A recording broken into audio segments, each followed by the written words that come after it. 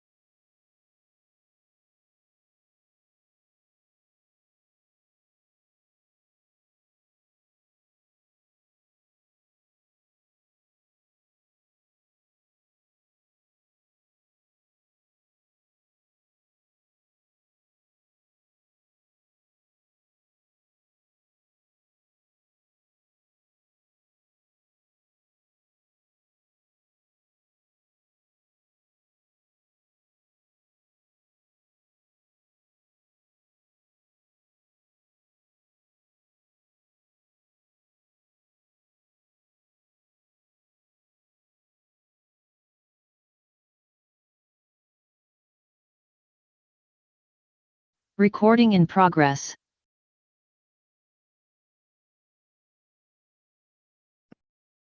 So a very warm welcome to everyone who's logged in today. It's a landmark day for us because this is a decade of academics that we've all been doing together. And the journey has been pretty long. And I'm sure we've all enjoyed the journey, and the journey must continue forward. I'm very pleased to inform everyone that we have a few of our faculties with us physically, and most of us are logged in virtually. So welcome to the 10th International Symposium in Diabetes. This is a decade of academics, like I said, and this is a collaborative effort with a lot of our partners. We have Dr. Inas Shaltout here, all the way from Egypt, Cairo. We have Dr. Mohammed logged in, and we have a number of other faculties from Egypt and from all over the world logged in today. So I welcome everyone on behalf of CMRE. My co-director, Dr. Rajiv Chawla, is also here. So a very warm welcome from both of us to everyone who's logged in today, our faculties and our delegates, to this 10th International Symposium in Diabetes.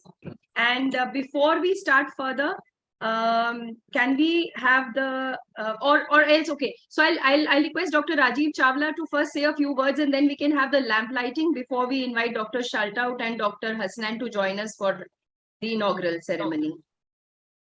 Thank you. So good morning to all those who are logged in from Egypt and from India. Good afternoon. It's my pleasant duty to welcome you all to the 10th International Symposium in Diabetes, which is being partnered with ASD and Diabetes in Pregnancy Study India Group. We at CMRE, me and Dr. Shalini as co-directors of CMRE, we are hosting this conference. And this is very important event this year because this is a 10th in sequence, and we have been very lucky to have a partner with ASD and Professor Mohammed Hasnain and Professor Colin for last many years, and it has been a very pleasant journey. And year after year, it is growing in terms of strength. With thanks a lot to Professor Inas for helping us out to reach out to Egypt, and I'm sure through Dr. Mohammed and through Dr. Colin, we have been getting delegates and logins from not only from Egypt, Middle East, from Southeast Asia, from Dubai, and part of UK also. And I must tell you briefly about CMRE. CMRE is a academic agency, or you may say a platform to promote continued medical education, to impart training and upgradation of knowledge and skills to various medical and paramedical faculties and fraternities in the field of diabetes and endocrinology. We have been organizing many symposia nationally, and this is our 10th international symposia. We have also been organizing earlier workshop, advanced education workshop programs with Cardiff University for first 5 to 6 years, when Professor Colin was heading the department and Professor Mohammed Hasnain was always instrumental in getting us an access earlier to Cardiff University and now also through ASD. And through these programs, we have been imparting new knowledge, and we have been providing opportunity for exchange of new ideas and knowledge amongst medical and paramedical and healthcare professionals, so as to not only to get updated, but also rationalize their own approach in clinical practice. Moment we always, because every time we learn more and more in terms of science. And I promise you, this year also we have opened a wonderful scientific feast. We have certain noted international faculties, Professor Inas Shaltout from Egypt, Professor Amar and Professor Gamla from Egypt, Professor Mohammed Hasnain from Dubai, Emirates, Professor Colin from Cardiff University, Professor Atul Kalan from UK, Professor Wasim Hanif, again from UK, and from US we have Professor Paresh Dandona, Professor Adi Mehta, and Professor Devjit Tripathi. Because we were not able to get everyone physically in this conference, our international important faculties whose contribution has been very valuable. So we are doing 2 days program today, starting at 1:30 India time till 9 p.m. virtually. And similarly, tomorrow, Saturday, again, we'll be starting it at 1:30 and finishing by 9 p.m. And third day will be a physical program at Delhi at Hyatt Regency. So all those people, those who have had a dual registration done, we'll request them to be physically there also on Sunday, because 9 o'clock sharp will start, and we have almost 9 international sessions in that from our wonderful faculty. And we have almost close to 5,000 virtual logins already registered for this conference for 2-day program, and we have close to 750 physical delegates, those who have already registered for our Delhi program, which is going to be on Sunday 9 a.m. So with that little introduction about CMRE, our partnership with ASD, and our partnership with Diabetes in Pregnancy Study India Group, and not to forget that we are indebted to Professor Mohammed, who has been a very, very close friend, exceeding all languages, all continents, all, you may say, bars. He has been a very, very close friend, very, very close to us. And he has been our strength in organizing this program year after year. And so has been Professor Colin also. And fortunately, we have Professor Vinod Kumar here, who is not only a patron for Research Society for the Study of Diabetes in India, a teacher to all of us, a professor from All India Institute of Medical Sciences, and in the national faculties to name, we will have Professor Mohan, Dr. Anjana, Professor Shashank Joshi, Dr. Bansi, then many more national people, those who are going to participate in this scientific event today, tomorrow, and day after tomorrow when we have a physical meeting. So with that, I can promise you a wonderful program, and all those who have logged in and those who are going to stay with us till 9 o'clock, I express my gratitude to everyone. Over to you, Dr. Shalini. Thank you so much, sir. So a very warm welcome to all our faculties and delegates. And before we proceed further, can I request RX to just start by invoking God's blessings? Because without, I think, God's support, we cannot really have anything going. So Stuti, can I just request you to invoke with the Ganesh Vandana? या कुन्देन्दु तुषारहार धवला या शुभ्रवस्त्रावृता या वीणावरदण्डमण्डितकरा या श्वेतपद्मासना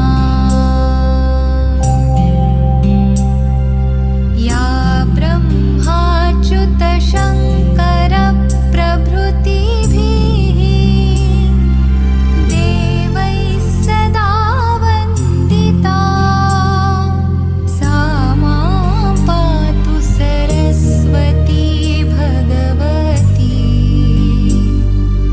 निःशेषजाड्यापहा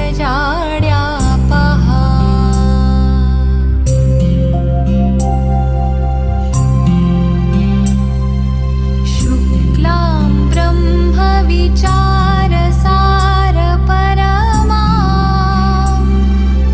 आद्यां जगद्व्यापिनीं वीणापुस्तकधारिणीम् अभयदा जाड्यान्धकारापहा हस्ते स्फाटिकमालिकां विदधतीं पद्मासने संस्थितां वन्दे तां परमेश्वरीं भगवतीं बुद्धिप्रदां शारदाम्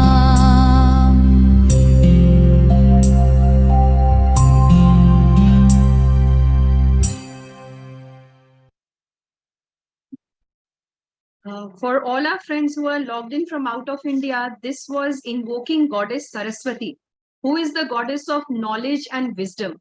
So whenever you have any educational event, when a child commences education, anything that is related to education, knowledge, wisdom, Goddess Saraswati is the goddess who gives us blessings for our learning, for our teachings and everything. So with that, may I request Professor Inaz Shaltout, our partner in this event, representing AASD as founder and president of AASD, to say a few words. Welcome, ma'am. Thank you very much, Professor Shalini. Dear professors, colleagues, and participants from India, Egypt, and many other countries. On behalf of the Arabic Association for the Study of Diabetes and Metabolism, I have the great honor to thank you for your valuable participation in the 10th International Symposium in Diabetes. The successful cooperation of CMRE together with the Arabic Association for the Study of Diabetes and Metabolism for many years was really a great opportunity which affects hardly the success of this event. The feedback about the important topics in this agenda is extremely positive. We were fortunate to have a wide range of speakers from different regions, and we know that this would not have been a strong event without their contribution. The event was honored by the participation of both national and international speakers, moderators, and chairmen, which added a lot to its success. Also, in this occasion, I would like to look forwards to more cooperation in scientific activities and research, targeting doctors, pharmacists, diabetes educators, and diabetes nurses. Let me also look forward to do activities together to help people living with diabetes in our countries. We have a lot to do. My appreciation and gratitude to Professor Shalini, Professor Rajiv, CMRE directors, Professor Collins, and my colleague, Professor Muhammad, for their enthusiasm and extraordinary effort to produce this work. Towards more future cooperation, thank you and best regards. Thank you. Thank you so much, ma'am, for your warm words. May I now request Dr. Mohammad Hasnain, our partner, our supporter, and a part of CMRE, to say a few words. Thank you very, very much. It's really great pleasure to be with all of you, and I'm really sorry I cannot be in person. It's a great delight to see the baby now is 10 years old. It's quite a remarkable time, and I look forward to the teenage of this fantastic development. The link between colleagues from UK, from Egypt, and from India is really quite remarkable, and is based on the foundation of trust, respect, and appreciation of the overlap of needs between, specifically, obviously, India and Egypt. And with the help of many colleagues, not just in these two great countries, but internationally, as well as the colleagues in Cardiff. When we developed collaborations between Cardiff and the Rajiv and Shalini many years back, and then later on with Arab Society for Metabolism and Diabetes, which I'm proudly belong to as well, it was clear that there is an importance of doing this joint activity. And as mentioned by Professor Inaz Shaltout, of the targets of what we need to do, I think really we need to start thinking of moving forward from just educational activities to perhaps more focused activities targeting specific healthcare professionals groups, and indeed for research as well. As I said, the baby now is 10 years old, and we need to move to adulthood. So it's very important that we start thinking together and put our heads together to think forward. And in one way of doing so, I would be very grateful for all the colleagues as well as the attendees for their feedback of what do they expect from us and what do they need from us, so that we can tailor our future activities towards their needs. As mentioned by my colleagues, I'm certain that such a rich agenda over 3 days will provide every single person with interest in diabetes with a rich meal that they will really enjoy. So looking forward to the 3 days activities and for future collaborations. Thank you. Thank you. Thank you so much, sir. You've always been a pillar of support, and I'm sure as the baby gets into adolescence, teenage, and then adulthood, I'm sure we'll see a lot more happening beyond, like you said, just the academic programs. And I think it's time to go further. And I'm sure we'll be collaborating very soon on a number of projects that we've all been thinking about. I think So thank you so much.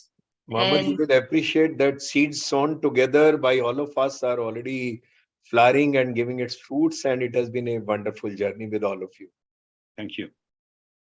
so, Dr. Vinod Kumar, sir, you've always been our patron, our senior, and you've always been guiding us. He's always been our mentor. So maybe a few words of encouragement from you would really mean a lot to us. Well, I'm very pleased to be amongst the great diabetes, great experts. And I think I have heard them a few times, and I'm very pleased to be once again being connected with such an excellent program. Thanks to CMRE, who has invited me, and both the directors, Dr. Rajiv Chawla and Dr. Shalini Jaggi. Well, virtual meeting is very, very convenient for me, but I would like to assure you that this time the physical meeting is also very convenient to me because my house is only 10 minutes away from Hyatt Regency Hotel. So I am excited and I look forward to great contribution by great people in the field of diabetes from nook and corners of the world, and such a wonderful opportunity. Once again, Dr. Chawla and Dr. Jaggi are imparting education to numerous budding diabetologists or would-be diabetologists in this country. Thank you very much. Thank you, sir. Thanks for your words of encouragement. And you have always been part of our team since beginning, I remember. And Mohammed and Dr. Inas, I must tell you, 25 years ago, we were working together and he was my mentor in hospital where now I'm heading the department. So Professor Vinod Kumar has been teacher of teachers, one of the youngest professor of endocrinology at PGI Chandigarh. I think at the age of 40 or 42, he became head of the Department of Endocrinology. Later, he shifted to All India Institute as professor of medicine and geriatrics, and he is on panel of WHO as one of the international experts on geriatrics. Has a lot of evidence which he has created.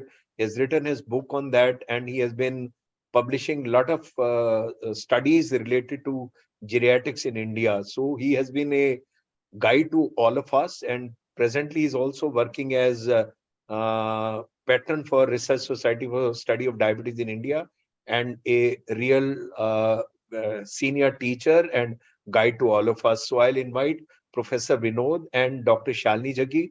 Dr. Shalini is a very dear colleague at CMRE, my co-director, and we have been almost working together for almost 15 years now in the field of diabetology, and she's also currently serving as secretary to Research Society for Study of Diabetes in India, Delhi chapter. Also has been part of National RSSDI. She's also on governing council of Diabetes in Pregnancy Study India group, where we are very, very actively engaged. I'm sorry we couldn't get Professor Sheshai here, who is a mentor to us, like our father in the field of gestational diabetes.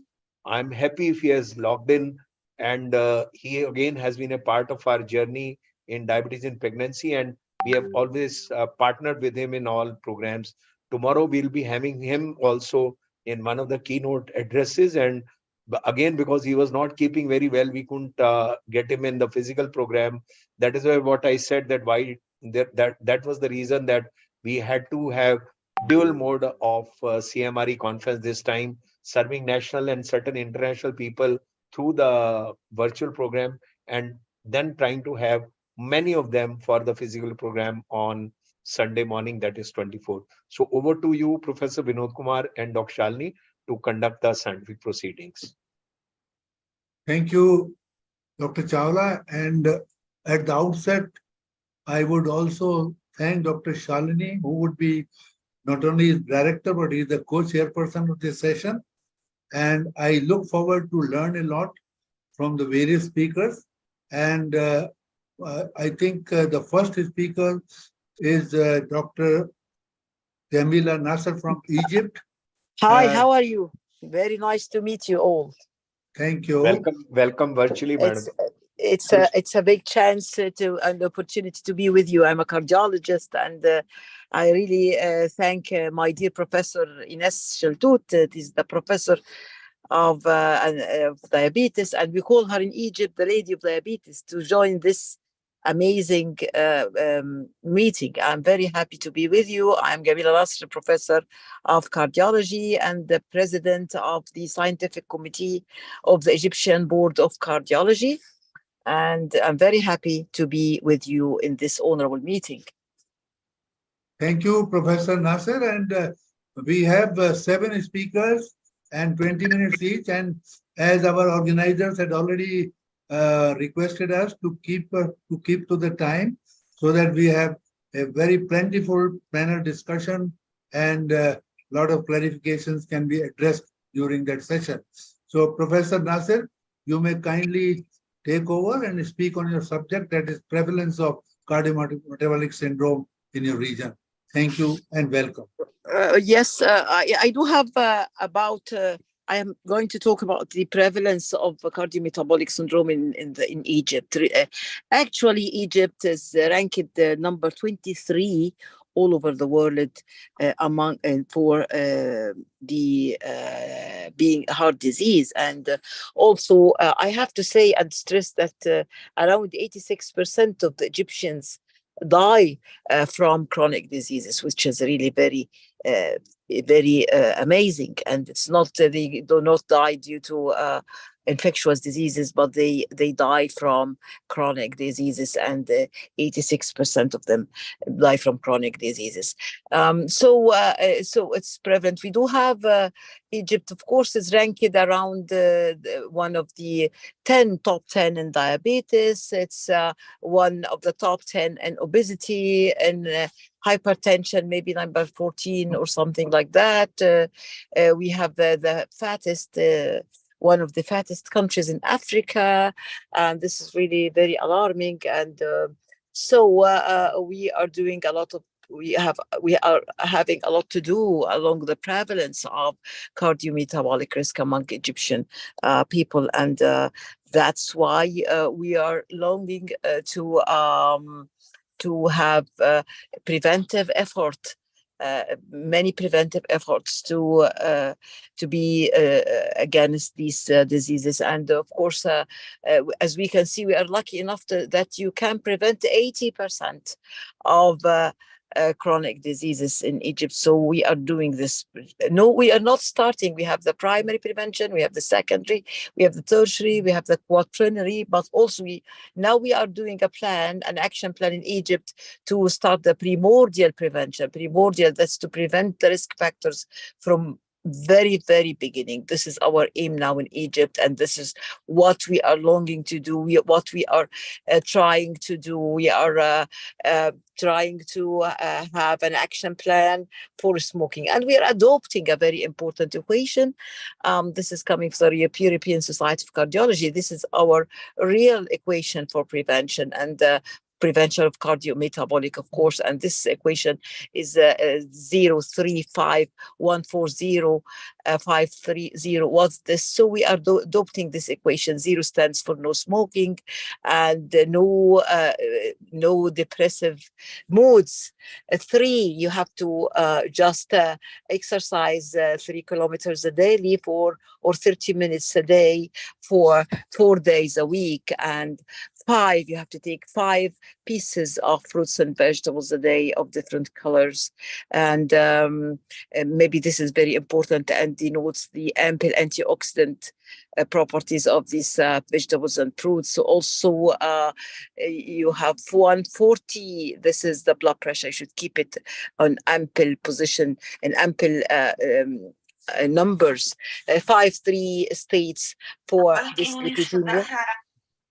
and 0 for no obesity and no diabetes. I think this is the equation of life, and this is the equation of prevention of cardiometabolic diseases. And we are looking forward to prevent this in Egyptian. And unluckily, in Egypt, we are one of the highest risk zones all over the world for having this heart disease, as well, of course, the diabetes as well. So we are looking forward to do these efforts, and we do have a real prevalence among these risk factors among Egyptians, among Arabs in the Arab world. The same, there is the same data nearly, and we do have a high prevalence of heart disease among Arabs. Obesity as well is rising, smoking, and we do have a campaign now among Arab countries to quit smoking, and this is the actions plan for this obesity as well as a real threat. And so we do have plenty of risk factors for cardiometabolic diseases in the Arab countries, as well in the region, as well as Egypt, of course. So this is what we are trying to do, and this is what we are trying to have in the coming years, to have an action plan to decrease the prevalence of ischemic heart disease and cardiometabolic disease in Egypt. And I'm very happy to share in this honorable meeting. Again and again, I really feel thankful to my very dearest professor, Inas Shaltut, to have a share in this honorable meeting. And I wish you all the best.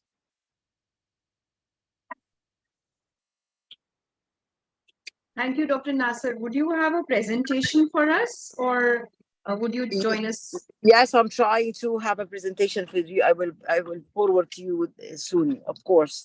But I'll try to forward them. I'm just have technical errors to share it now. Okay. But maybe I will try to share it within a few minutes. Okay, ma'am. Sure, ma'am. So we'll wait for your presentation, or do we move on to the next session? Okay.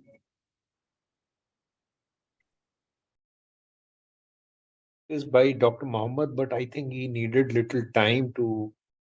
So we can request Dr. Inas Shaltout to take her presentation. In the meantime, Dr. Nasser can send her presentation to us, and we can have Dr. Nasser talking after Professor Inas, ma'am.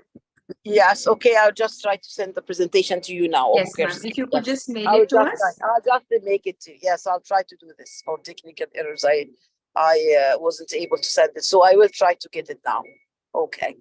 Okay. So Dr. Mohammed Hasnan has also shared his recording, and he'll be joining us live in a little while. No, he's. I think he's going to. Okay, we may start Mohammed's session then. Yeah. Okay. So, so our speaker, Dr. Mohammed Hasnan, he will be talking on the new cardiometabolic disease guidelines, and then he'll be joining us live in a little while. So can we have his presentation, please?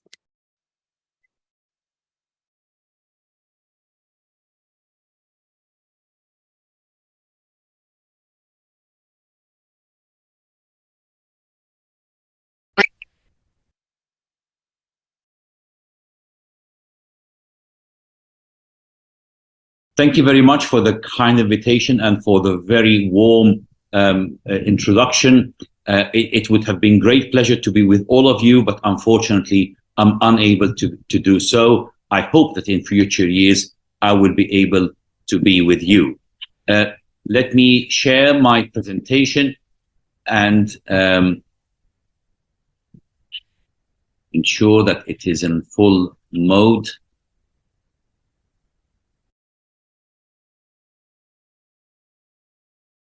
Okay, so the topic that I would like to discuss and been proposed by the committee is about the new cardiometabolic disease guidelines that we have recently published. Of course, you all know about the huge loss of life and health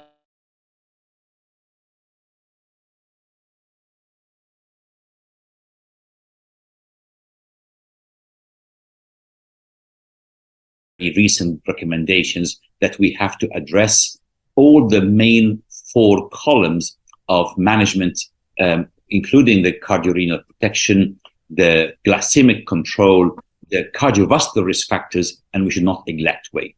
But the fact of the matter as well is 90% of people with type 2 diabetes are treated by primary care physicians who have very limited time. And they need to deal with a lot of things, otherwise we'll end up with lots of comorbidities. Now, when reflecting on our community where I work in United Arab Emirates, and I strongly believe that this also applies to a sizable proportion of the community in Egypt or indeed in India, the vast majority of our social time is spent eating, and our food is delicious, but also it is not necessarily healthy.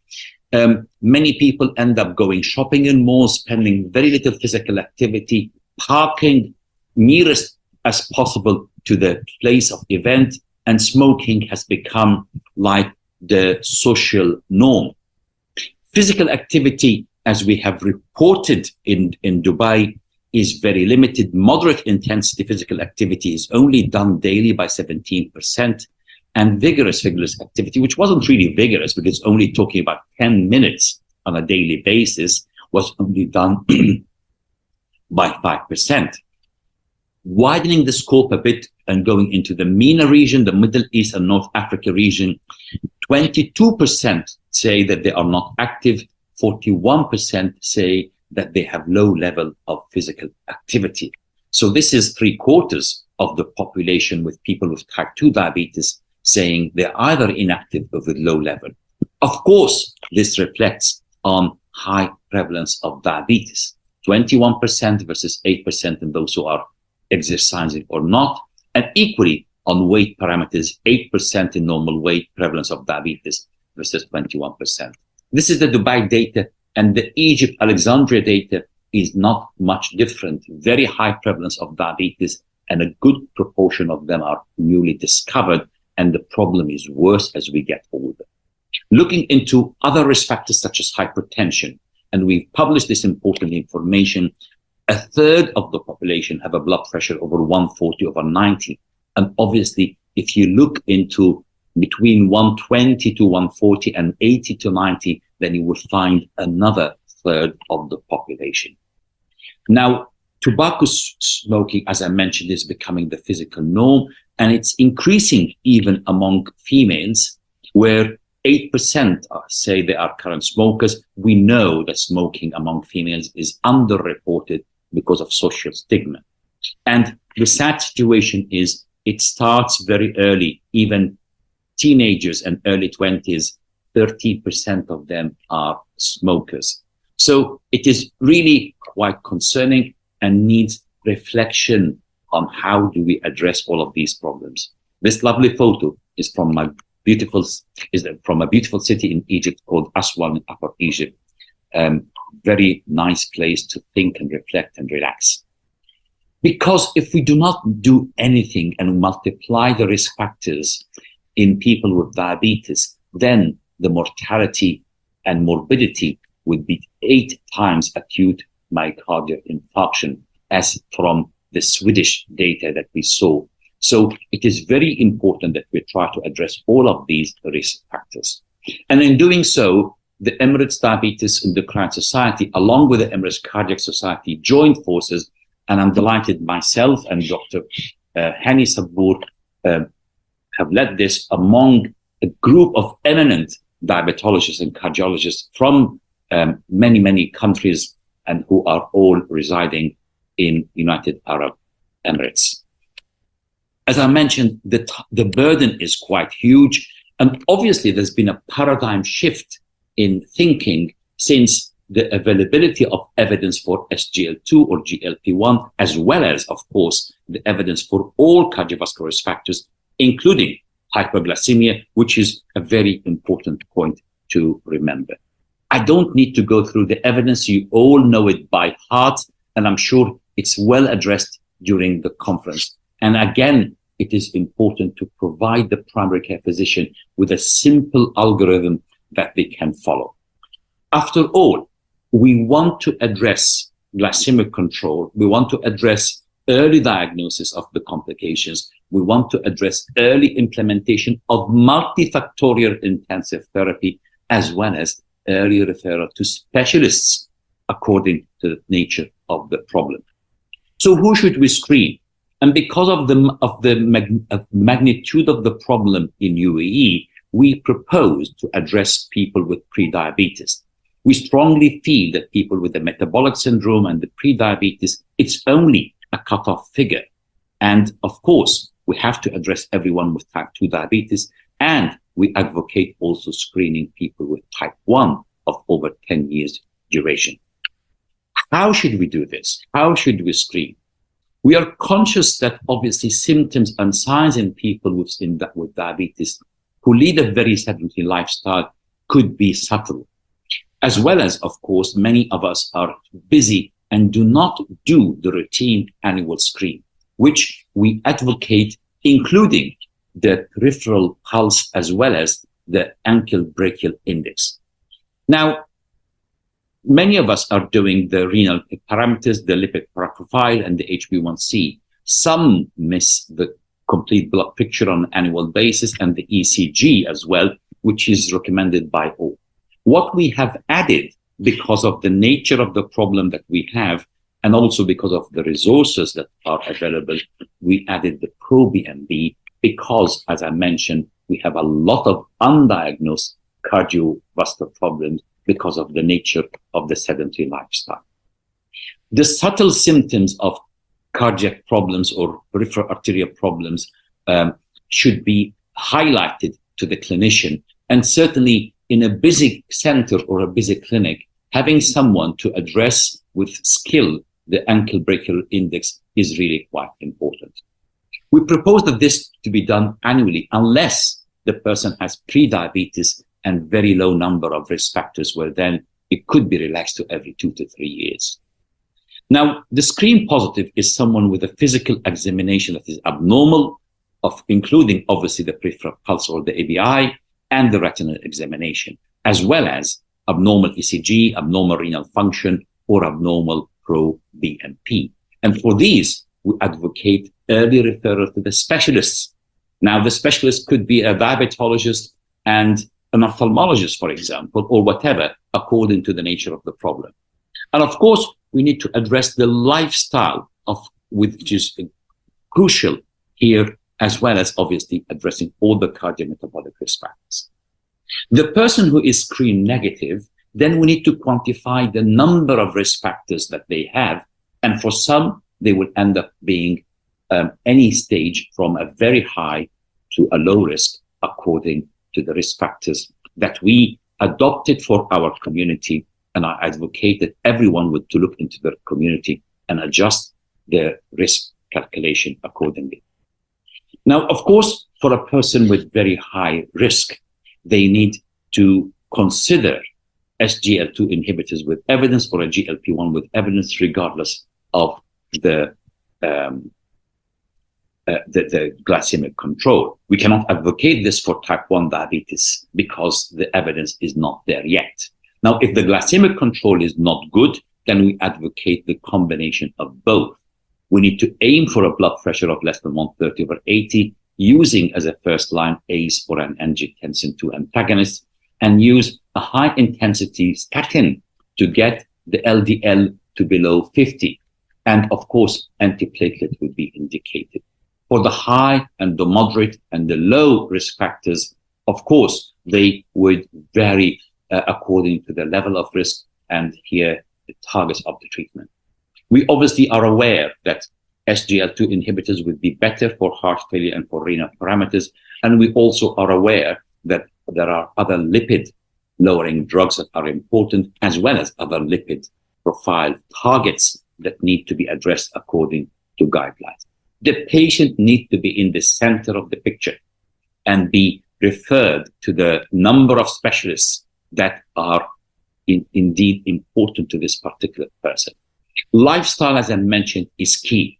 Whether we're talking about the diet, the weight loss, the smoke, exercise, the sleep pattern, the regular checkups, and of course, stress, management is very important for many on our communities who are struggling nowadays for so many reasons. And of course, we need to increase the sedentary lifestyle.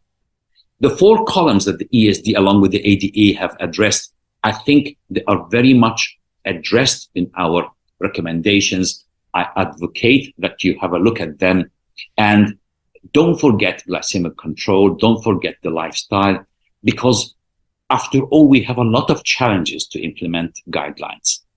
Guidelines need to be adopted locally according to the resources and the facilities. We need to identify the barriers and look into how can we promote uptake of the guidelines. So certain interventions need to be perhaps maybe addressed in a different way. But we also need monitoring and evaluation of the outcome so that we can address why is a certain problem not being addressed, or a certain group of healthcare professionals not addressing the challenges and the risk factors that the person with diabetes have. I hope that the guidelines stimulate some discussion. I'm very happy to take any questions at the end of the presentation, at the end of the session, and looking forward to meeting you face-to-face in the near future. And finally, these are the photos of my beloved city, Alexandria, and looking forward to welcome you all at some stage there. Thank you. Thank you so much, Dr. Hasnan, for that very enlightening lecture on the current guidelines and the current scenario when it comes to cardiometabolic disease. And I'm sure this is an epidemic that all of us are facing all over the globe. With that, now I would like to invite and introduce Professor Inas Shaltout for her session on the role of glycemic control in the management of CVD. Can I have her CV, please? So Dr. Shaltout is our partner in this event, the president of AASD. She's MSc Internal Medicine and MD Internal Medicine from Cairo University, has been the founder of AASD, and has been very much into academics, over 30 theses to her credit. She supervises the MSc and MD thesis both. She's been the founder of AASD as well as the founder of the Professional Diabetes Diploma by AASD in collaboration with the New Giza University. And as you can see on your screens, multiple accolades to her credit. So welcome, Dr. Shaltout, and the hall is all yours.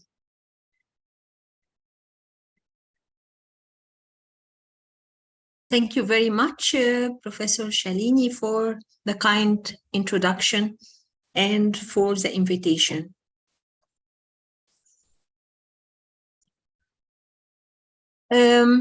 And I'm going to talk about the role of glycemic control in management of CVD.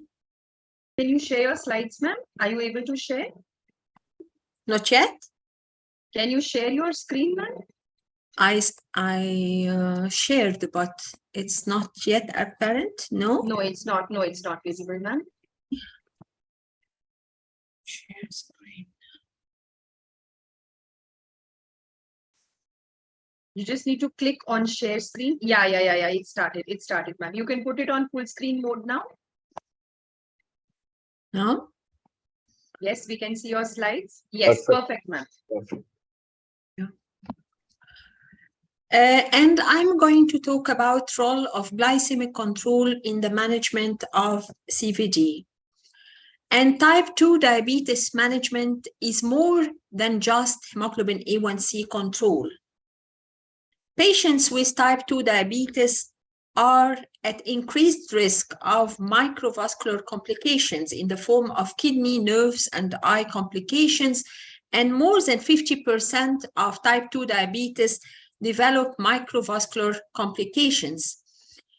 And 54% of type 2 diabetes have increased risk of non-fatal myocardial infarction when compared to those without type 2 diabetes, and stroke is increased 72% in ischemic stroke in those with type 2 diabetes compared to those without type 2 diabetes, and heart failure is increased 33% hospitalization due to heart failure compared to those without type 2 diabetes. This is the impact and complications of diabetes according to the American Stroke Association and the American Diabetes Association. There is increased 4 times risk for heart failure, and heart failure is highly prevalent in type 2 diabetes. Diabetic retinopathy is a leading cause of visual disability and blindness in type 2 diabetes, and there is increased risk of limb ischemia, 3-fold increased incidence, and 15 times more likely to have amputation of the extremity in type 2 diabetes versus those without type 2 diabetes. There is also 5-fold greater risk for the first myocardial infarction and 2 times greater risk for recurrent myocardial infarction and 2-fold increased risk for stroke in those with type 2 diabetes. So 2/3 of deaths in diabetes are attributable to cardiovascular disease. And diabetes greatly increases the risk of cardiovascular disease, where patients with type 2 diabetes have twice the risk of cardiovascular disease compared to general population. And cardiovascular disease usually occurs many years before the diagnosis of type 2 diabetes. We can find risk factors for cardiovascular disease in those predisposed to diabetes many years before the onset of diabetes, and then during the period of pre-diabetes, around 10 years before diabetes, we are having atherosclerotic cardiovascular disease, while the development of microvascular complications occur in 5 to 10% of those with pre-diabetes before the onset of diabetes.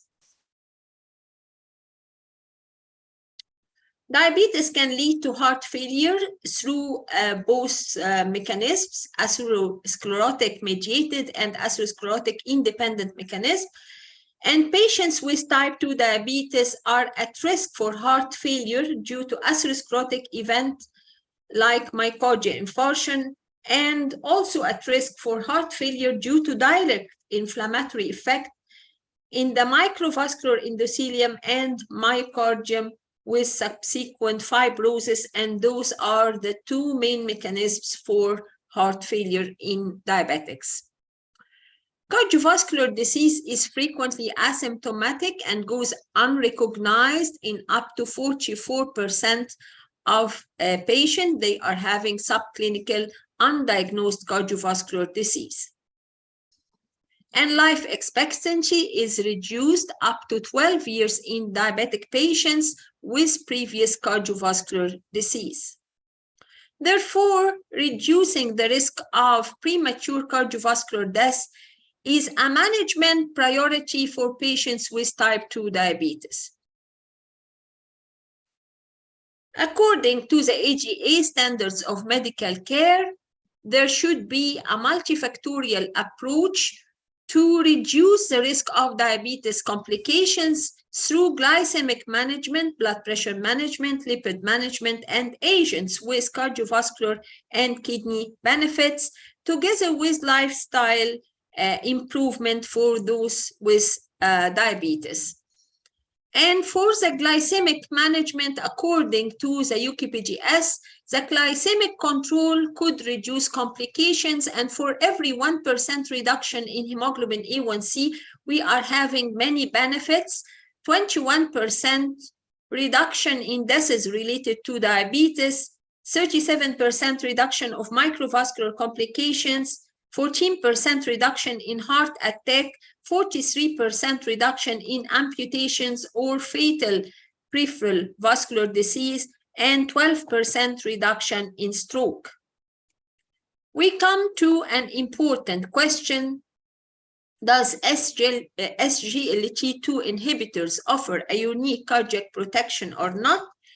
And the empiric outcome, as we all know, was a breakthrough trial in type 2 diabetes, and it was done in 42 countries more than 7,000 patients with 3 arms, empagliflozin 10 milligram and 25 milligram and placebo arm for a median duration of 3.1 years.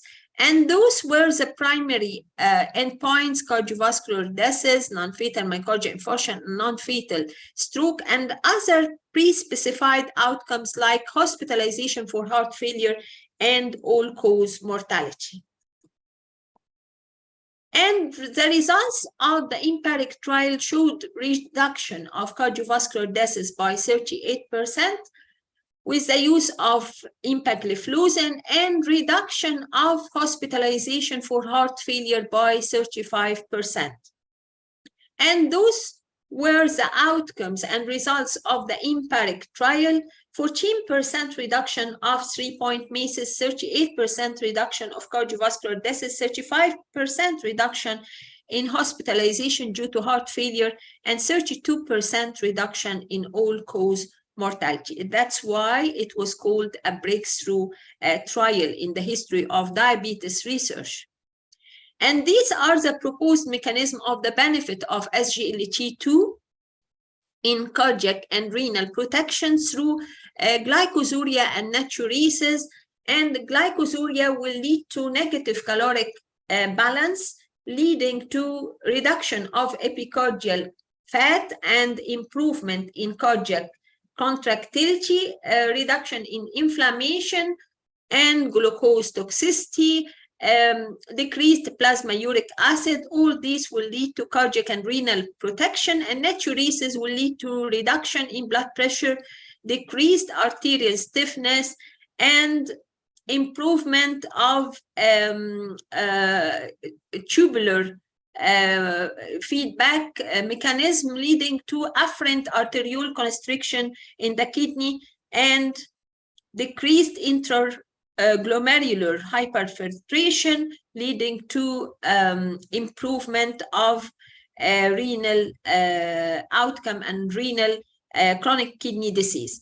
The decreased plasma volume also will lead to decreased ventricular arrhythmia. Leading, all these mechanisms are proposed mechanisms and will lead to benefit of the SGLT2 inhibitors on cardiac and renal organs. Another important question: how can guidelines endorse SGLT2 inhibitors and GLP-1 receptor agonists? And before 2016, the American Diabetes Association and the European Association for the Study of Diabetes were concentrating on just glycemic control in type 2 diabetes.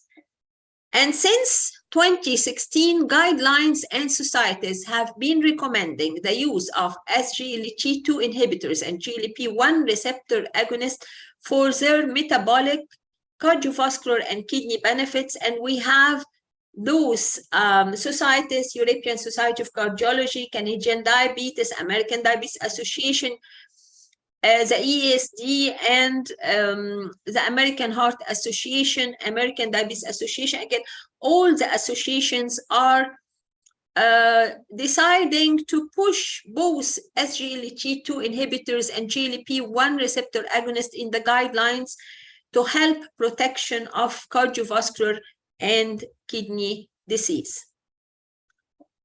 This is a consensus report by AGA and ESD, August 2022. And let me show you part by part.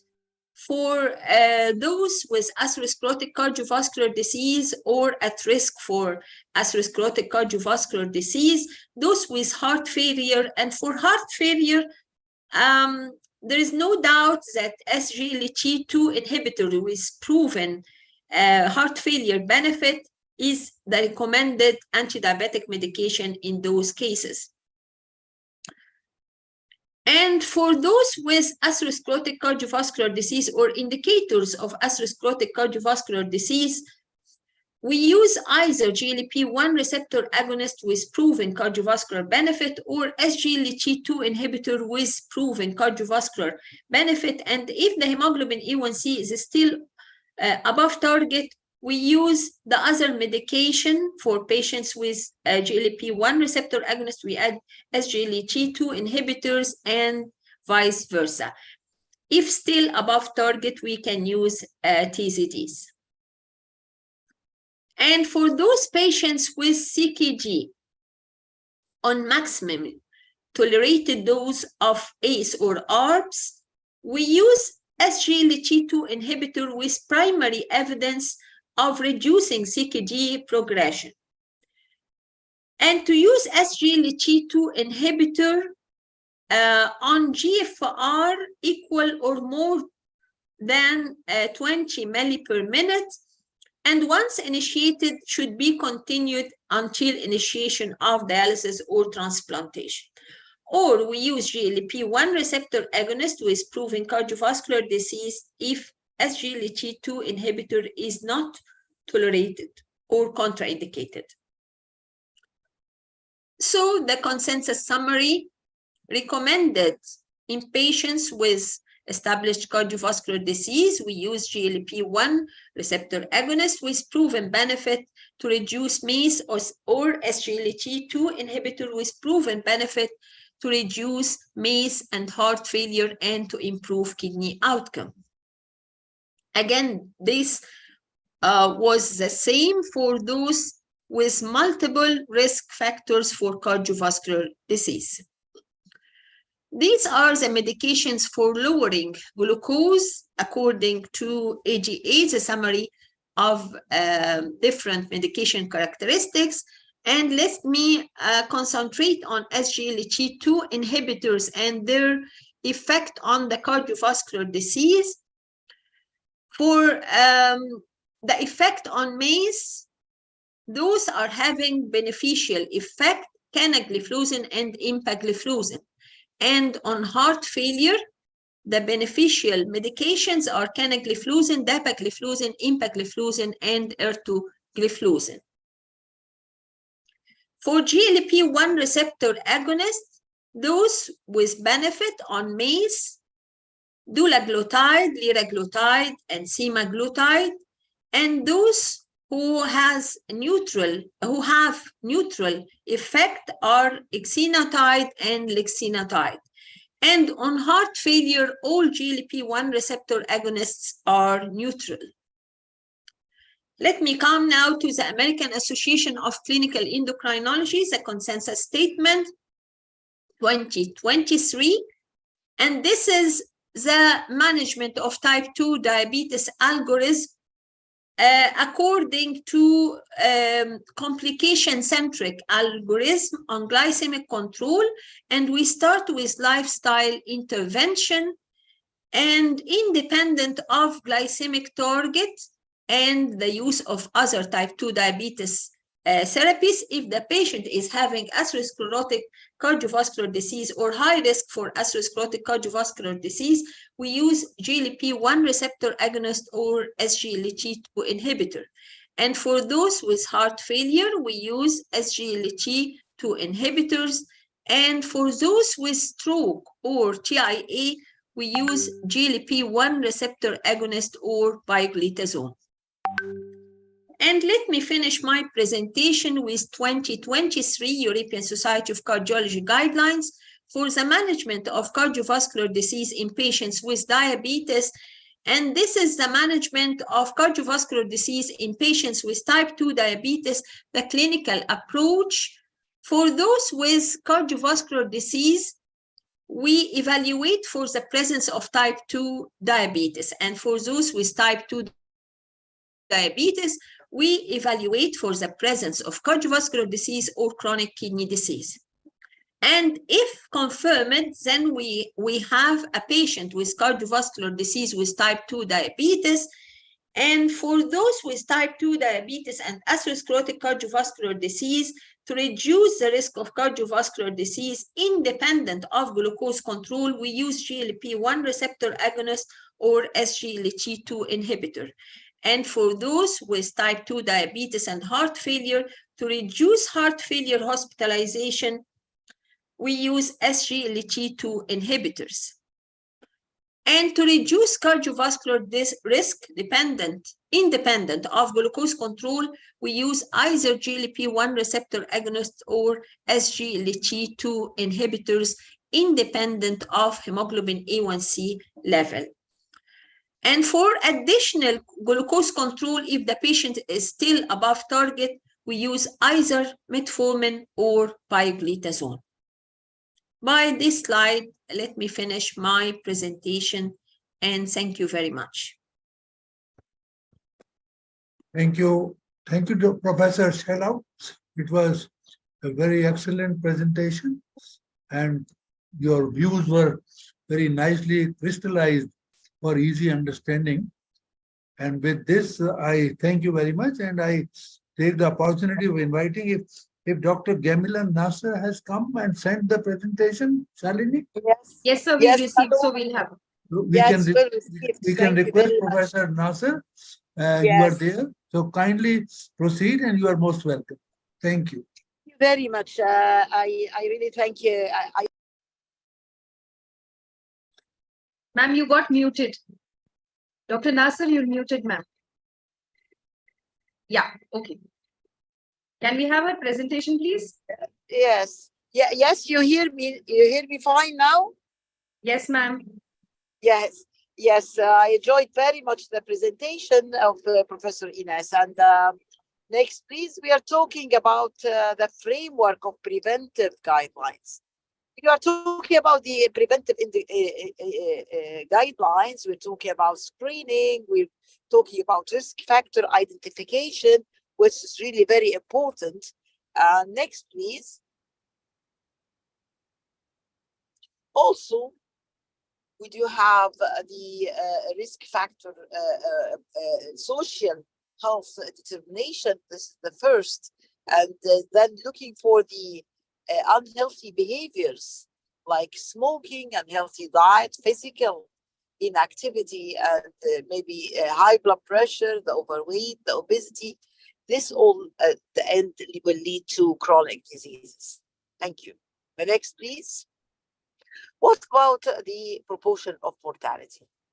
When we are talking, as Professor Ines have said, to the proportion of mortality among all ages, among both sexes, actually, the cardiovascular disease are around 46% of Egyptians really die from heart disease. And this is mainly, if we are talking about chronic diseases in general, it will be 86% dying from chronic diseases.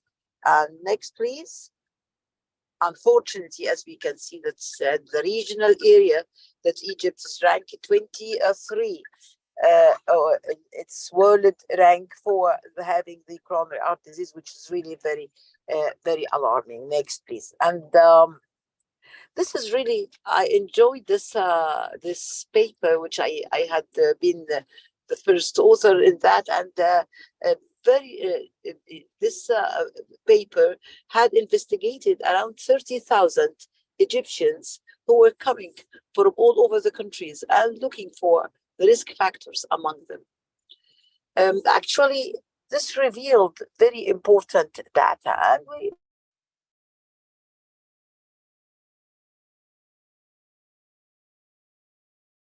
the cluster of risk factors, and we found that actually the Egyptians having around 20% of them, around 30,000 who were examined, having according to the IDF criteria, having metabolic syndrome. And actually, this is maybe the ratio among many Arab countries and many regional countries. Next, please. So this is very alarming. Next, please. As we can see, this is what we can see. There is a cluster of risk factors among Egyptians. Next, and as we can see, the rest, according to the health map, this was very prevalent, as we can see, in areas not consuming ample amount of fat.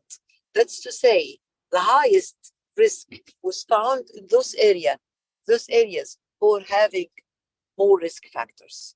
And those areas who were consuming, for example, the coastal areas, like Port Said, like Ismailia in Egypt. These we found that ischemic heart disease prevalence is less than this than that discovered in other areas like Cairo. And we can see that in Cairo there is a cluster of risk factors, and this is focuses upon the importance of risk factors, upon the lifestyle modification, which is really a very important issue. The healthcare system, as we can see next, please. As we can see, the healthcare system, we do have the primary, we do have the secondary, we have the tertiary, and now we have the primordial prevention. That's before the primary. We have good news. The good news is that you can prevent 80%. You can prevent 80% of the complications by doing primary prevention. This is the issue we are talking about, which is really very important. Next, please. Next, please. Of course, this is a really important slide that showing that high caloric intake play a pivotal role in the development of cardiovascular risk factors such as hypertension, insulin resistance, hyperinsulinemia, hyperuricemia. As we can see, we can just see the iceberg. The iceberg gives us the disease, and so we have to look also the hypercaloric diet. All these, as we can see, that we can prevent and do a big. So this is my presentation. Thank you. Next, please, about the risk factors and the prevalence. Next, please. What about the guidelines of prevention? And this is, well, we have major risk factors for atherosclerotic heart disease, like cigarette smoking, diabetes, adiposity risk factors. It's treated in a stepwise approach. And what they added in the guidelines and key points for the guidelines. Number one, that psychological stress is associated with the risk of atherosclerotic cardiovascular disease. Again, they have stressed upon the environment, and they said that air pollution is strongly associated with atherosclerotic cardiovascular risk. So this is really very important, very alarming. They have stressed in the latest guideline for prevention that the environment plays a pivotal role in these in having having, of course, coronary heart disease. Chronic kidney disease, as we can see, is an independent risk factor. Risk factor management is really very important. And again, I have to stress that mental disorders are common in the general population.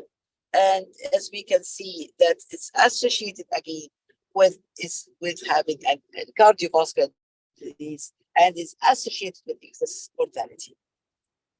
Next, please. Next. And so we have to have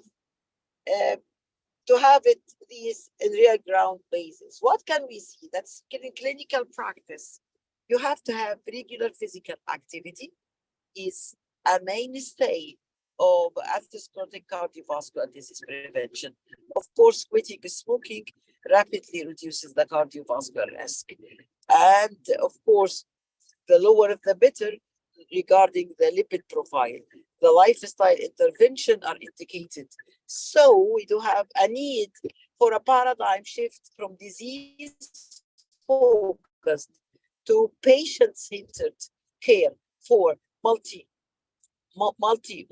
cardiovascular disease patients is recommended. So we do need just from disease focused to patient-centered care for the patient. Next, please.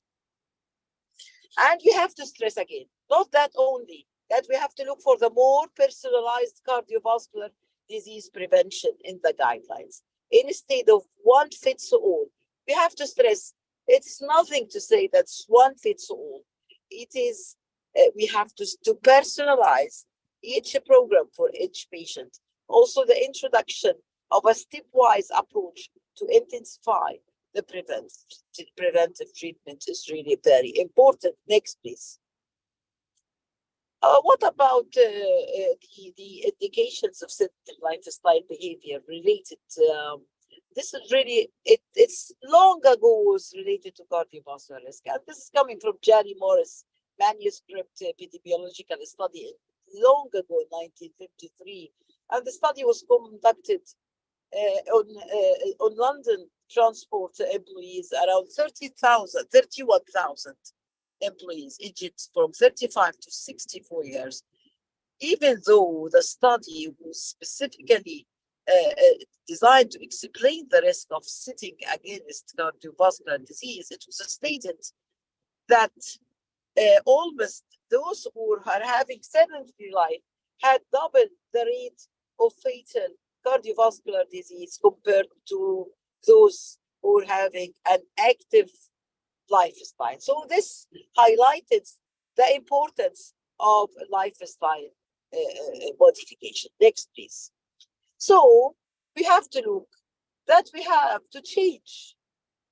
And of course, this is really next, the effect of lifestyle risk factor modification on many, even, we are talking not about the heart only, we are talking about peripheral arterial disease, because we are talking about cardiovascular system. The cardiovascular disease is not just only the heart, but it's a vascular tree. And again, there is a change on the lifestyle and the risk factor modification, not only on heart disease, but on the peripheral vascular disease as well. Next, please. Next, please.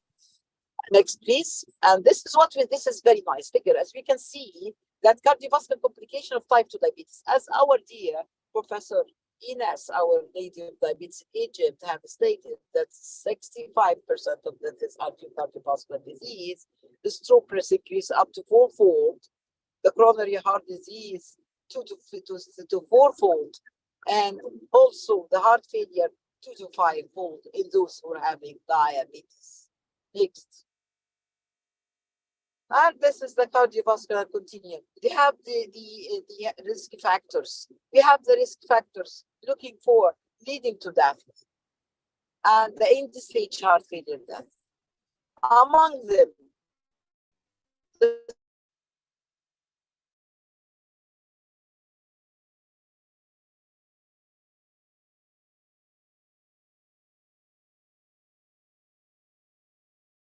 think there is a net connection.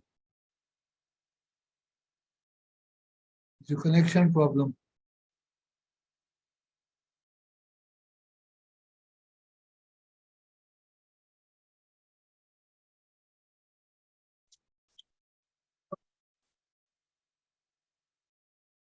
Hari, is there a connection problem on the part of Professor Nasser?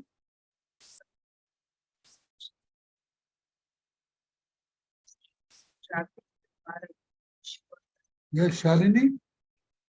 I Is think there a she logging connection back, problem? so she got disconnected. Okay, okay. So we'll just wait for a minute for her to log in.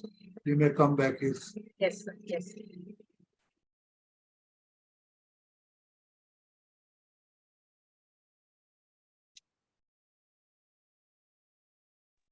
Alex, just let us know once ma'am logs in. She's in the car, I think. Yes, she seems to be. She was in a car, so I think her network would have dropped. Or maybe traveling. Can someone distance just or- call her, please? Yeah, I think I can see her coming back. Okay. Ma'am, you are muted. Dr. Nasser.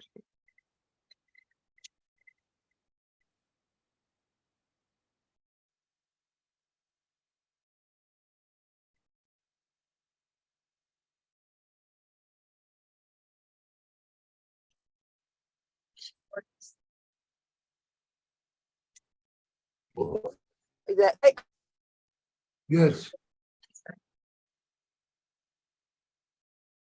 Yes, ma'am. Yes, yes. You Can are you back. hear us, ma'am? yes, this is the continuum as we can.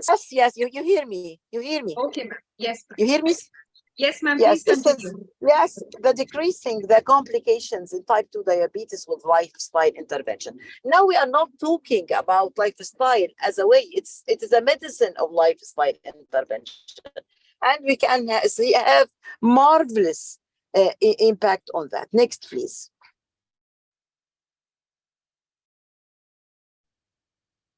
Next, please. Next. And this is why this is the really have a dear. This is to unpick the dietary evidence to etiology of cardiovascular disease and the treatment of hypertension. Yes, you can do it. You can prevent diseases by having a healthy lifestyle and non-pharmacological treatment. Next, please. And definitely the non-pharmacological intervention is a proven treatment for hypertension, for lipid, for many different diseases in heart disease. Next, please.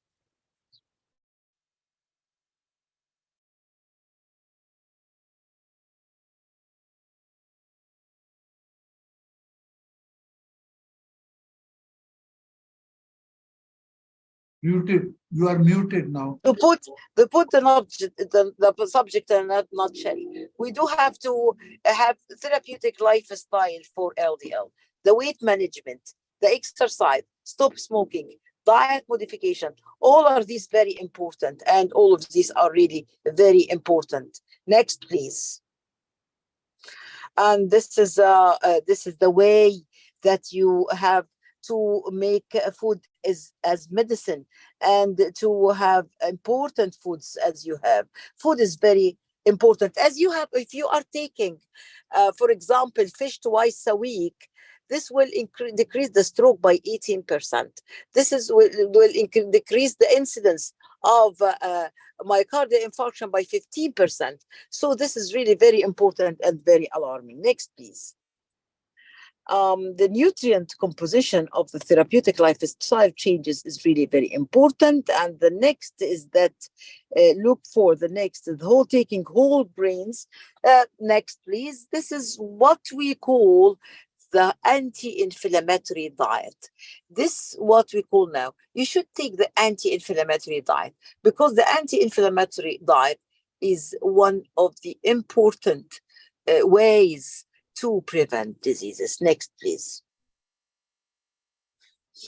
Next, please. Again, the importance of dietary sodium.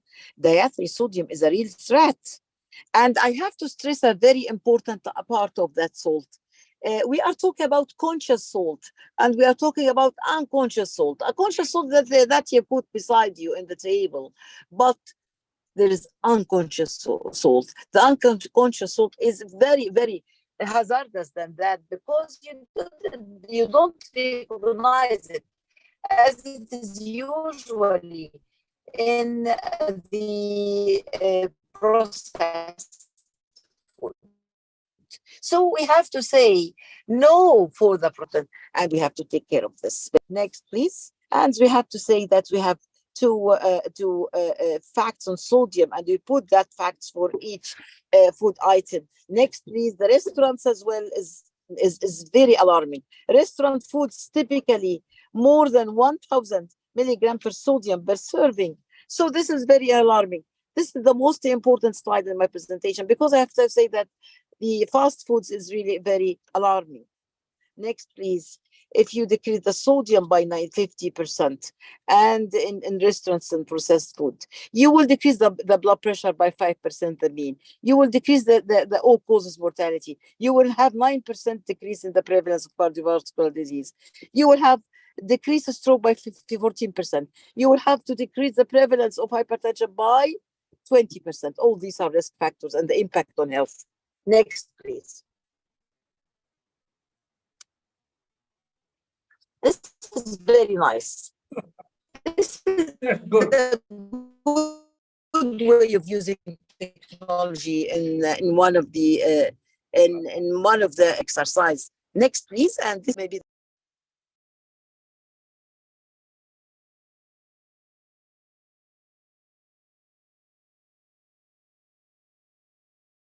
Of course, is very important. Next, please. Next, please. And so the management of low HDL by smoking. Next, next, next, please. So this all means that you have to increase smoking, avoid cigarette smoking. Next, please. Next, please. So this is how it affects exercise, the physical activity. How will that be important? Next, please. Next, please. Again, next, please. This is, again, exercise really very important, 30 times a day and in the four times a week.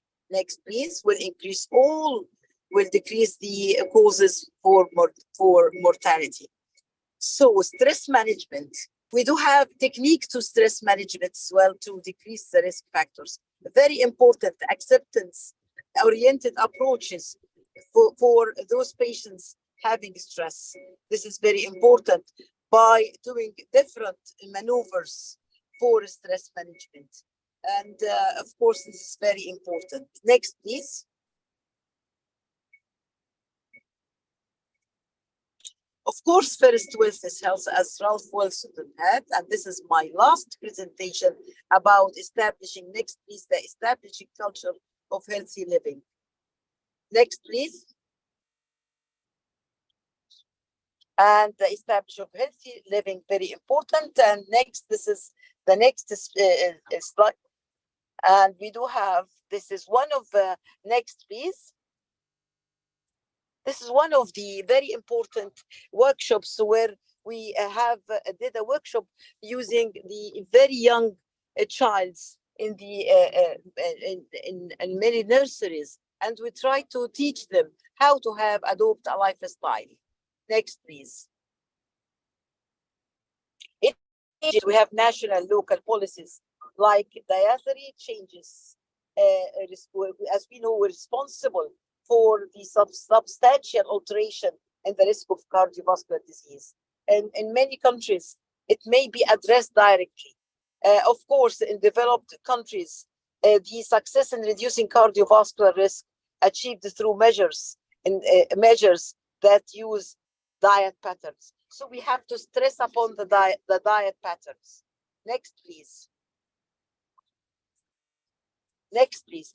Governments must work with the local food industry to influence the production, processing, pricing, and labeling of food products. Consumer education is very important. Markets are not autonomous, entitled, and should be modulated. Next, please. Next, please.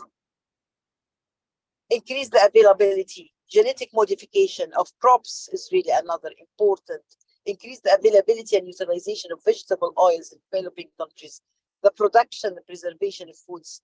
Reduce salt consumption. All of these are very important. And next, my conclusion. Next, please. That my conclusion that most of coronary heart disease is the result, next please, of interaction from various risk factors, and heart risk factors are classified into two main variables: reversible and non-reversible. Irreversible risk factors consist of the age, the gender, the history of vascular diseases, and family history. Reversible risk factors consist of obesity, lifestyle, dyslipidemias, and healthy conditions. So, last slide, the essential part. Next, please, of heart rehabilitation in achieving better lifestyle by modifying the risk factor is really very important. And we should have a heart rehabilitation program of primary and secondary and prevention. Not only that, but only primordial prevention. And really, next, please. Next, please. Next, this is, of course, this is the controlling, modifying the risk factor. This is the most important slide and the last slide of my presentation. This is the equation of lifestyle. And this is the equation which decreases the health impact of cardiovascular disease and all chronic disease. 0, 3, 5, 1, 4, 0, 3, 5, 3, 0. 0 stands for no tobacco. 3, walk 3 kilometers daily or 30 minutes physical activity, moderate activity. Take 5 portions of fruits and vegetables a day. Blood pressure and should be less than 140 millimeter mercury, and diastolic less than 90 millimeter mercury. Lipid profile should be kept total blood cholesterol less than 5 millimole, LDL less than 3 millimole. 0 stands for avoidance of overweight and diabetes. Thank you very much. Thank you, Professor Nasser. Thank you. It was very illustrative lecture on many important initiatives to prevent cardiometabolic diseases. And I would now request for yet another very important topic about hypertension management in diabetes by Professor Amr Al-Maliji. Professor Al-Maliji is Emeritus Professor of Medicine, Diabetes Endocrinology. He was head of the Department of Internal Medicine as well as Endocrinology. And without spending more time, may I welcome you, Professor Al-Maliji, to kindly proceed with your lecture. Thank you very much. Thank you for your kind presentation, and I'd like to thank Professor Inash Al-Tut and Professor Rajiv, Professor Shalini for inviting me for this to participate in this meeting. I will share the presentation.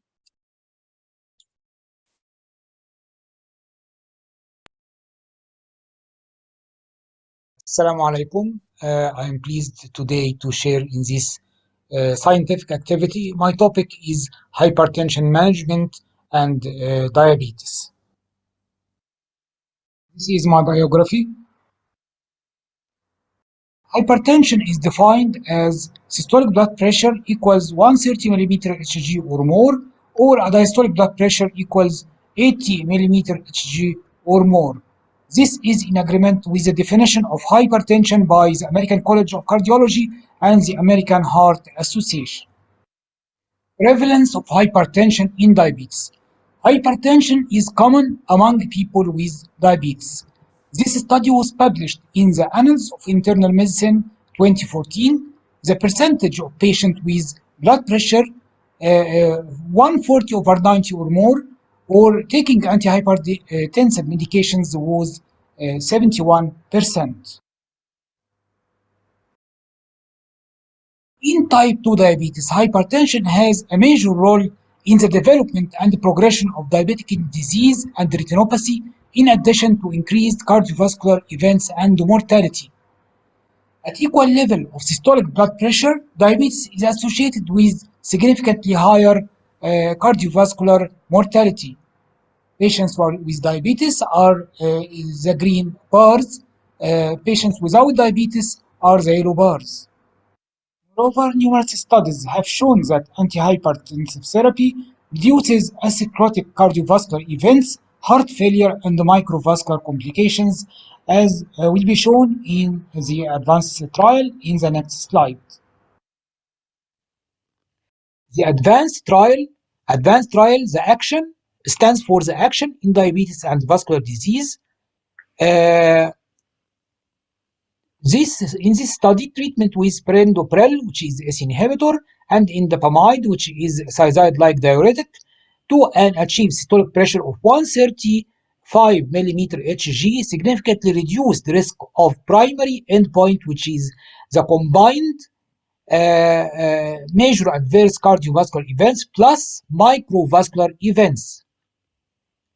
And mortality was significantly lower in the intensive arm, especially cardiovascular mortality. Also, there was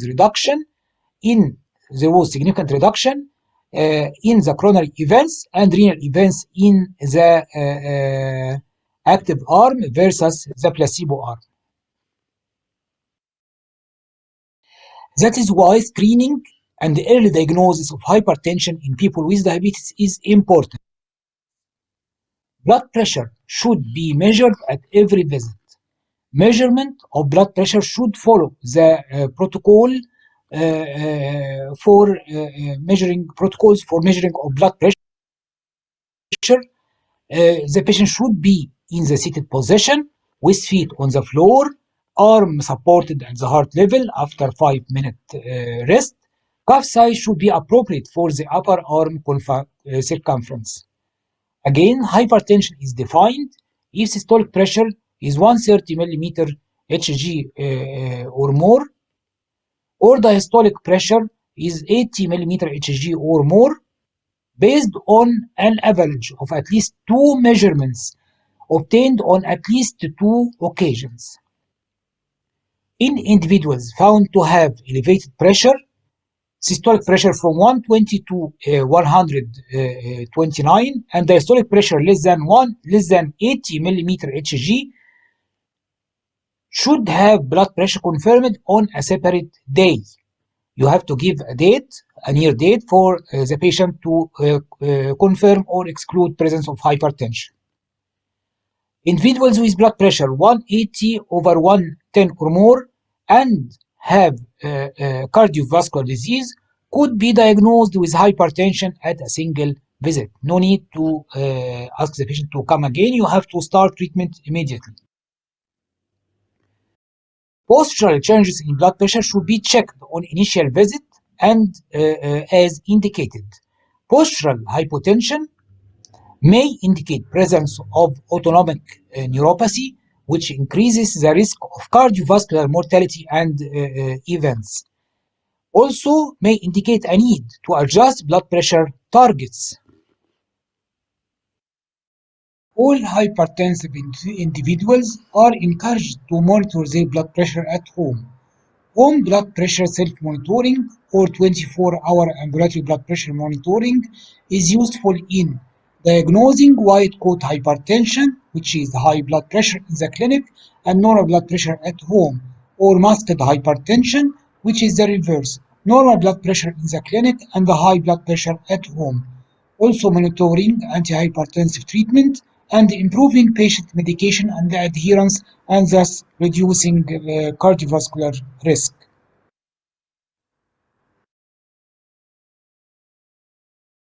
Lifestyle interventions are reasonable for individuals with elevated blood pressure and should be initiated along with pharmacological therapy after confirmed diagnosis of hypertension. That's to say, blood pressure 130 over 80 or more. These interventions include weight reduction if overweight or obese, increased physical activity, and a specific dietary approach, which is a dietary approach to stop hypertension diet as shown below. Threshold for initiation of antihypertensive medications and blood pressure goals. Threshold for initiation of antihypertensive drugs is persistently elevated blood pressure 130 over 80 or more. Blood pressure target should be individualized based on a shared decision-making process that addresses atherosclerotic cardiovascular disease risk, potential adverse effects of antihypertensive medications, and patient preferences. The target blood pressure is less than 130 over 80 if can be safely attained. Means you can tolerate this pressure. No postural hypotension, no syncope. Although randomized controlled studies or trials demonstrated that treatment of hypertension reduces both cardiovascular events and microvascular complications in people with diabetes, the specific blood pressure goal in people with diabetes is controversial. The ADA recommendation is to support blood pressure goal of less than 130 over 80 in people with diabetes is derived from many hypertensive treatment guidelines as American College of Cardiology, American Heart Association, International Society of Hypertension, and the European Society of Cardiology, and from collective evidence of many randomized controlled trials. Many of them did not include people with diabetes or not specifically designed to people with diabetes. The American College of Cardiology and the American Heart Association advocate a blood pressure threshold for initiating pharmacological therapy for hypertension if blood pressure is 130 over 80 or more, and a blood pressure target less than 130 over 80 millimeter Hg for all patients with diabetes. This is the SPRINT study. SPRINT stands for Systolic Blood Pressure Intervention Trial. In this trial provides the strongest evidence to support lower blood pressure goals in patients at increased cardiovascular risk. The study enrolled 9,361 patients with increased cardiovascular disease risk, but excluded people with diabetes. It included 28% of patients in the study had stage 3 or 4 CKD, and 28% of patients in the study were above 75 years. The study addressed intensive blood pressure control. The study compared intensive blood pressure control with target systolic pressure less than 120 millimeter Hg versus standard blood pressure control with target pressure systolic pressure less than 140 millimeter Hg on cardiovascular outcome. In this study, as shown, there is reduced major adverse cardiovascular events in the intensive arm. The intensive arm is the yellow line versus the standard arm, which is the blue arm. Achieved blood pressure was 121 millimeter Hg in intensive arm versus 136 millimeter Hg in the standard arm. The same benefit in patients with stage 3 and 4 CKD was obtained. Higher non-significant association with syncope, electrolyte abnormalities, and acute kidney injury occurred. This is a STEP trial. STEP stands for Strategy of Blood Pressure Intervention in the Elderly Hypertensive Patients Trial. This study included all the hypertensive patients. Among them, 20% had diabetes. The study found decreased cardiovascular events in the treatment of hypertension to a systolic blood pressure target of less than 130 millimeter Hg. Initiation of antihypertensive medications in patients with diabetes. Two things should be considered: number of the drugs and the classes. In patients with blood pressure from 130/80 to 159/99 millimeter Hg, initiate treatment of hypertension with a single drug with cardiovascular protective benefit. If blood pressure ACE inhibitors or angiotensin receptor blockers do not afford superior cardioprotection when compared with thiazide-like diuretics or dihydropyridine calcium channel blockers. So, in the absence of coronary artery disease or albuminuria, initial treatment of hypertension should include any of the drug classes demonstrated to reduce cardiovascular events in patients with diabetes. These drugs include angiotensin-converting enzyme inhibitors, angiotensin receptor blockers, thiazide-like diuretics as indapamide or chlorcelidone, or dihydropyridine calcium channel blocker as nifedipine, amlodipine, and felodipine. Also, in patients with albuminuria, initial treatment should include ACE inhibitor or ARB to reduce the risk of progressive kidney disease. RAS blockers cause dilatation of efferent arterioles, which result in reducing glomerular capillary pressure, GFR, and proteinuria. In patients receiving RAS blockers, continuation of those medications as the GFR declines below 30 milliliter may provide cardiovascular protection benefit without significantly increasing the risk of end-stage renal disease. However, don't initiate RAS blockers if GFR less than 30. ADA recommendations. An ACE inhibitor or ARB at maximum tolerated dose is a recommended first-line treatment for hypertension in patients with diabetes and established coronary artery disease or albuminuria. If one class is not tolerated, the other should be substituted. RAS blockers are contraindicated in bilateral renal artery stenosis and patients with single kidney and renal artery stenosis and in pregnancy. For patients treated with an ACE inhibitor or ARB or diuretic, serum creatinine, GFR, and serum potassium levels should be monitored. If GFR decreased by 30% early after initiation of treatment with ACE inhibitor or ARB, treatment should be withheld. Early detection and management of hyperkalemia and acute kidney injury are important as they increase the risk of cardiovascular events and death.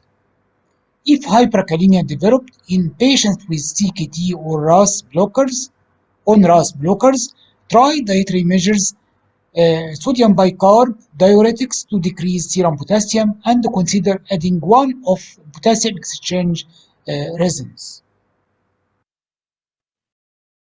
Thiazide, like diuretics, potentiate the effect of ACE inhibitors, ARBs, and other antihypertensive agents. They also reduce the extracellular fluid volume. They reduce the risk of cardiovascular disease in patients with chronic kidney disease. GFR should be above 30 to work. So loop diuretics are substituted for thiazides if GFR less than 30, to say in stage 4 and 5 CKD.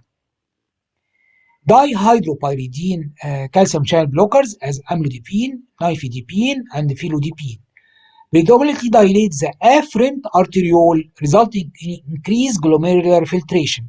This effect is neutralized when combined with ACE inhibitor or ARB. Side effects of dihydropyridine calcium channel blocker include lower limb edema, flushing, headache, and reflex tachycardia. Beta blockers may be used in the presence of compelling indications at any stage of hypertension, as atrial fibrillation, primary myocardial infarction, active angina, heart failure with reduced ejection fraction. Beta blockers are not associated with reduced mortality in the absence of these conditions. Because of the multiple pathogenetic mechanisms of hypertension and diabetes, as shown in the figure, multiple drug therapy with different mechanisms of action are usually needed in people with diabetes, especially in those with diabetic kidney disease. Titration of and/or addition of further blood pressure medication should be made in a timely fashion to overcome therapeutic inertia in achieving blood pressure targets. Resistant hypertension. Definition. Patients with hypertension who are not meeting blood pressure targets on 3 classes of antihypertensive drugs, including a diuretic, in maximally tolerated doses and following appropriate lifestyle. Prior to diagnosing resistant hypertension, exclude medication non-adherence. We have to search for barriers to medication adherence as cost or side effects. Also, we have to exclude white coat hypertension and secondary causes of hypertension as renal artery stenosis. After checking drug adherence and excluding the causes of secondary hypertension, we add mineralocorticoid receptor antagonist, example spironolactone or eplerenone. Adding mineralocorticoid receptor antagonist to existing treatment with RAS blockers, thiazide diuretics, or calcium channel blockers are effective in reducing blood pressure, reducing albuminuria, and giving additional cardiovascular benefit. Adding a mineralocorticoid receptor antagonist to RAS blockers may increase the risk of hyperkalemia, emphasizing the importance of regular monitoring of serum, creatinine, and potassium. Due to the lack of added atherosclerotic cardiovascular disease or renal outcome benefits and increased adverse effects as hyperkalemia, syncope, and acute kidney injury, combination of ACE inhibitors and ARBs or RAS blockers and direct renin inhibitors is avoided. This slide shows the recommendations for treatment of confirmed hypertension in people with diabetes. It shows the threshold for initiation, the target, the roadmap for initiation and intensifying treatment. Thank you. Thank you, Well, Professor. thank you, yes, Yeah. Dr. Shalini, but I would just like to say it has been a very impressive presentation about anti-hypertensive treatment on diabetic patients. I think he has left nothing else. Everything is included, and it's very impressive. Yes, Shalini, you can go ahead and conduct the remaining session. Awesome. So I will request all our speakers to kindly stay on because we will definitely have a very stimulating panel discussion once all the sessions are completed. So thank you, Dr. Ram. That was a very, very comprehensive coverage for hypertension management, and I'm sure the audience would have really enjoyed this one. So with that, I request you to please stay back for the discussion once we are done with all the sessions. My pleasure to invite my partner, my co-director, Dr. Rajiv Chawla. We all know him very well, past president IPSI, past president RSSDI, co-director CMRE, and a host for this symposium for the next 3 days. So welcome, sir. He will be talking on the deadly trio of diabetes, heart failure, and renal dysfunction. Welcome, sir.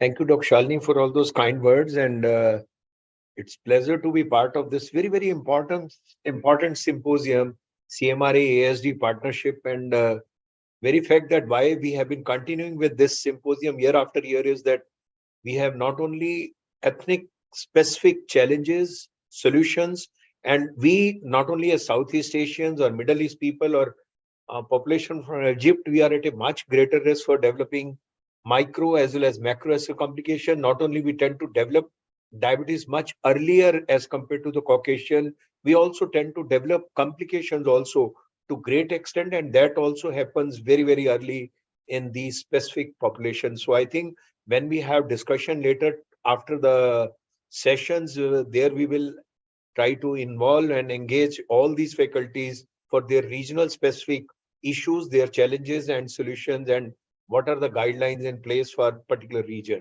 So now, after having gone through the discussion on pre-diabetes, diabetes, hypertension, and specific drugs which are going to help us in management of resistant hypertension and various comorbidities in patient with type 2 diabetes, I think what I'll do is that I'll take you through this deadly trio of diabetes, heart failure, and renal dysfunction, how these comorbidities coexist, how we can reduce the risk of these comorbidities in setting of type 2 diabetes, and whether we require specific guidelines, what I said, for patient with type 2 diabetes so as to prioritize cardiovascular disease, heart failure, and kidney complication.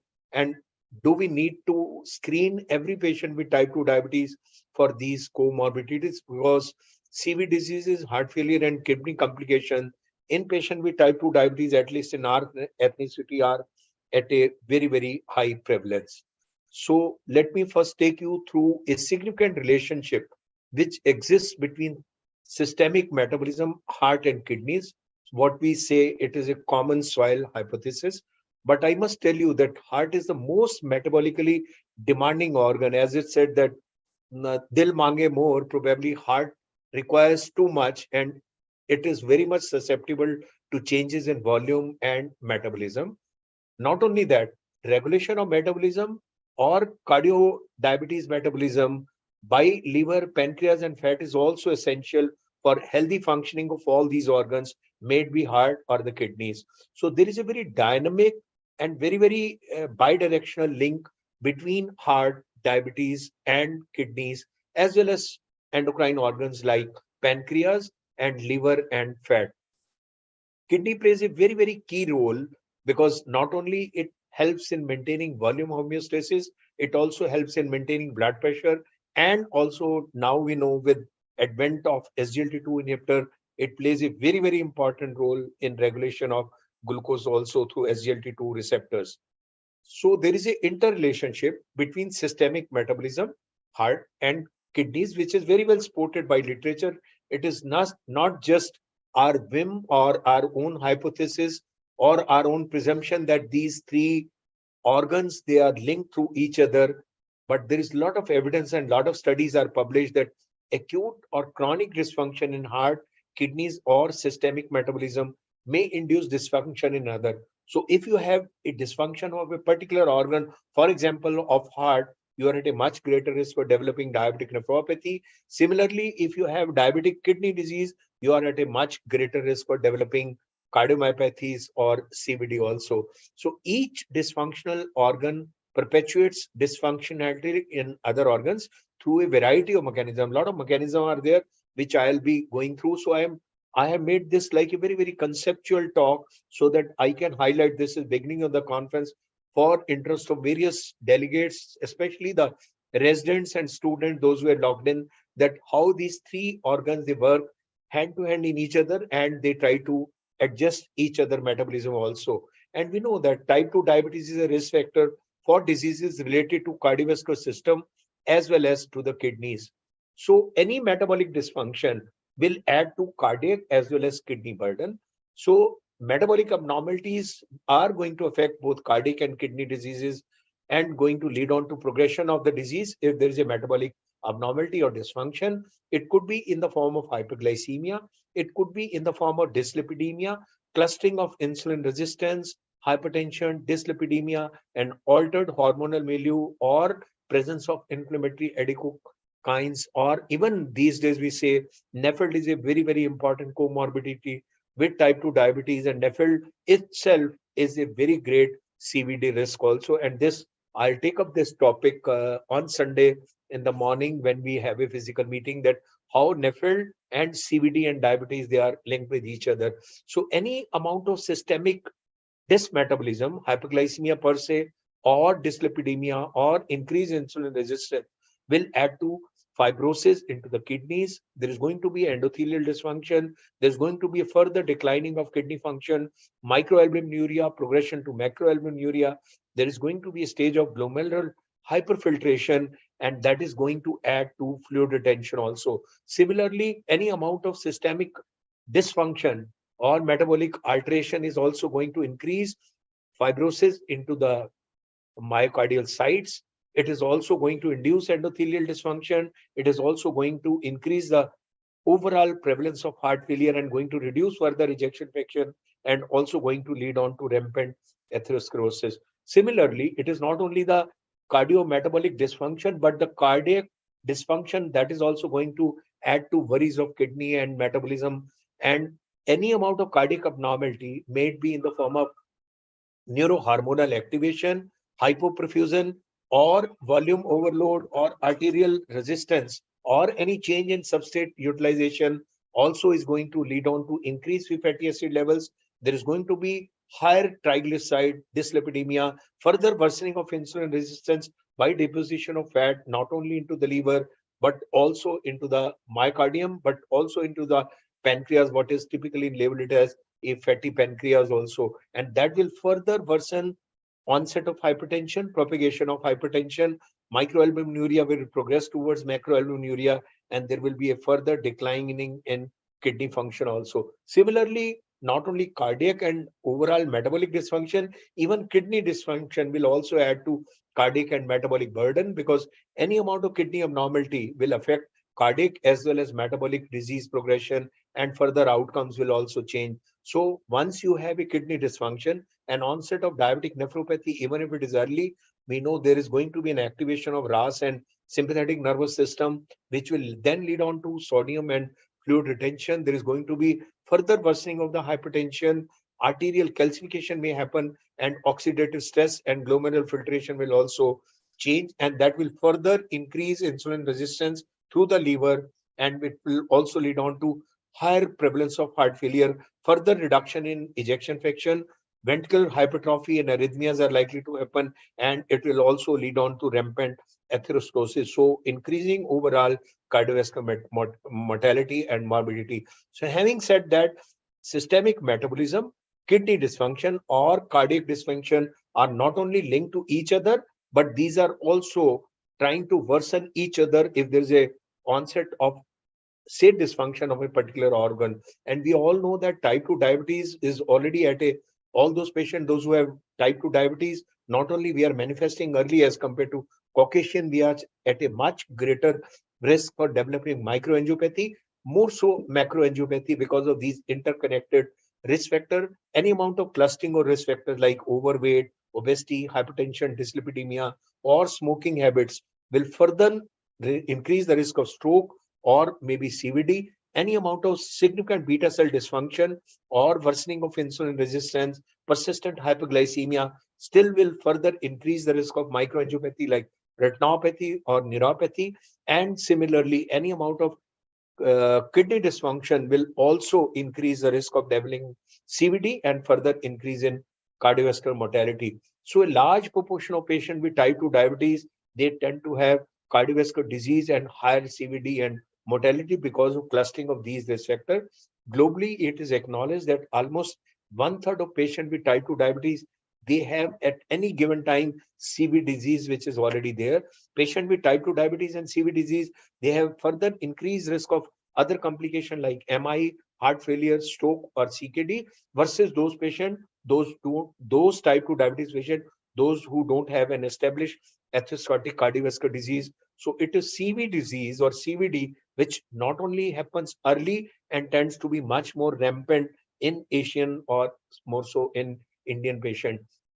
And now it is known that CKD and heart failure are most frequent first cardiorenal disease manifestation in patients with type 2 diabetes. So if you study a large data of almost 7 lakh patients, it was again seen that development of first CVRD manifestation, that means CKD with heart failure or CVD manifestation, was much earlier. It was seen in almost 18% in this large multinational cohort study, which got published in Diabetes Obesity Research in 2020. And you could see that CKD was seen in almost 36% of patients, and even heart failure manifest or incipient was seen in almost 25% of patients, those who had established atherosclerotic cardiovascular disease. So may it be that heart failure could be an early, highly prevalent, and often unfortunately undiagnosed complication in patients with type 2 diabetes, thanks to CV outcomes of SGLT2 inhibitor and GLP-1 receptor agonist, which said that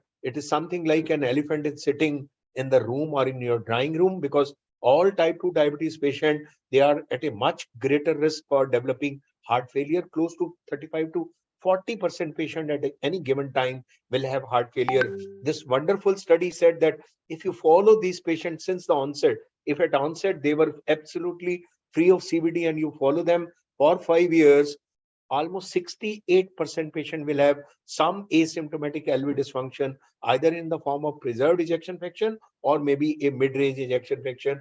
Of course, few of them might have even a reduced ejection fraction, like almost 5%. So maybe out of total population, previously unknown heart failure was detected in about 28% patient. Anyone who has type 2 diabetes with age more than 60 years, when you screen them for any cardiac program, so even if they are asymptomatic, you do a cardiac screening for them, you will find that close to 30% patient already have either a reduced or a preserved ejection fraction. That means they are already having a heart failure set in as early as within 5 years of onset of the disease.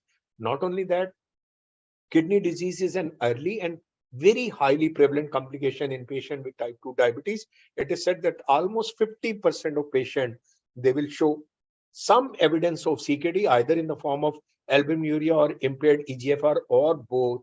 That is why KDIGO guidelines since 2012 and 13 say that every patient these days must be stratified in terms of CKD. Not only the presence of albuminuria is important, it is important to have EGFR calculated so that we can then decide an approach for these patients, checking the progression of further worsening of diabetic nephropathy in these patients. So once we have diagnosed that these patients have either albuminuria, maybe A1, A2, or 3, or they have reduction in EGFR, they are at a stage of G1, G2, 3A, 3B, 4, or 5. Accordingly, not only we need to change the doses, we need to have higher hierarchy for drugs like SGLT2 inhibitors or maybe GLP-1 receptor agonists, which not only check the progression of overall progression of renal composite endpoints, but also progression of micro to macroalbuminuria. So there is a existence of type 2 diabetes and kidney disease, which carries very, very high mortality. You could see that if you don't have any diabetes or any kidney disease, mortality thankfully is very, very low. Moment you have type 2 diabetes, or mortality is already on the higher side. 10-year mortality could be as high as 12%.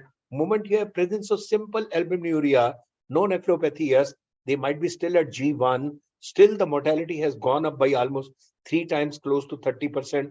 Moment you have reduction in EGFR, less than 60 ml, and presence of albuminuria, you could see mortality could be as high as 50 to 55%. That means almost 4 to 5 times higher mortality as compared to someone who has only diabetes, no albuminuria, and no reduction in EGFR. So heart failure and kidney function, they gradually decline, but most unfortunate thing is that they are interconnected complication.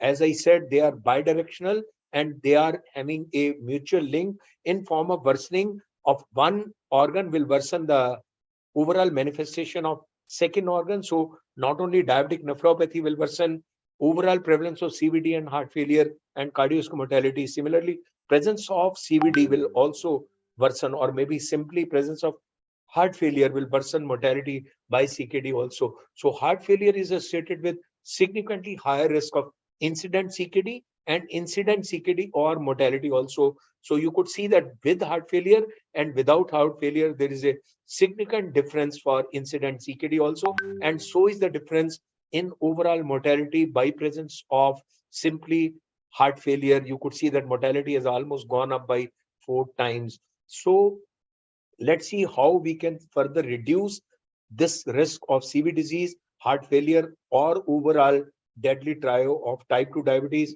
CVD, and heart failure in these patients. And we have seen with the meta-analysis of ACCORD, advanced UKPDS, and VEDET trials that there is going to be only a modest CV benefit. Microvascular reduction is an established fit.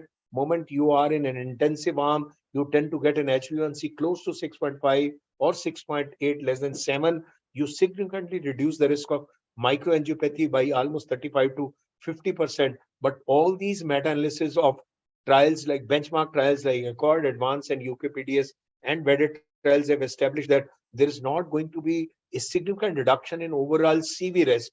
Macrovascular complication may not significantly improve, although major CV events will go down by 9%, but p-value wise, it is not significant. Similarly, the risk of MI, what we saw in UKPDS trial also, the further follow-up 20 years has shown that the benefits were almost 15%, and that was p-value wise significant. Earlier, we saw that 16% reduction in MI, p-value wise was not very, very significant. And even on all-cause mortality has not been that much change in all these 4 trials.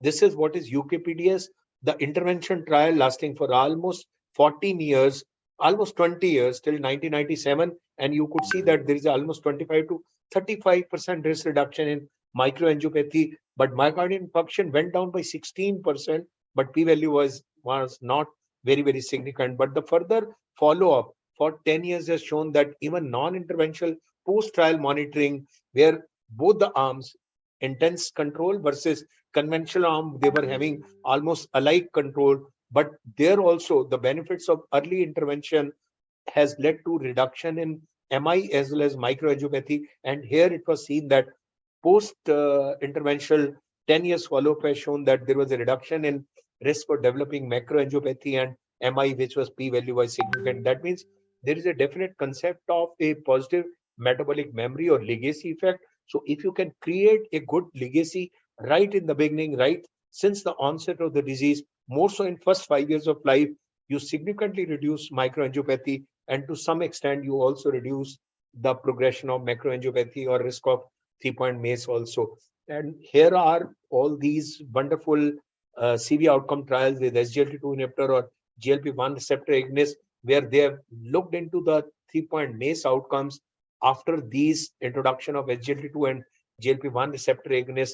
And you could see that there is a almost 14% risk reduction, what was seen in EMPEREC trial or CANVAS trial, and these were p-value wise very, very significant. Of course, in EMPEREC arm, it was primarily driven through reduction in heart failure and CV death by 38%. But even in the Canvas program, although individual components were not p-value wise significant, but overall there was a reduction in 3-point MACE significantly by 14%. Declaratimi has shown 7% reduction in 3-point MACE, but composite of CV death and hospitalization heart failure was also significant by almost 20% in declaratimi also. Similarly, GLP-1 receptor agonist trials with the lixisenatide or liraglutide, or very impressively with injectable semaglutide, has shown 26% reduction in 3-point MACE, which is the greatest reduction with any drug which is being used for management of type 2 diabetes.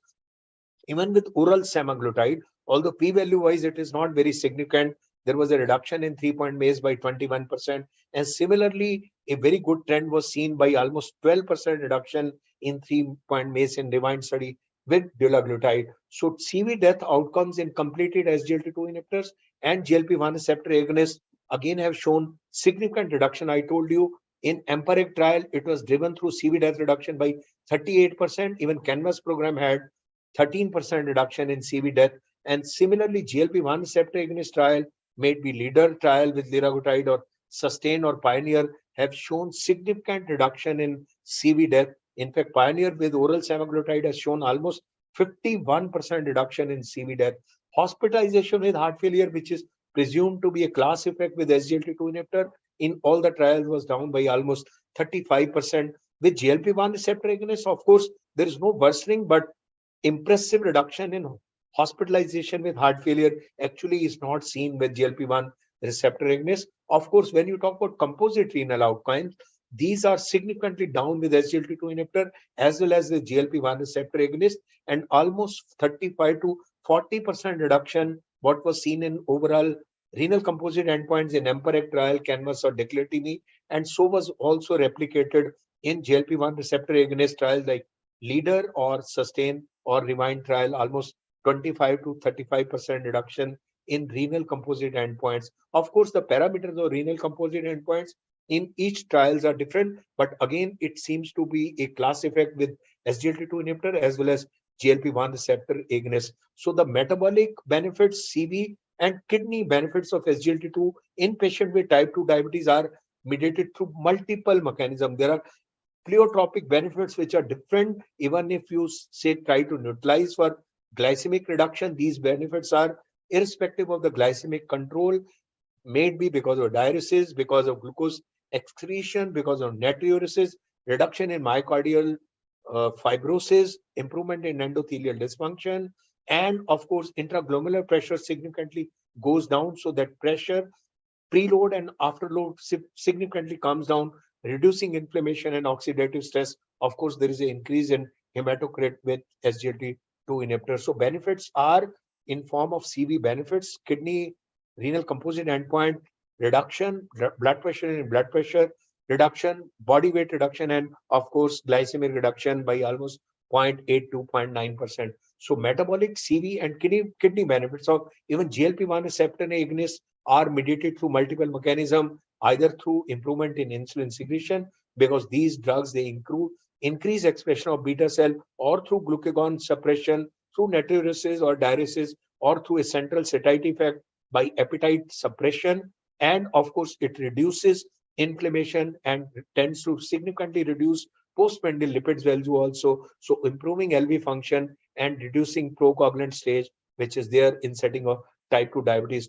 Coming toward the end, CV disease, heart failure, and kidney complication. Should it be prioritized today when we talk about choosing drugs in terms of guidelines, whether we talk about ADA guideline, ACE guidelines, or our own RSSDI or RSSDI ESI guidelines released in 2020? These days, we aim for a risk reduction in overall complication in the setting of type 2 diabetes.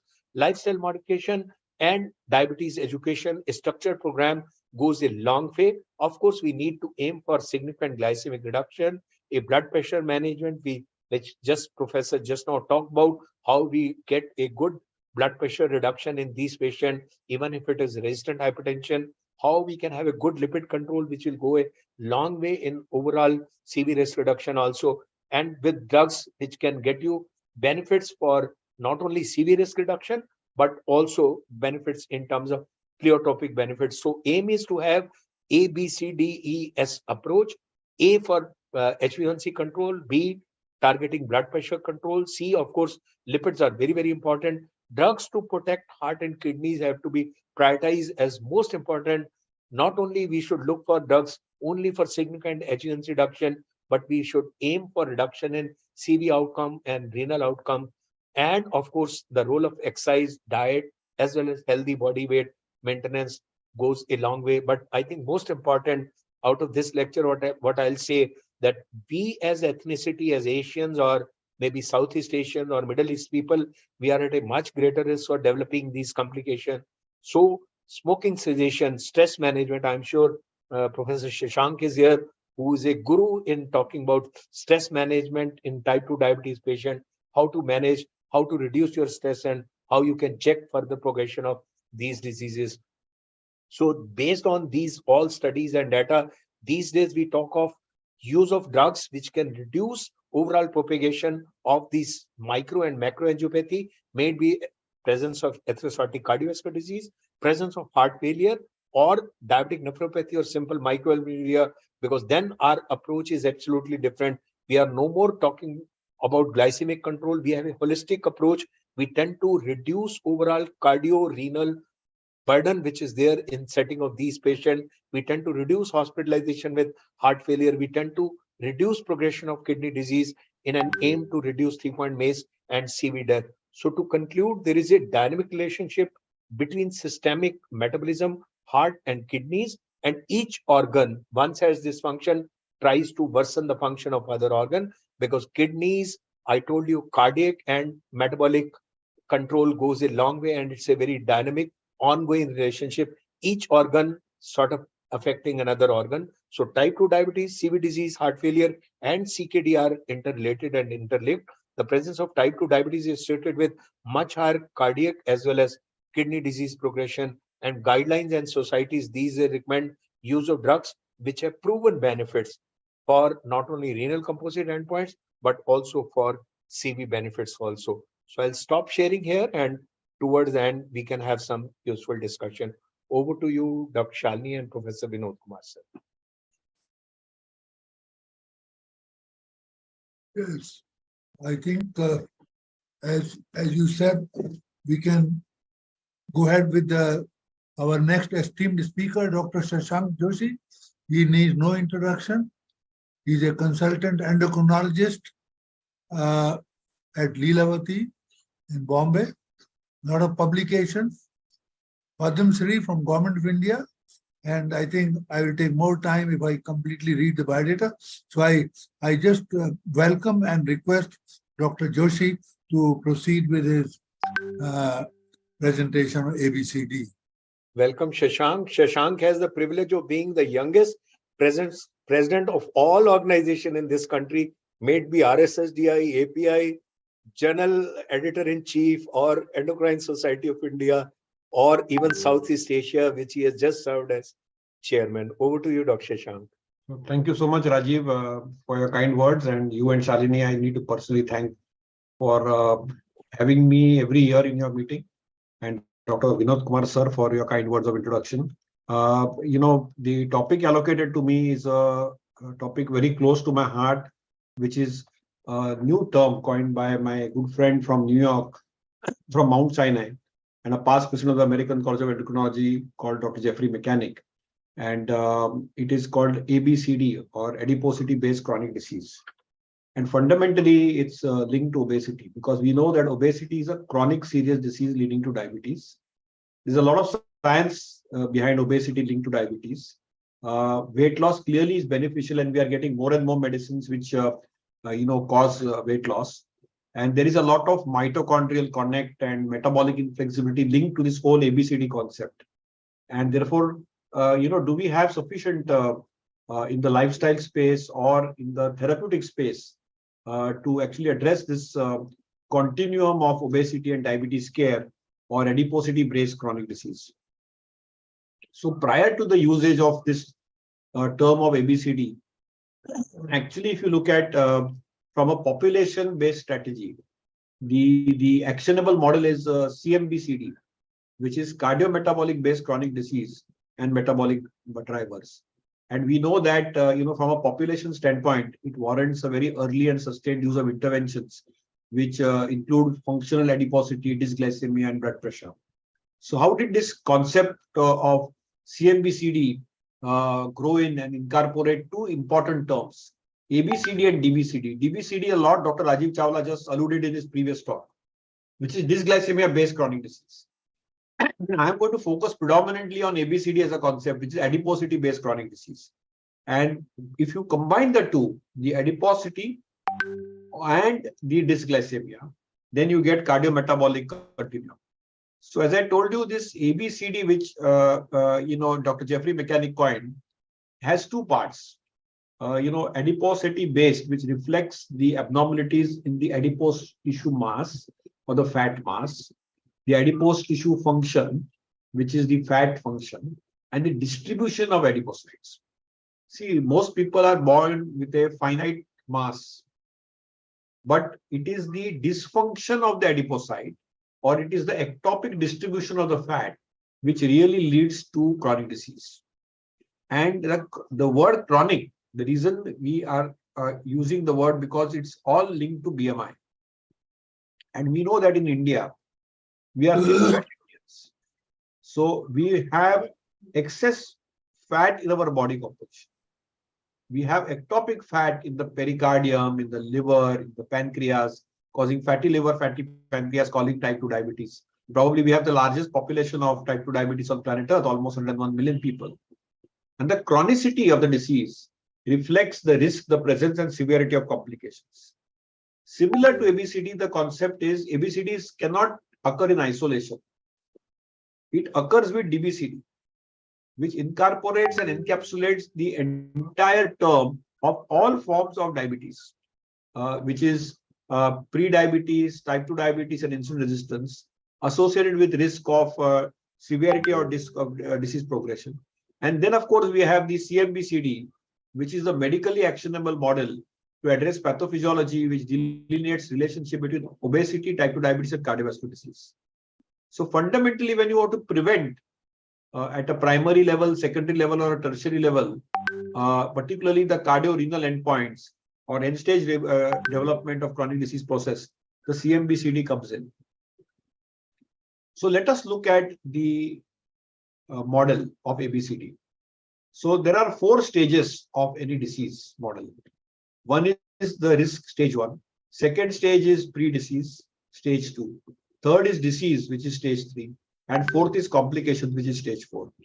So in the ABCD model, which is adiposity-based chronic disease, you need abnormal genes or familial history, you need a conducive environment, and you need a behavior which is predominantly linked to food cues or the way we eat or how we eat. When it actually goes to the pre-disease stage, which is stage 2, it is the overweight, which is the extra amount of fat mass. It is the abnormal distribution of adipocyte, and it is the abnormal function of adipocyte. And that leads to pre-disease. And many of that then can cause insulin resistance and beta cell function, leading to DBCD. So the mother of diabetes or heart disease is actually in the adipocyte.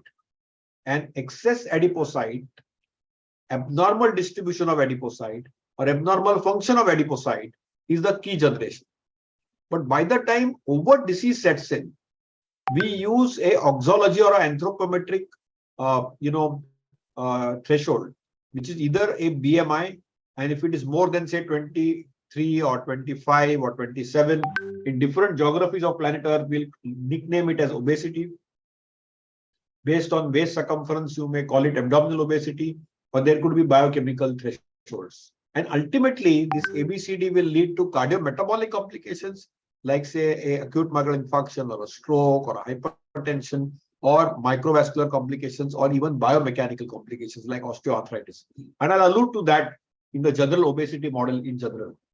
But eventually, this starts another cycle of DBCD, which will move through pre-diabetes and type 2 diabetes with macro and macrovascular complications, and will also cycle hypertension, dyslipidemia, and metabolic syndrome traits, which will lead to subclinical heart disease, LV dysfunction, LA abnormalities, asymptomatic heart failure, and atrial fibrillation, and ultimately symptomatic disease. So this is how the models move, and this is what happens. But it's very important to recognize that obesity, which is adiposity, is recognized both as a disease and a chronic clinical condition. And worldwide, every association now recognizes that. And we know obesity is a complex multifactorial disease of what we eat, which is energy intake and energy expenditure. And we have drivers of this equation being shifted, where we are not able to spend energy and we are only eating and storing energy, because we are having foods which now there is we have a pleasure sensation or excess palatability, which is a hedonic input. It's a behavioral or a psychological driver. And we have a obesogenic environment where we are sedentary, we are eating obesogenic food, we are having psychosocial factors, and eventually these psychological and environmental drivers will lead to dysfunctional adipocyte, will lead to insulin resistance and beta cell dysfunction, will lead to an abnormal incretin axis, and even we have medications which can distract this entire apparatus. So obesity will lead to metabolic complications, or adiposity will lead to metabolic complications, which include not just type 2 diabetes and pre-diabetes, but cardiovascular diseases like stroke, dyslipidemia, hypertension, coronary artery disease, pulmonary embolism, heart failure, coronary heart failure, thrombosis and gout, MAFLD, gallstones, infertility, and even cancers. It will lead to mechanical complications like sleep apnea, chronic back pain, incontinence, asthma, knee osteoarthritis, physical dysfunction, and gastroesophageal reflux. And it will lead to mental complications, depression, and anxiety. So the 3 M's with adiposity-based chronic disease are metabolic, mechanical, and mental. And we need to recognize all the 3.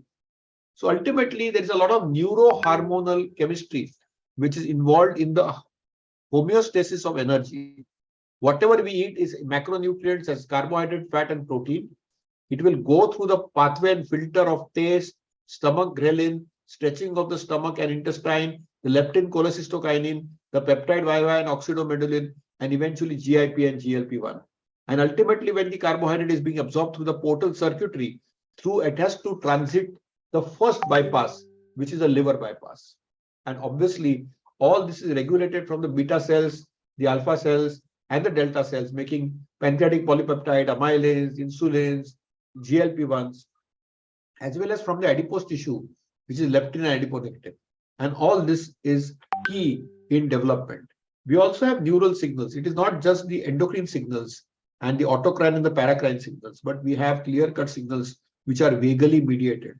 And then all the processing of appetite is happening in the prefrontal cortex, in the hypothalamus, and we have a reflex which is predominantly seen in the brainstem, and we have a reward system, and there are a lot of neuropeptides involved in it. So whatever energy we have, which we spend, can be equated to physical activity, the resting energy equation, and need or TEF, which is non-energy activity thermogenesis. So clearly, what is appetite, what is hunger, what is satiety, what is satiation? Appetite is a psychological drive to desire food. Hunger is a physiological drive to find food. So there's a difference between appetite and hunger. Hunger is right now, if somebody is not eaten food, you are hungry. It's a physiological drive. But appetite means you love food. It's a psychological cog where you want to desire more and more. And some people may not just have appetite. Satiation is a feeling where you feel full. It's a feeling of fullness which terminates eating. And satiety is a feeling of fullness persists even after eating. So once you terminate eating, which means that you need to stop eating, that is satiation. While satiety is that you feel full even after you have eaten, and that is what is the aim of weight loss. We all like food. That's a hedonic impact. We want a particular food. For example, if Dr. Chawla right now wants to have a pizza, that's the feeling of wanting, incentive, salience triggered by a food cue. Some people crave for food. That's an intense desire to eat specific food with loss of control over eating. And some people have a tendency to restrain or restrict food or to control body weight. So eventually, when we are looking at eating, we have 3 types of eating. One is eating for hunger, which is homeostatic, which is physiological. We need to get hungry because we need to eat for maintaining homeostasis. Then there is hedonic eating, which is eating for pleasure, which means we want to keep eating because we get pleasure out of that. And that is the crave which happens in people. And finally, eating is an executive function. We decide to eat. So it is controlled complexly through hypothalamus and cortex, physiological, hedonic, or executive control to control body weight. And it's thoughts, feelings, and behavior which regulates it. Why are we looking at all this? We are looking at all this for ABCDs because we want to improve weight loss, and we have medications and lifestyle to improve weight loss. So even if there is 5% weight loss, glucose and hypertension will be improved. If there's 5 to 10% weight loss, there will be prevention of type 2 diabetes, MFLD, PCOS, and dyslipidemia. If there's 10 to 15% of weight loss, the sleep apnea, GRD, osteoarthritis, MFLD or NASH, urinary stress incontinence, and cardiovascular disease can be reduced. And if there's more than 15% weight loss, whether it's direct trial or whether it is the new ticket drugs or CV mortality or heart failure, all can be reduced. So, as you increase the percentage of weight loss, you can see health outcomes improve. And this is what the look ahead study showed us very clearly, that metformin versus lifestyle over 10 years, you can clearly see with obesity and prediabetes a huge change. So clearly, just with 5% weight loss, the liver insulin sensitivity, liver triglycerides, beta cell function, insulin sensitivity, abdominal and adipose insulin sensitivity, all of them appreciably improve. You get additional benefit of with 10 to 11% weight loss on triglycerides of the liver, beta cells, insulin sensitivity, and abdominal adipose tissue. And when you have 15 to 16% of weight loss, you get an additional advantage on inflammatory markers, adipose insulin sensitivity, adipose abdominal tissue, subcutaneous expression of adipose tissue, muscle insulin sensitivity, beta cells, and triglycerides. What is the seat of adiposity? Adiposity or diabesity is seated into the metabolic inflexibility. And we are exploding diabetes in India. We have a huge population. As I told you, we have a thin fat phenotype. The reason we need to know ABCD as a term is because our fat and lean mass proportions are different in different populations. For example, when a person walks into Dr. Vinod Kumar's clinic or my clinic, we see malnourished people with type 2 diabetes. We see lean. We see thin built with central obesity. We see normal weight with normal build. We see overweight, obese, or morbidly obese. So we see all these 7 types of the fulcrum of obesity. And obviously, it is important that it is a visceral fat, okay, which has an impact on the complex interrelated interactions of insulin resistance, inflammation, dyslipidemia, and atherosclerosis. So there will be downregulation of adiponectin and upregulation of inflammatory cytokines, which will lead to type 2 diabetes and insulin resistance, which will lead to endothelial dysfunction, hypertension, oxidative stress, and dyslipidemia and atherosclerosis. So clinical adiposity and or beta cell dysfunction contribute to dysglycemia and atherosclerotic cardiovascular disease. So it is the adiposity-based chronic disease which fundamentally drives the entire gamut of type 2 diabetes, dysglycemia spectrum, as well as the entire cardiac metabolic spectrum of cardiac diseases like atherosclerotic cardiovascular disease. And that's the key. So clearly, when we have improper diet or physical inactivity, the adipose tissue will make a downregulation of adipokines, lipolysis will be modulated, leptin angiotensin will be modulated, and the direct impact is seen with inflammation and insulin resistance with type 2 diabetes, MAFLD, cardiovascular disease and dyslipidemia, with overactivation of RAS and sympathetic nervous system with hypertension. So clearly the heart of the matter is in the mitochondria. We all know the mitochondria is the largest metabolic apparatus of our body. And remember that when the fuel of glucose and fat is switched on and off properly, it is called as a flexible metabolic flexibility. While when there is metabolic inflexibility, you will get a lot of disturbance and distractions. So normal mitochondria have a free ability to switch between oxidative fuels based on the nutritional context. And normally what happens when you get adiposity or ABCD or DBCD, which is obesity or type 2 diabetes, then the ability of the mitochondria to switch freely between oxidative fuels of glucose and fat is lost. And you get disease progression because this is called as metabolic inflexibility. And this is all seated in the mitochondrial electron transport chain and complexes with excess substrates. And if you see these substrates, fundamentally what happens is that the mitochondrial respiratory complex chain 1 to 5 generates ATP with excessive substrate availability, and you get a loss of gradient, and fundamentally it leads to reactive oxygen species. So oxidative succinate, excess fatty acyl-CoA at complex 2 causes a mitochondrial gridlock, which impaired bioenergetics or ATP supply. And that substrate oversupply, the respiratory transport complex 2 is a cellular complex for ABCD and DBCD control. So what happens at the mitochondrial level? There is dysfunction, there is interference in fatty acyl-CoA, and there is a lot of dysregulation of blood transformation. So this will lead to downregulation of lipid oxidation, ATP generation, microvascular and macrovascular complications. And eventually, this will lead to obesity and a huge challenge. We clearly recognize worldwide with insulin clamp studies that healthy versus type 2 diabetes obese subjects, you can see there's a mitochondrial dysfunction, and you can clearly see that this is reduced with obese or type 2 diabetic population. So how do we correct that metabolic inflexibility? Restrict calories and do lifestyle modification. You will offload the nutrients and the oxidative stress. You will do lipid offloading of the adipose tissue. So the ABCD will come down and the down regulation of energy expenditure will remain low. And clearly, Lookout study showed us that if you just give to intensive lifestyle with weight loss, you can clearly get a good result. You have many drugs which can do it also. We have a huge plethora of drugs, but none of them correct the meta-inflexibility related to endothelial dysfunction or insulin resistance. So that's something which we recognize. So we all know that the dysglycemia drives insulin resistance, prediabetes, and associated complications. But it is the ABCD which drives it. And the adipose tissue, if it is dysfunctional, the metabolic flexibility describes the efficiency of switches of metabolic fuel depending upon the physiological demand, and mitochondria play a crucial role. And mitochondria clearly play a crucial role inside the adipocyte and inside our cells of every cell of our body for maintaining the electron transport chain. And if you have a disrupted metabolic flexibility or metabolic inflexibility, then you will get a DBCD continuum. And that is the trigger. So clearly we recognize that lifestyle is the key. We have very good drugs which can reverse adiposity-based chronic disease.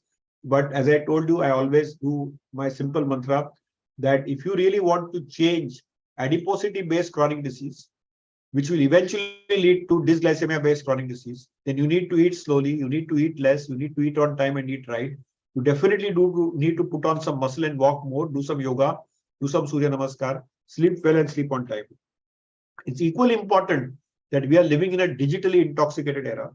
We are doing hybrid meetings. I congratulate both Shalini and Dr. Rajiv Chawla, who has for a decade now been doing this extraordinary educational exercise, and it's a global meeting.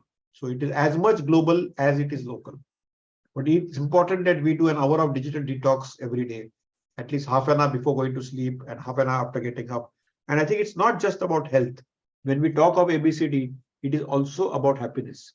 Because remember that when we talk of ABCD as a concept, okay, people do not want to lose weight or lose their adipose tissue or fat or make it healthy, not just for cosmetic purposes, but they drive all the diseases, whether they are mental, whether they are metabolic, or whether they are mechanical. And I've tried to just put all this in a capsule in the limited time given to me. Rajiv gave me only 20 minutes for a subject, but I'm grateful to him that he recognizes this topic. And, I'm thankful that he allowed me to have a deliberation on the same. Thank you so much. Thank you, Shashank, for a wonderful oration. And we'll request you to stay back for another an hour. After Dr. Anjana's talk, we will have a good discussion.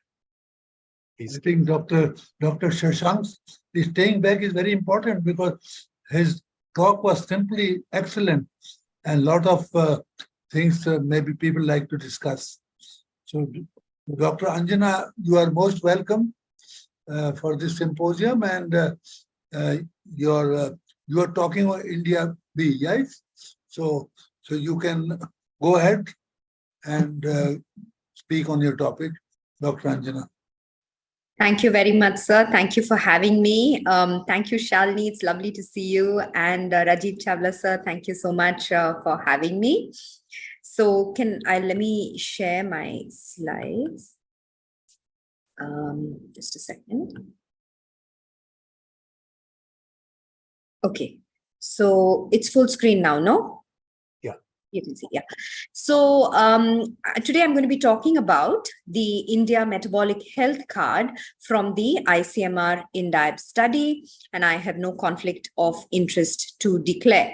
So this is the study that came out in June 2023, where we released the Metabolic Health Report Card of India.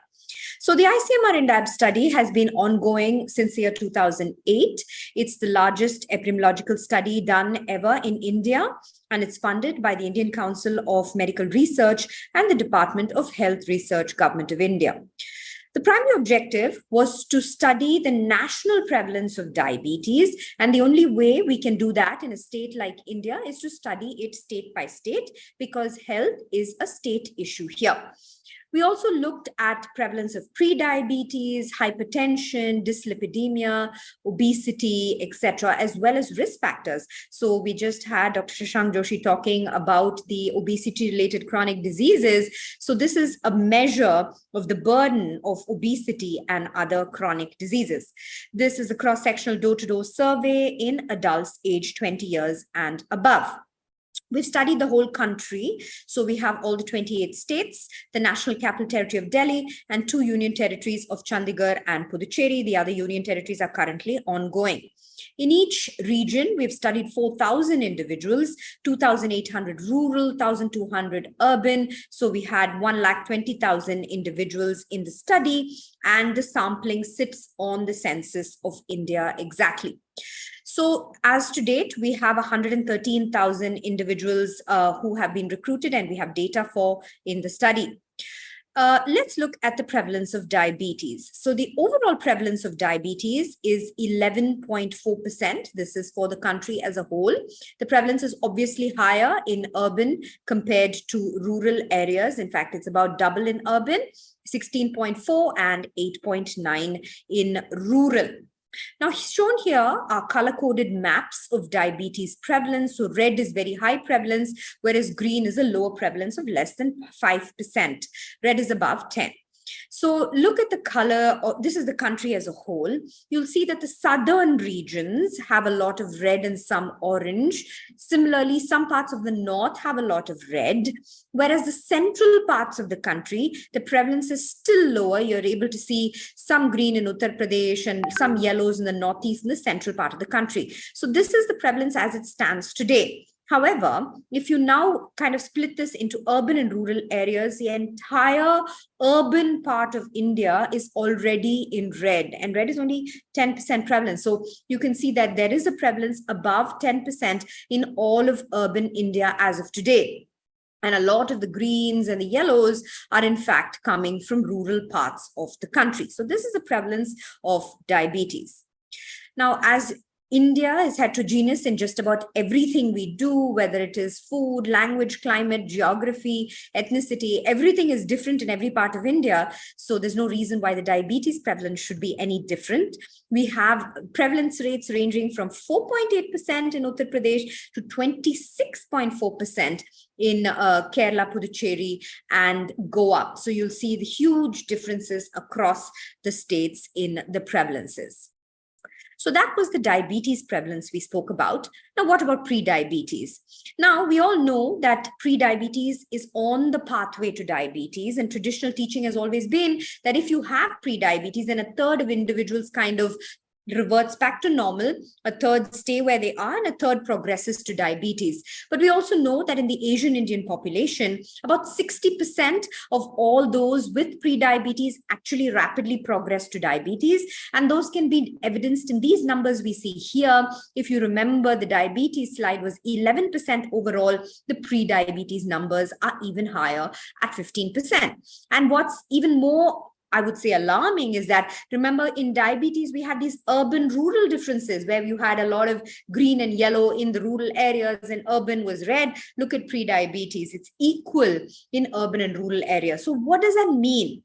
It means that there's going to be a lot of conversion. The higher the pre-diabetes numbers, 60% of these individuals are going to convert to diabetes in the next 5 years. So now look at the pre-diabetes maps. So the first thing that strikes you is that wherever you saw green and yellow in the diabetes areas, look at the central part of the country, which was like green and yellow in the diabetes maps. It's the opposite here, where you have pre-diabetes reds here. So look at urban as well as rural. Look at the rural maps. It's like full of red and orange. And this is where we see that these pre-diabetes ratios are very important, because wherever diabetes is already high, it's probably going to plateau. It's already peaked. Whereas all those areas where diabetes was low and we were thinking, oh, there's no diabetes here, these are all the areas where pre-diabetes is high. So in the near future, at this point in time, we had the maps of diabetes as we had them. But in the future, say 5 years later, these maps would change and we're going to have an explosion of diabetes if we do not target these pre-diabetes numbers. There was a lot of talk about obesity in the previous talk. So let's look at the numbers here. 28% of all those who have in the country have a BMI that is above 25. So this is generalized obesity. That's a lot, and much more in urban. 40% of urban areas actually have obesity with a BMI of above 25.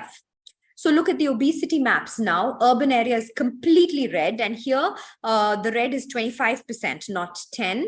Rural areas, there are still some greens and yellows and things, but overall, you can see that the obesity numbers are much higher than the pre-diabetes numbers. So now we talk about the causal pathway. We see obesity happening first, moving to pre-diabetes, moving to diabetes. So we looked at the end result first. There itself, there is issue. There's a larger issue when you move one step back to pre-diabetes, and there's an even larger issue when you move one step back into obesity. Now, if you thought those numbers were bad, look at the abdominal obesity. And this is very classical of the Asian Indian phenotype described by Professor Joshi and others, wherein we see that the actual Asian Indian may have thin arms and thin legs, but truncal obesity, abdominal or visceral obesity is much higher, 40%. It is 28% overall BMI. But just look at the waist circumference, 40% are obese, 50% in urban areas. So 1 in 2 people in urban India is obese in this country. And this is a very scary situation. So in the abdominal obesity, again, 25% and above is red. It's completely red in most places. Now, what about hypertension? The cousin that comes along with all of these abnormalities, about 35% of those in the country have been diagnosed with hypertension, and urban areas is slightly higher than rural areas. These are the hypertension maps. The prevalence here is 30% and above for red. Again, quite a lot of the country here. This is even in the northeastern regions and rural regions, there's a lot of hypertension here, maybe because of the increase in smoking in these regions. Now, what about dyslipidemia? This is hypercholesterolemia, and 24% of the population, not much difference. It is slightly higher in urban, but rural areas are also quite high. These are the hypercholesterolemia maps. For the first time in the overall map of India, there is actually a spread of colors with, not those concentrated reds that we saw, but there are areas of various colors as well. Now, what about hypertriglyceridemia? Again, going back to the Asian Indian phenotype, abdominal obesity, hypertriglyceridemia, and low HDL. 32% of the population has high triglycerides. Urban is 36% and rural is 30%.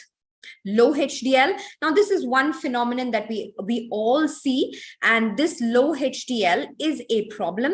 We have about 67% of the population that report low HDL. It doesn't matter whether you have urban or rural residents. There are only the biological differences in males and females, but if you look at the percentage of low HDL, it's again high in both men and women. So this seems to be a universal problem that seems to be a part of the Asian Indian phenotype.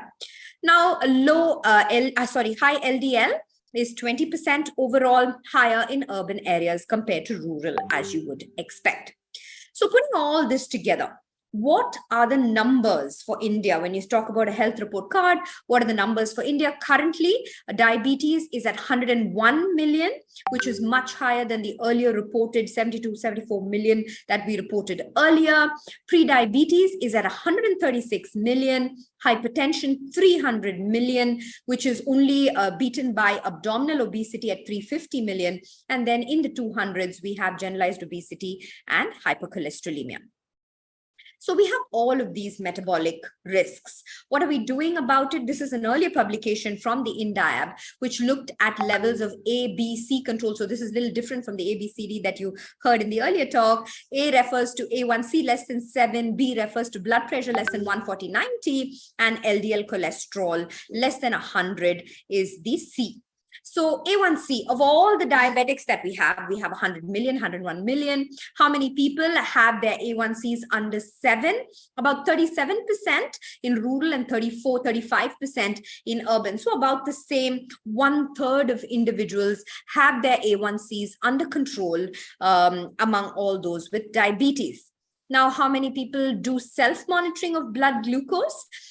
Again, it's slightly higher in urban areas, but it's low overall. Overall, among all diabetic subjects, about 30% in urban and only 14% in rural areas. If this, the patient was on insulin, then 40% in urban. So something more about awareness there, I guess, and 20% in rural. Overall, this is inadequate for level of control, and perhaps this is why the levels of control are quite low. Now, blood pressure, we're doing better with our blood pressure than we are with glycemic control. About 50% of the population overall is under good control of blood pressure. LDL cholesterol, so the LDL is about 40%, triglyceride about 50%, and total cholesterol 60% control. Now let's move to the risk factors. Dr. Shashank Joshi said something about the dietary as well as the physical activity before this. So levels of physical activity in our country, again, data from the INDIAB study tells us that we are highly inactive. 70% of the urban population is rather inactive, and almost 60% in rural areas are inactive too. Dietary factors, this is again a map from INDIAB, which tells you the staple food in various places. The white colored ones are actually white rice, the brownish ones are wheat, and the reddish looking ones are millets. And you can see this is the year of millets. So maybe this is why we need a year of millets. Look at the consumption. It's in some parts of Maharashtra alone, not much at all. And the rest of the places really doesn't count as primary staple in most places.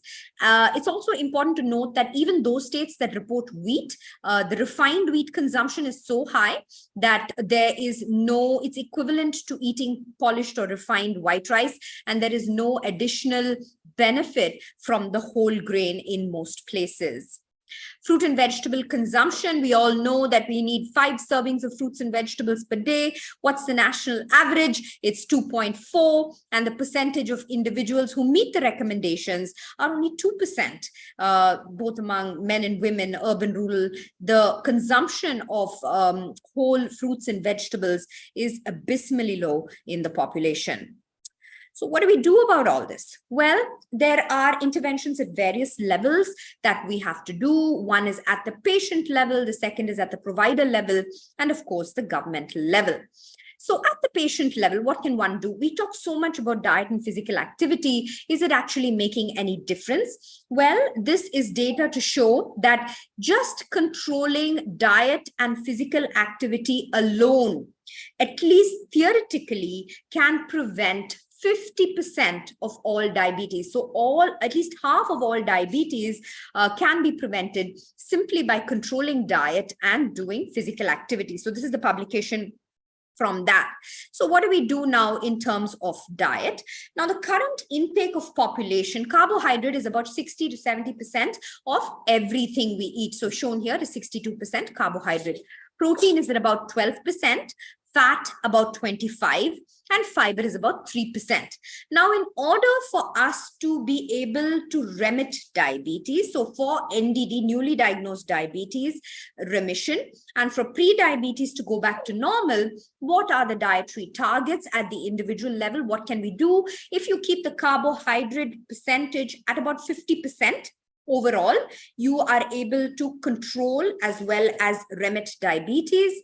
Protein should be at about 20%. Fat is fine where it is at 25%, and fiber needs doubling at about 6% of everything that is consumed.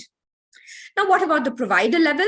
Again, here, there are multiple things that can be done. Trying to reach ABC targets. So what I didn't show you, the combined targets, that A, B plus C, in those with diabetes, only 8%, single-digit percent of the population are able to achieve this. So I think this is something that we need to take up as providers.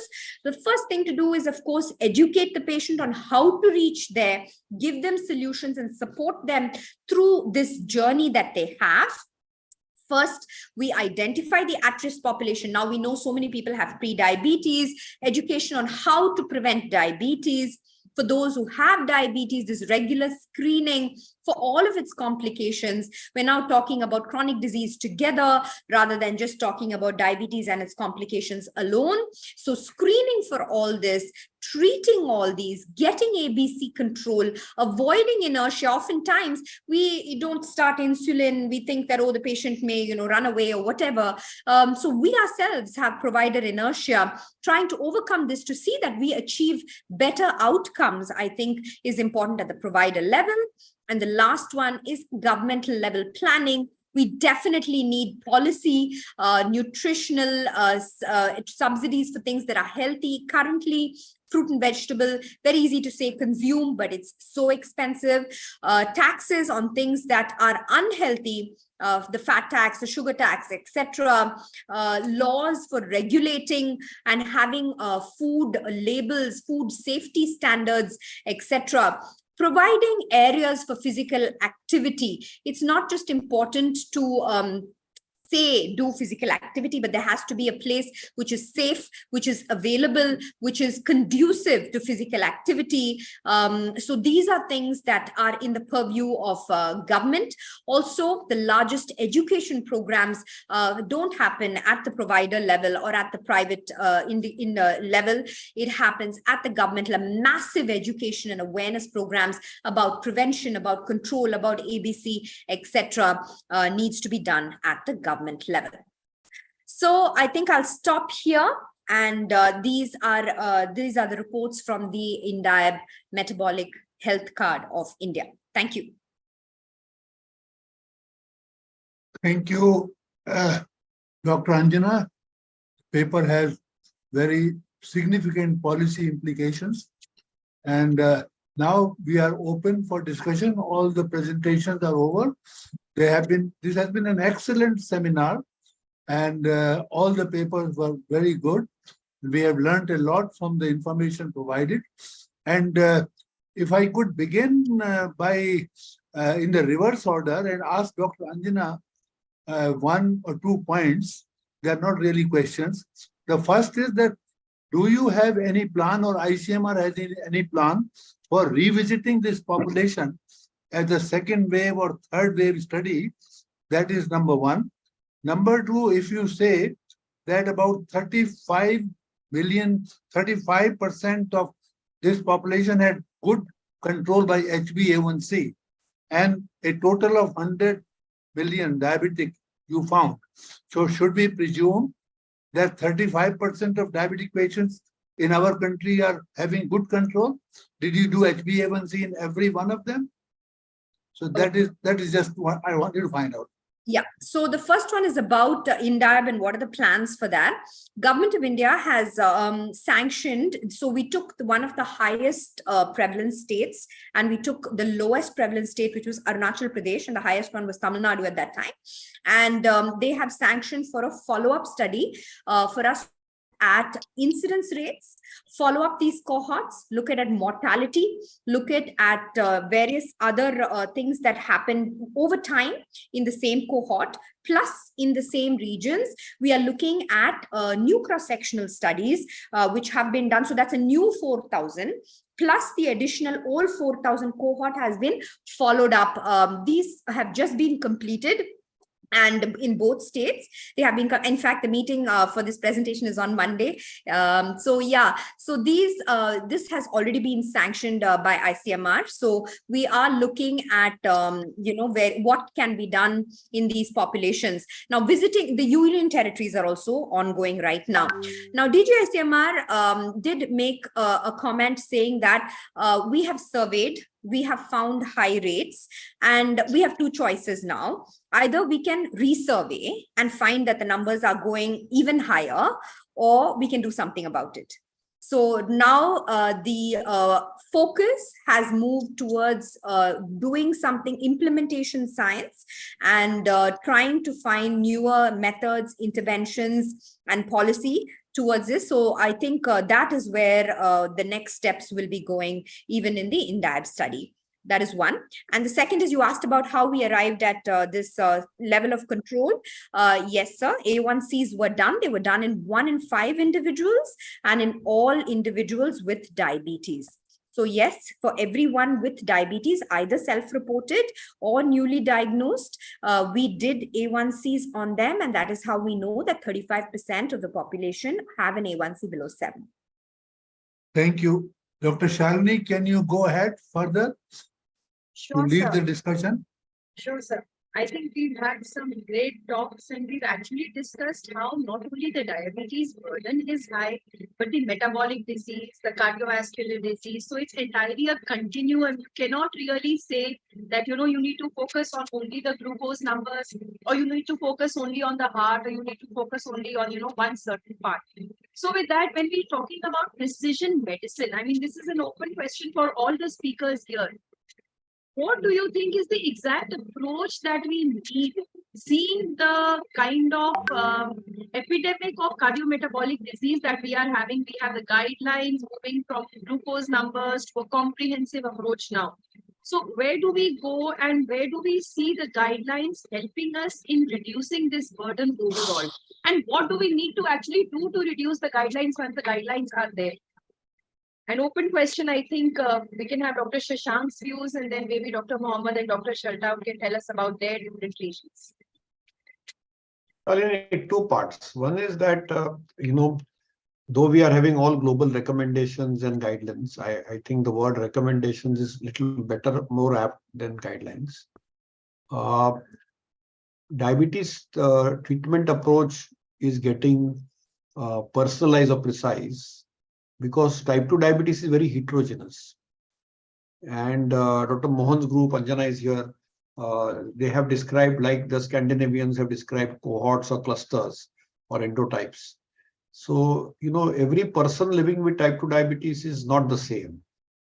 There are maybe, some identified and unidentified clusters or endotypes which are having some similar phenotypic features, genotypic features, and that's work in progress.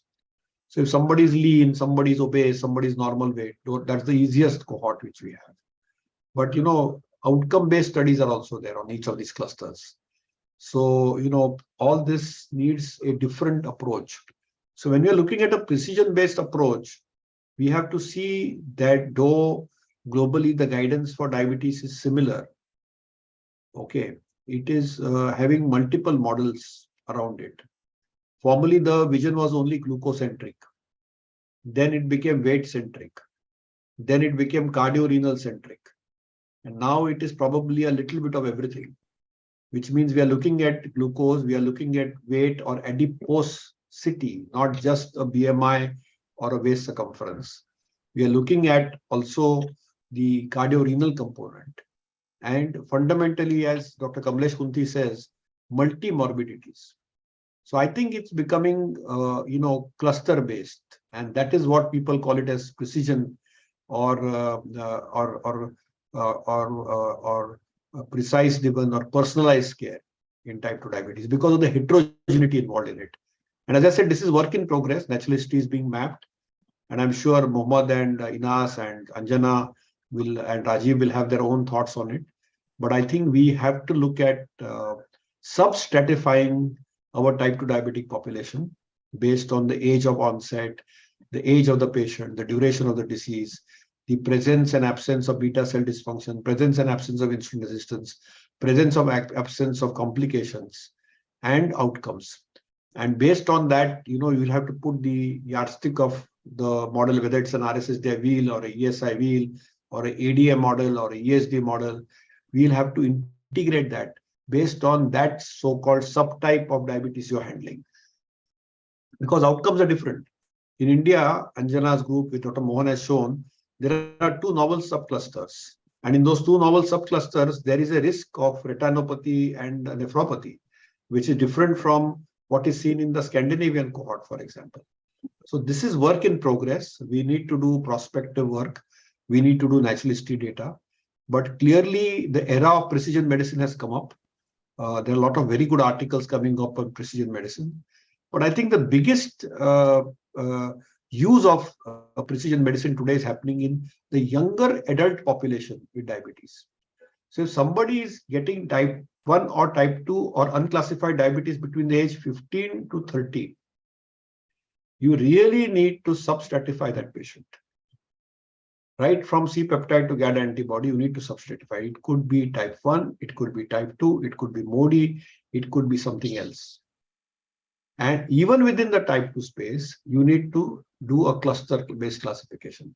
So I think the era has come that we as clinicians can put some markers to substratify type 2 diabetes. So my focus is just restricted there, but in the younger group of the cohort, probably it is to delineate and subdelineate. And let's not forget MODY, because most of the diabetes is polygenic. But in our population, we cannot ignore MODY. It's a small percentage, but still very much there. May I comment? Yes. I entirely agree with Shashank and what's been said. In the past, we used to treat people in a rigid guidelines where everyone is meant to be the same.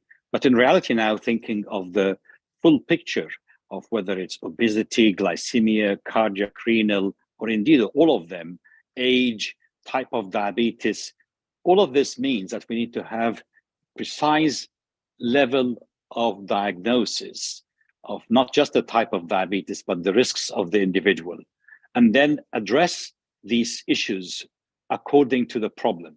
And I'm really proud of what we've developed in the cardiometabolic guidelines and the diabetes and the cardiologists jointly together document that we did. Because if we apply this on an annual basis, we will be able to identify the profile of the person with all their characteristics. Are they a smoker or not, obese or not, hypertensive or not, where are they? And all of the other issues. And then consequently, we'll be giving the precision medicine of the type of treatment for the individual. This obviously would help to achieve what we want to achieve, to prevent complications and to provide better quality of life for every person with diabetes. We shouldn't really wait until we have a problem. So prevention of the issues is really quite crucial. That's my personal thoughts on this, because in the past, even when you start thinking of management, and sometimes guidelines are very crude. So all of a sudden, everyone needs to go on basal insulin, and then all of a sudden, everyone needs to go on a GLP-1. Well, perhaps my patient is very poorly controlled, and he needs both to start with, or both components, prandial and basal. That's just as a simple example of the approach and sometimes the rigidity of guidelines. I think very, very much purpose of this webinar and this part of in this conference was to address issues and challenges which we face in different zones and in different population. You also alluded to a very high cardiovascular risk in Emirates and in your society, and this is what Professor Inas also alluded, and Dr. Amar also, and Dr. Gamila, that there are certain different type of challenges in different population. We as Asians or maybe Southeast Asians or Middle East people, we are at a much greater risk for not only developing type 2 diabetes much earlier in the course of disease, but also we tend to have a lot of clustering of risk factors, and we tend to have much higher cardiovascular risk, which is much greater than the Caucasian population. I am very happy, Mohammed, that you already have published those CMD guidelines, which are very, very impressive based on your own ethnicity and based on your own challenges, and you are given solution based on your own infrastructure. So I think it is high time that we talk of precision medicine, and it is good that we have Dr. Anjana amongst us. Dr. Mohan Gup was one of the earliest to talk about precision medicine, that based on not only the cohorts which have been identified, like the Scandinavian cohorts, we have now Indian cohorts based on their ICMR data. She has already done one study for which we were also part of that how different individual, different phenotypes and different cohorts, they behave on a different therapy. Not everyone will respond very well to secretagogue. Not everyone is for metformin. And there are certain people, especially Asian, those who do very well on incretin-based therapy, may it be DPP-4 or maybe SGLT2 therapy. So I think we, in our guidelines, it is high time that based on our own challenges and we offer our own solutions, and drugs should be in order of hierarchy based on our own sort of phenotypic response. Anjana, will you like to speak on that paper which is published in Lancet, which was very, very impressive paper?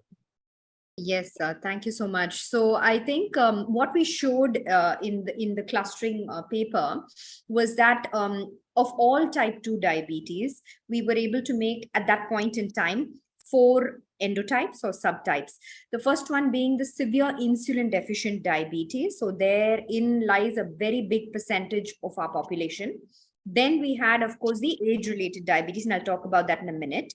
Then we had these 2 novel ones, which was insulin-resistant obese diabetes. So in the Scandinavian clusters, obesity was one cluster and insulin resistance was one cluster.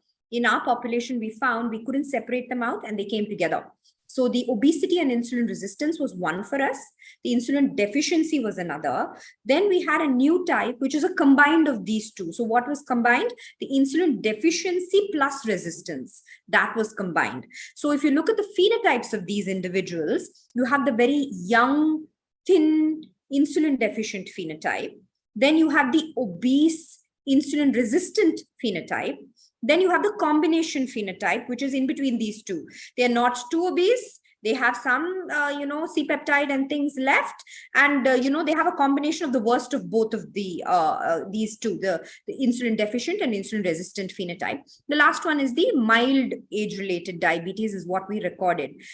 So now each of these has differential risk for microvascular disease, where you have the retinopathy risk and being highest for the insulin deficient types, whereas the CKDs were higher in the obese phenotypes. So this is, and if you had a combination, then you had both. So this is what we earlier showed.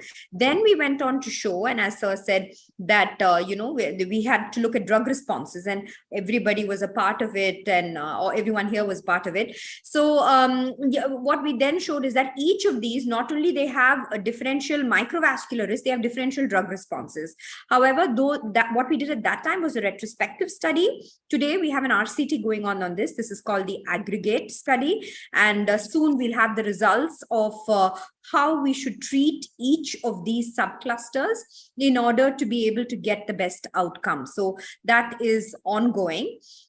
We further found that earlier we reported, similar to the Scandinavians, a mild age-related diabetes. So this, by definition, came above age 50. For us, age-related was 50, whereas in Scandinavia, it was above 65. But above 50, we found there was a mild diabetes. A1Cs are always under control. No risk of microvascular complication, will respond to anything, including something like, AGI or something like that. So it was a very mild diabetes. Later, we found that this kind of phenotype has to be renamed. This is not yet published. I'm just saying the findings of what we found. This is not mild age-related diabetes. It's something that will be renamed into mild diabetes, meaning that even at age 20, there are individuals with lean phenotype without insulin deficiency that have a mild form of diabetes. So subsequently, there are some forms of diabetes which are mild.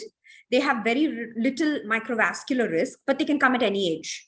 Earlier, we thought that was the age-related one, but it's not like that. It can actually come at any age. And so MARD will be renamed to just mild diabetes, and that's just a mild form that we find. So these are some of the, there's one more confusion. I don't mean to add any more confusion to already confusing things, but after, dividing people into endotypes, we then realize that people can move between endotypes. So once you have one, you don't necessarily stay in one. You can be obese phenotype and then lose weight and move to mild.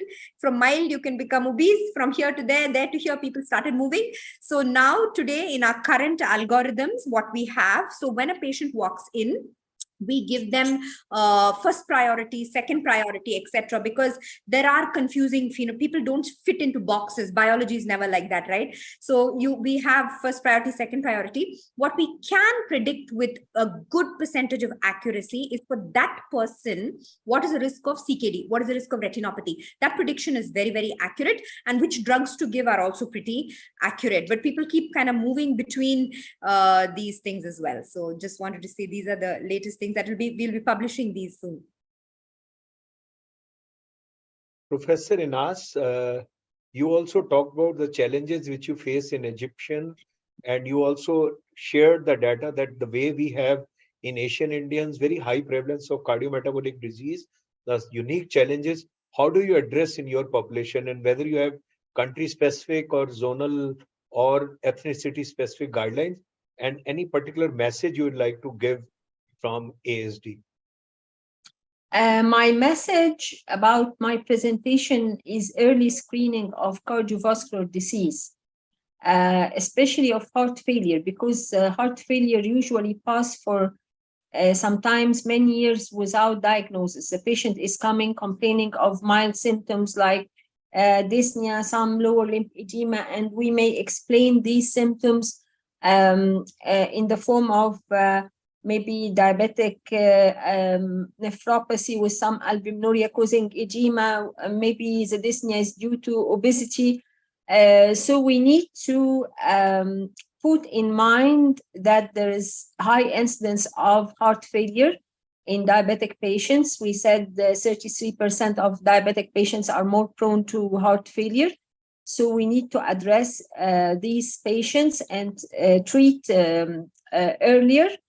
Because the treatment is very easy, and we now in our countries, your country and my country, the generic of SGLT2 inhibitors are cheap and can be used very easily. For those with atherosclerotic cardiovascular disease and also silent atherosclerotic cardiovascular disease, we should check the patients on intervals, and this is the recommendation of AGA to screen the patients for cardiovascular disease and to start the treatment whenever possible. Do you suggest a uniformal screening or a universal screening everyone type 2 diabetes for presence of heart failure, or you want to sensitize your physician to pick up heart failure even if it is mid-range based on symptomatology? The physician should be alert about the symptoms and not to ignore them, and maybe we can put something like echocardiography as a screening method, maybe annually, for example, in those with at least long-standing diabetes, maybe 10 years of diabetes diagnosis. So we need maybe to put some guidelines even together or consensus to follow. And you think that based on the ethnicity, we should have different targets for lipid levels, and there should be different cutoffs, and what should be recommendation for statin, and maybe whether there is any role of primary prevention with aspirin in high-risk patients with cardiometabolic disorder? Aspirin now is not recommended for primary prevention. It's only for secondary prevention. And I know maybe we have different type of patients because we are having more obese patients. The incidence of obesity in Egypt is higher, I think, than in India. Yes, we have different types of patients, and we need to target each of these types. I think, Dr. Anas, this Yeah. is Gamila with you. I think we can also should have studies for the perivascular fat, because I think the obesity in those having diabetes or having cardiovascular risk, having some sort of abnormal perivascular fat. And maybe this is in direct relation with the cardiovascular risk. And I think we need to have more indices for like CT, like looking for the calcium, MRI or something like that. And Dr. Gamla, you being a cardiologist, again, I'll ask the Yes. same question to you. Do you think that you should have different cutoffs for lipids in your patient with type 2 diabetes? And how do you sort of stratify risk for starting Risk statins? stratified. Yeah, yes, we do have risk stratification for those patients. For example, we have equations. We had long ago equations like Framingham scoring system. It was very difficult and tedious, but now there is simple scoring system like the Put cohort equation, where you can put just data about diabetes, you can put it that and about the cholesterol, some simple data, and you just put it in a mobile application and you get the risk. If the patient is risky, you should give statins, for example. But This is what we are using now. But I think we need to have new risk scores for Egypt, for India. I think so. I think we need to risk stratify the patient, because I don't think that the whole world what applies yeah, nothing fits all. True. One shoe will not fit every size, and one size will not fit with every population. And I think, like we have Lipid Association of India current guidelines recently published in this year, these days we are, like AD earlier said, that a optional target of LDL should be anything less than 70. But in our own guidelines, based on our own data, and because we people are at a much greater risk for CV disease and CV mortality, these days we talk about anyone who has type 2 diabetes with atherosclerotic cardiovascular disease or multiple risk factor. There we say that maybe LDL target could be less than 55, not even 70. Yes, no 70. No, what I have stated about 70, this is states for primary prevention. But if you are talking about secondary prevention, it is totally different, because numbers are decreasing. Now we went to LDL 55, we went to 40, went to less than that. So there is a need for aggressive treatment for the lipid.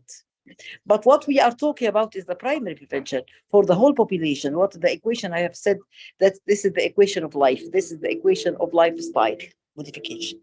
This is different from a patient who's cardiac, the patient who's diabetic and high risk.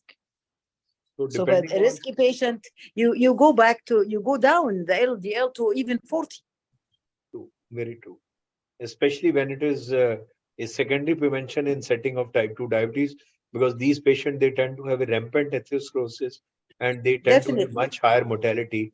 So maybe statin at the highest dose, and maybe with LDL target being less than 55, as close to 40, 55 and 40 even. 40, you can go down like this. Which is something like a LDL of a infant or a child at 1 year. That is what we, I think, tend to target so as to reduce cardiovascular risk. I think Professor Amar is there. He talked about he talked about hypertension as a comorbidity with type 2 diabetes, and hypertension adding to overall CVD and overall cardiovascular risk. So what do you say, Professor Amar, on hypertension as a comorbidity with type 2 diabetes? And do you think that again it needs some ethnicity based guidelines, or recommendations have to be based on high risk in a particular ethnicity? Professor Amar, please unmute yourself. Unmute, sir. Unmute. You're muted. Yeah. Regarding hypertension in diabetes is one of the main players in the etiology of cardiometabolic syndrome. It is one of the risk factors of cardiovascular diseases, but it's associated with higher morbidity and the higher mortality in patients with diabetes than patients without diabetes. I think it's early screening of hypertension, early management of hypertension is essential, and early titration, up titration of the drugs when needed to decrease the cardiovascular risk and the renal progression is mandatory in in patients with diabetes, and so to prevent cardiovascular complications and renal complications. Well, we always knew that if patient has microalbuminuria or hypertension, in any case, we need to have even stricter target for blood pressure control close to 120/80. But do you think someone who has no albuminuria and someone who is normotensive, still there we need to have stringent blood pressure control targets close to 120/80 or 130/85 or anything close to 140/90 is also okay in setting of type 2 diabetes? All patients with diabetes should be treated to blood pressure goal below 130 over 80. The threshold for initiation differed now, and the target differed now. So all patients should be treated to below these levels to decrease cardiovascular morbidity and mortality and renal complications, or diabetic kidney disease development or progression. Also, the choice of the drug is important. In patients with albuminuria or coronary artery disease, we have to give one of the RAS blockers. However, if the patient has, if these complications are not present, we have the choice to give any one of the 4 drugs. I think I also talked about that deadly trio of diabetes with CVD, heart failure, and diabetic kidney disease. And there, again, I alluded to the same fact that because with CKD, most of the patients, they will die of CVD. So not only you need to have good glycemic control, much more important there is to have a good hypertension control, to have a drug in place like ACE or ARB, maybe MRA as an additional drug. And it is not only the glycemic control which is important there, it is much more important to have blood pressure control and smoking cessation, which will go a long way in prevention of further sort of progression of diabetic nephropathy as well as heart failure. So over to you, Yes, Professor Vinod Kumar, for the moderation, final comments, your message, and any concluding remarks before we close this very, very important international symposium. Okay, thank you. Well, I just very briefly about what you said just now. To my mind, the blood pressure kills a person more than blood sugar kills them. And control of hypertension is of paramount importance. And I see no harm if you give a target of even 120/80 for a patient who is not diabetic, who is not hypertensive, he is only diabetic. So I think that may, I don't know whether there will be advantages or not, but certainly there is no harm. Another comment that I would like to make, and here I would like to take the assistance of Dr. Shashank. Today, 3 speakers, including Dr. Chawla, Professor Nasser, and Professor Hosnain, they all stressed the importance of stress management in the control of diabetes. So we have all honored by Professor Yajnik's famous slide, which I've given on the right-hand side of the slide, in which he talks about the YY paradox. Now, on the left side, you see Professor Yutkin, a good colleague and mentor of Professor Yajnik. On the right side, you see Dr. Yajnik himself in his younger days. So both of them have similar BMI. But look at the body fat percentage. The white Caucasian has a body fat percentage of 9.1%, whereas the Asian Indian has a body fat percentage of 21.2%. And versus that, where does the Asian Indian have the fat? He has all the fat in all the wrong places. He has a fat in the abdomen, intra-abdominal, around the visceral organs. That is a metabolically active fat. That is what is known as the YY paradox, or the thin fat Indian or the Asian Indian phenotype. So we need to have another measure other than the BMI to see what is the actual prevalence of metabolically unfavorable obesity in our country. And that we can achieve by doing the waist circumference. Ideally, you should do a body fat composition like what has been done there by CT, DEXA and all that, but it's not possible in a large-scale epidemiological study like India. So what we did was we looked at the waist circumference of these individuals and we took the Asia Pacific cutoffs of 90 centimeters for men and 80 centimeters for women. And this is what we found. If anything, it is even worse than the BMI. So around 37% of Asian Indians, whether they be in urban areas or rural areas, are abdominally obese. That means they have metabolically unhealthy obesity. If you look at the urban areas, almost half the population have a waist circumference indicative of abdominal obesity. Even in rural areas, a third are abdominally obese. And you can see that the prevalence in various states closely parallels that of generalized obesity. Virtually everybody in urban areas, a very large proportion of individuals in urban areas has a waist circumference suggestive of abdominal obesity. And the worrying thing is that whereas for BMI, we had a lot of states which were in the green or yellow category as far as generalized obesity was concerned, as far as the abdominal obesity is concerned, the majority of the states are either in the yellow, the orange, or in the red category. This means that there is a huge number of population people in our country at risk of developing the metabolic penalties of obesity.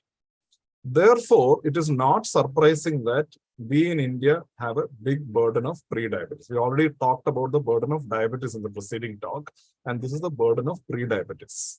Overall, close to 136 million individuals in this country are estimated to have pre-diabetes as of the year 2021. And this prevalence, in contrast to what you find for diabetes, is virtually uniform across the country. There is no state in the country with a low prevalence of pre-diabetes. There are many states with a low prevalence of diabetes, but there is no state which has got a prevalence of pre-diabetes below 5%. This is a ticking time bomb. If you look at two categories of pre-diabetes, there is something known as impaired fasting glucose, wherein you have a relatively elevated fasting glucose with a normal 2-hour post-load plasma glucose. And we have impaired glucose tolerance, which is fasting glucose normal with a relatively elevated 2-hour post-glucose load plasma glucose. If you compare the two categories of pre-diabetes in the entire population, you find that impaired fasting glucose is almost 3 times as prevalent in India as IGT. IFG is much more common than IGT. Now, this goes contrary to what we have been taught, especially from data from Western countries, that IGT is more common than IFG. And when this first came out, we were not very sure whether it is actually true or an artifact or whether people have not been properly fasting. That's why IFG was found to be higher. And because in epidemiology studies, it's difficult to get people fasting and all. But we were more or less confident, but we did not give too much of importance to this, even though we found that in every single state of India, this was true. IFG was more prevalent than IGT. Now, recently, just a couple of months ago, a review was published in Diabetes Care by Mary Rooney et al., in which they looked at the global prevalence of pre-diabetes across various IDF or WHO sub-regions. And we all know India belongs to the WHO or IDF Southeast Asia region. If we look here, you can find a very peculiar thing. Now, this is the prevalence of IGT and this is the prevalence of IFG.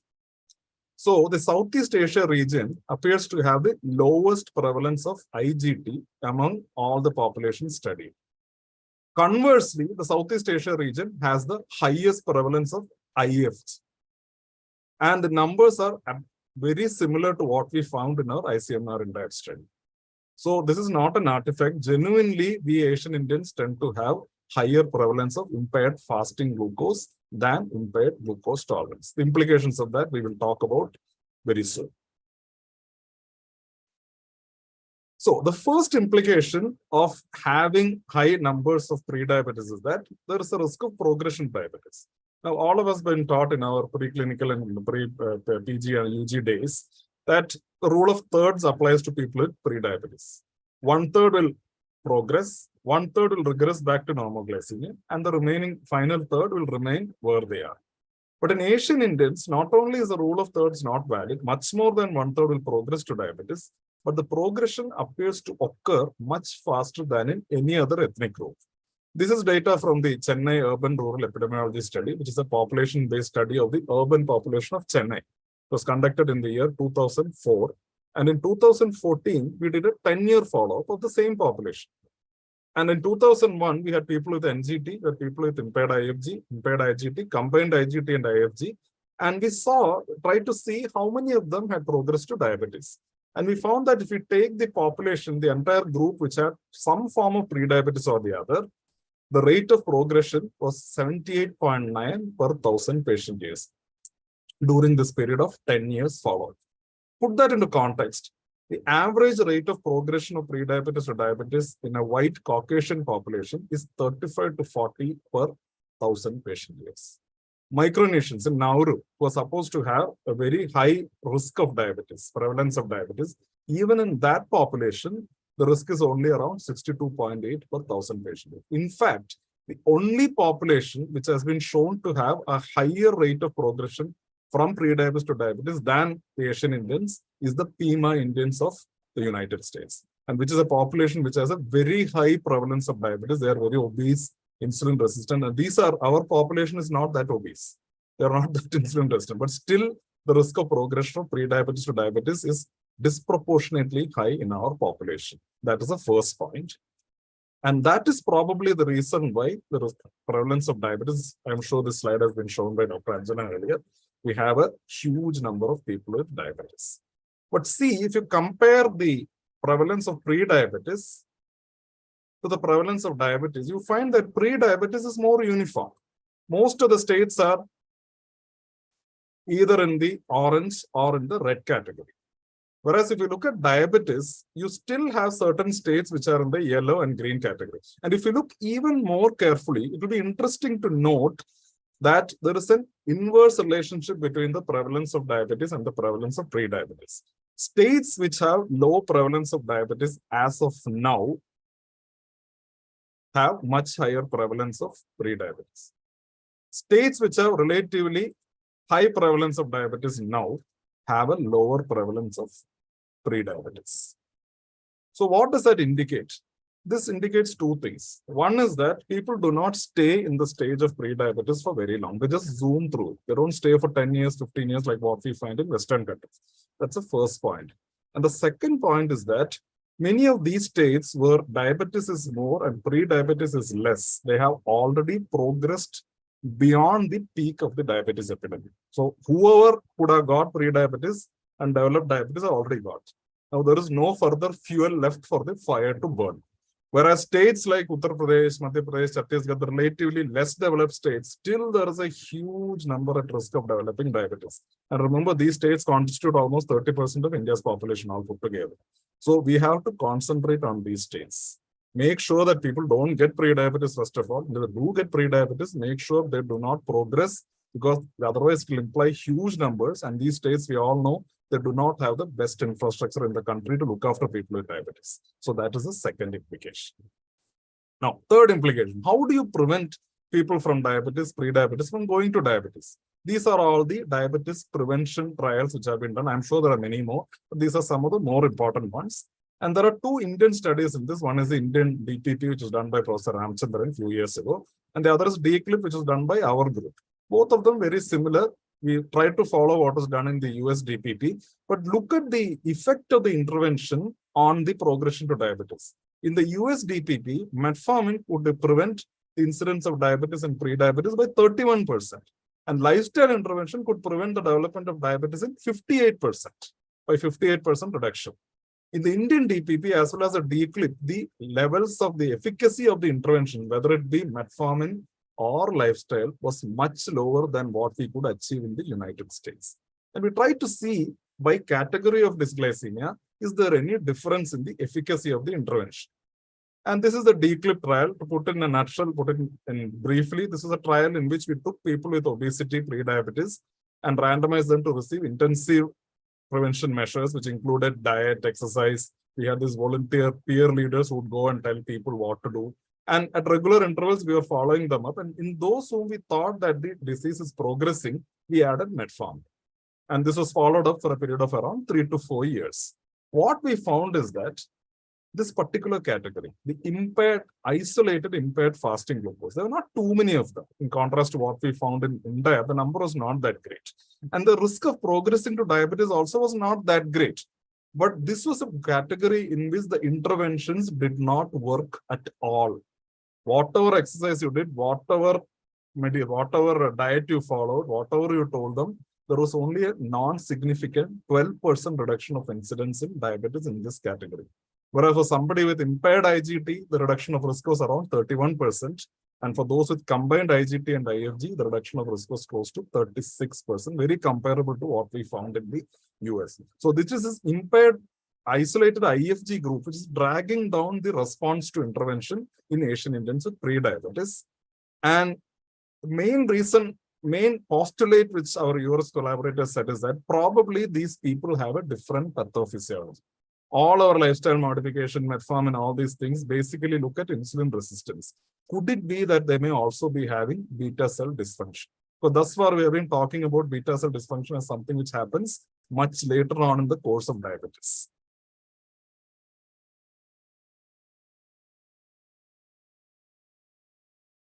And this is what was mentioned by the ADA a few years ago, in which they tried to see what is the difference in the pathophysiology between IFG and IGT.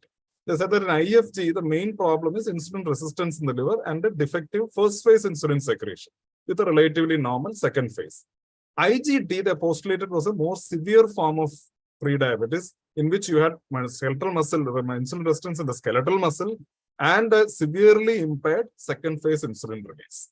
But we now think that it is probably the ulta and that IFG people have got more severe defective insulin secretion.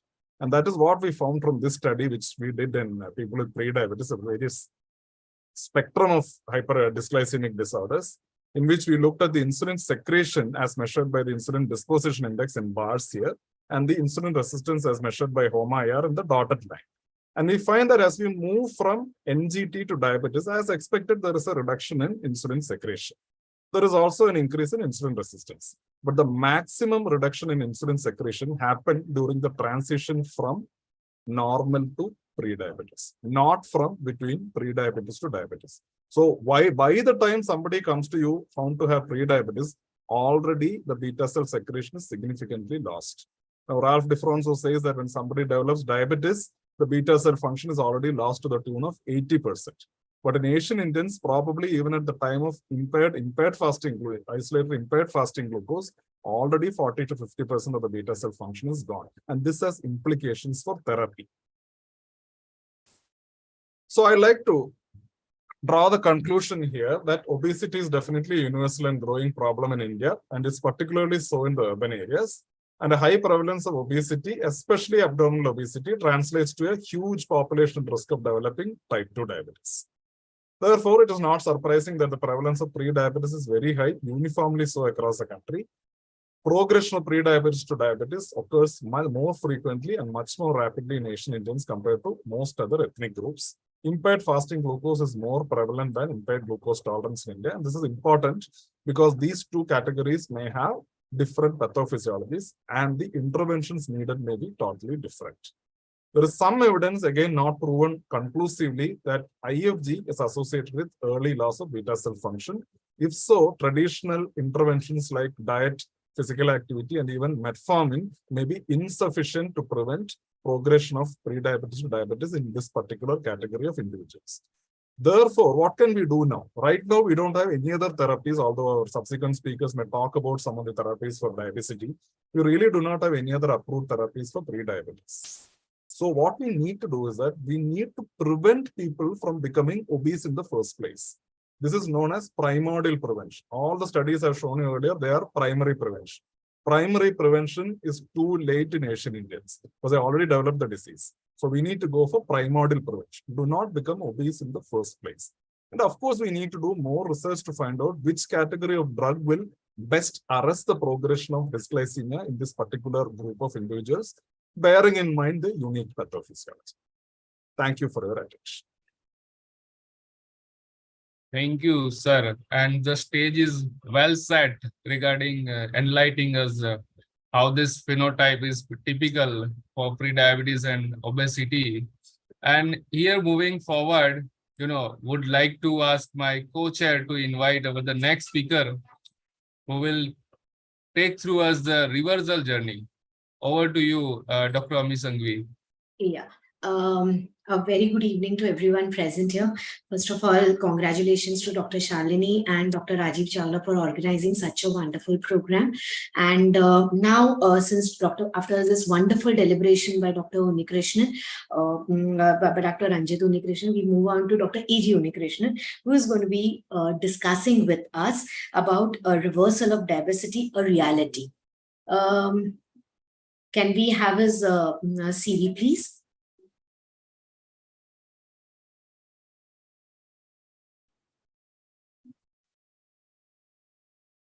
RX team.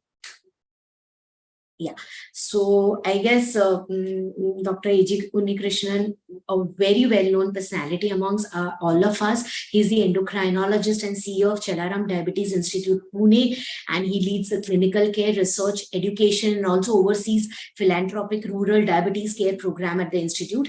He heads the newly formed Chelaram Diabetes Research Center, published various papers, mostly subjects with diabetes, pancreatitis and pancreatic diabetes worldwide, in addition to his more than 200 PubMed publications. He's received the Jacob during his MD in CMC, received various awards at organizations like RSSD and Endocrine Society. He's edited various journals like the Indian Journal of Endocrinology and Metabolism and Journal of Thyroid Research and Practice. And he's the editor-in-chief of the Journal of Chronicle of Diabetes Research and Practice. This is just in short of the wonderful personality Sir is all about. Sir, over to you. The stage is all yours. Thank you, Dr. Amir Sanghvi. I'd like to begin by thanking Dr. Rajiv Chawla and Dr. Shalini Jaggi for this very kind invitation. And I'm going to talk about diabetes reversal being a reality today. And the topic given to me is diabesity reversal and being a reality today. So diabesity, we know in general is type 2 diabetes and obesity, but we must also think of remission versus reality. This is a paper we published in the year 2020 on 29,324 patients, 324 people from the community. And these were not patients, I'm sorry, from the community. And we found that if you took the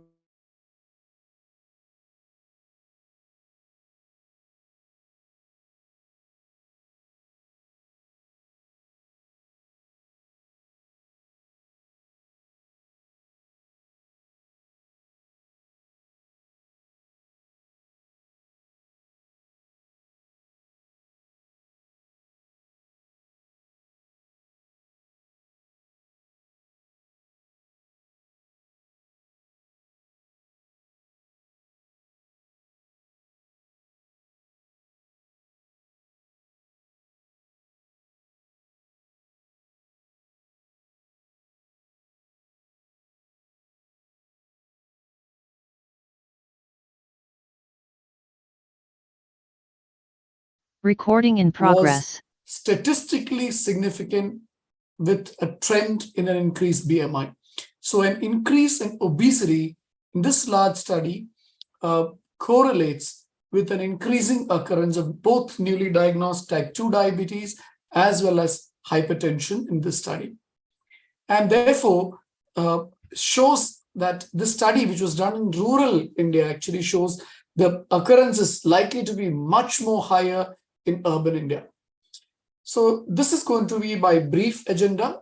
I'm going to talk about type 2 diabetes with obesity, remission, and introduction to terms such as reversal, being a reality of diabetes, and of course, insightful studies on diabetes reversal. So if you look at the diagnosis of remission, the diagnosis of remission is not simple. Let's assume a patient has an HbA1c of 12% on medication.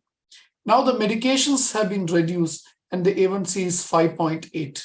And now this A1C is 5.8 and the medications have stopped later, the A1C is 6. And then you wait for another 3 months and the A1C is now 5.8 without medication. So remission is defined as a healthy return of HbA1c to below 6.5 that occurs spontaneously following an intervention that lasts for at least 3 months in the absence of any glucose-lowering pharmacotherapy and also in the absence of any comorbidity or complication of diabetes, which results in weight loss and sugar control. For example, kidney disease patients are often cachexic, they can't eat, their sugars are normal. So we must exclude that in our diagnosis of remission of type 2 diabetes. When you look at reversal of a disease like diabetes, we must remember that just putting a CGM and causing a reversal is often short term. Many people are actually selling that concept. Many people are ready to do it. It works in the short term, but sustainable changes require a more sustainable commitment to monitoring and diet. And another situation is that type 1 diabetes cannot be reversed. So type 1 diabetes, whether obese or thin or normal body weight, you can see there is an improvement in blood glucose levels with insulin. And during the honeymoon period, even insulin may be stopped. That is not reversal. That brings us to the terminology of reversal of type 2 diabetes and obesity, which I call R, and R. So R stands for relapse. For example, take a patient with thyroid cancer, and you've treated the thyroid cancer and the patient has got better after surgery and after radioiodine. But then the doctor will tell the patient, okay, you've got thyroid cancer, you've got it corrected, but remember, a relapse can happen and we need to watch out. So relapse means a return of a disease. A reversal is like putting a car into reverse gear. That means the disease has completely gone away. It's not possible. And the correct word is remission, where we assume that a particular disease, it could be type 2 diabetes with obesity, diabetes, we can say that it has gone into remission, but we also acknowledge that the disease can come back at a later period of time at some point in time. Finally, there is this word called resolution, which means that we made a mistake and that we want to correct it.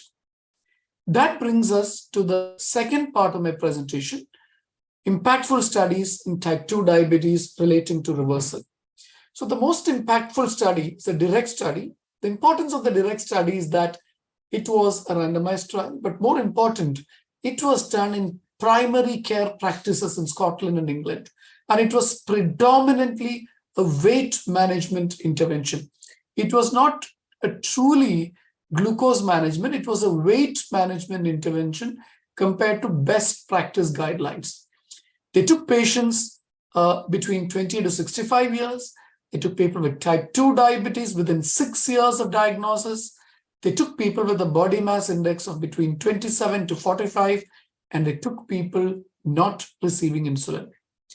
And it has been argued that to reverse diabetes, you can slowly decrease your calories, aim for slow weight loss. Weight should be lost slowly over a period of time. But this was not a slow weight loss. It was a very drastic weight loss.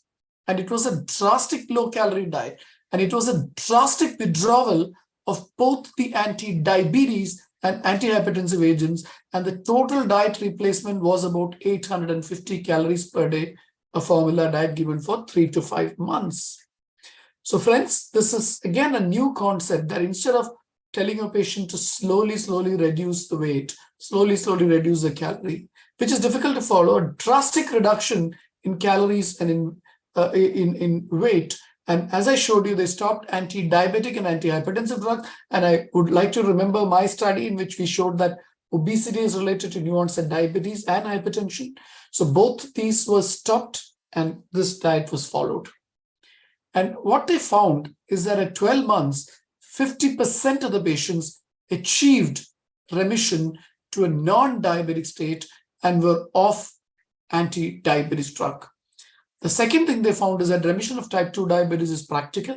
The third thing they found is that higher the weight loss, higher the chance of remission. And fourth, they found that this remission was sustained over an additional 2 years as well.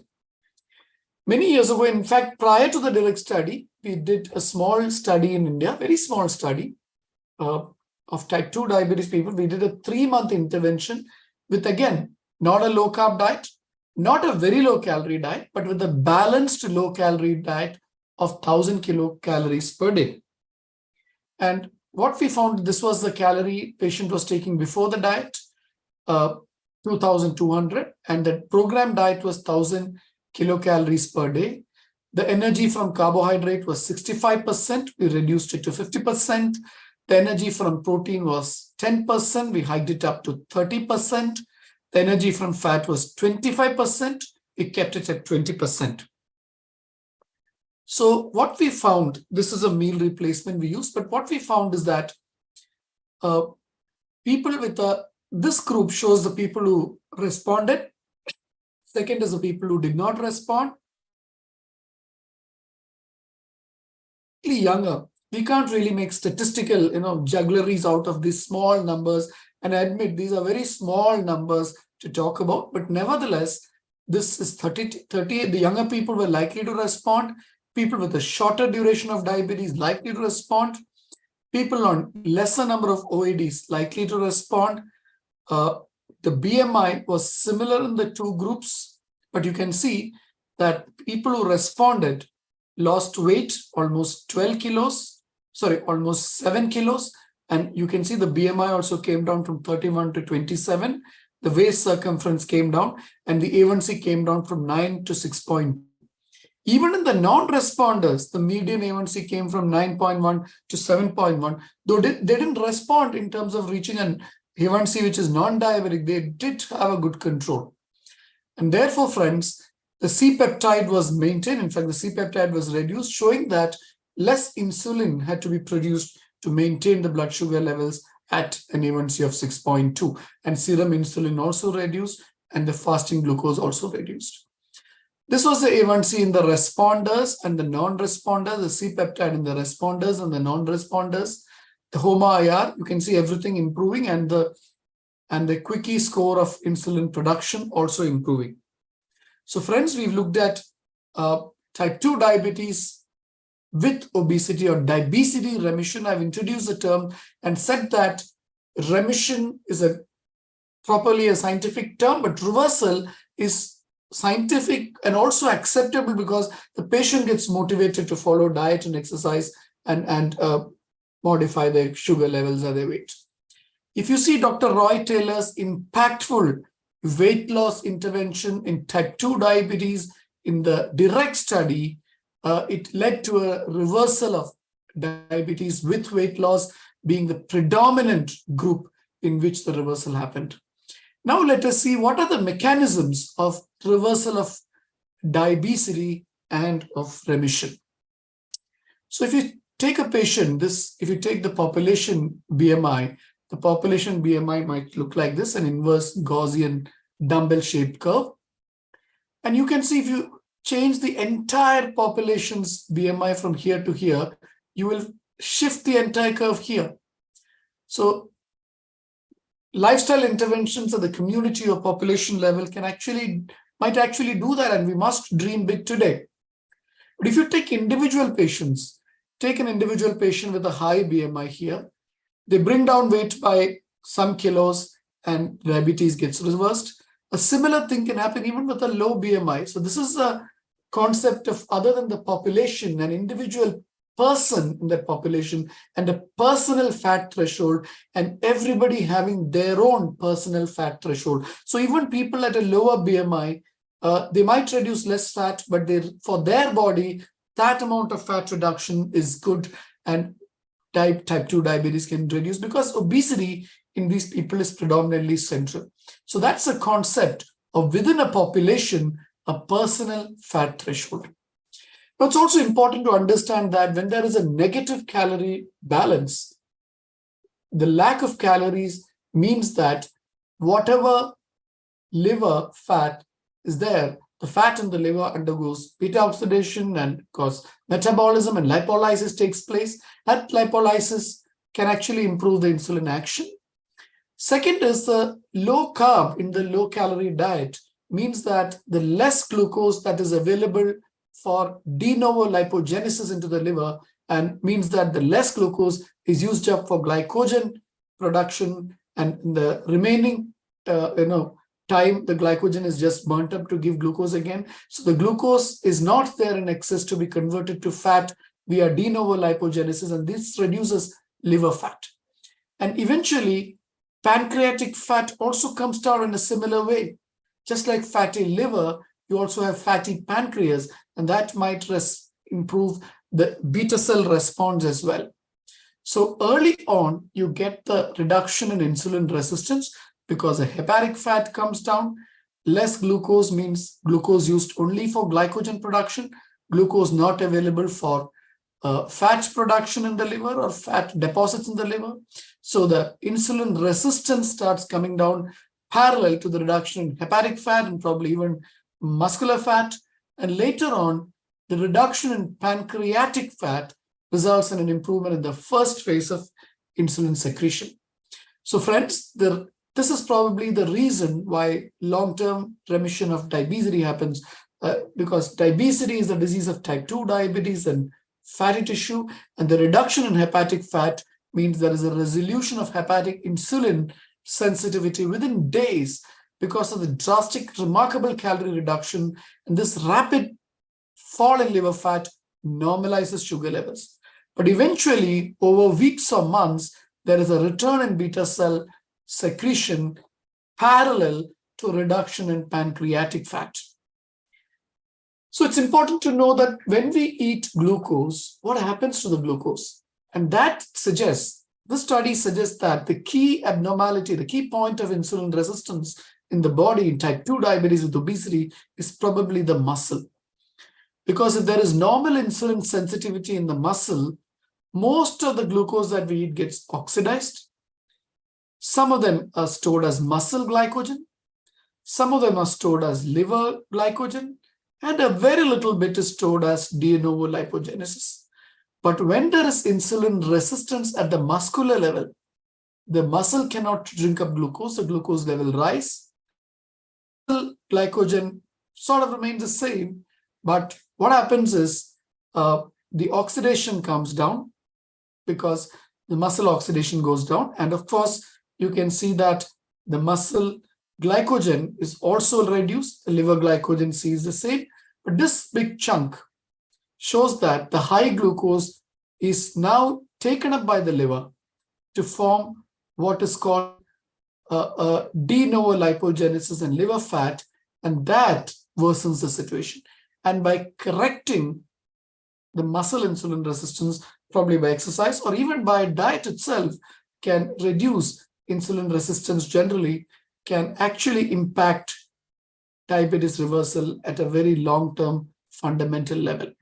So insulin resistance at the muscle means less muscle glycogen as seen in the red color, similar liver glycogen as seen in the blue color, less glucose oxidation as you can see, and finally the glucose getting deposited as fat.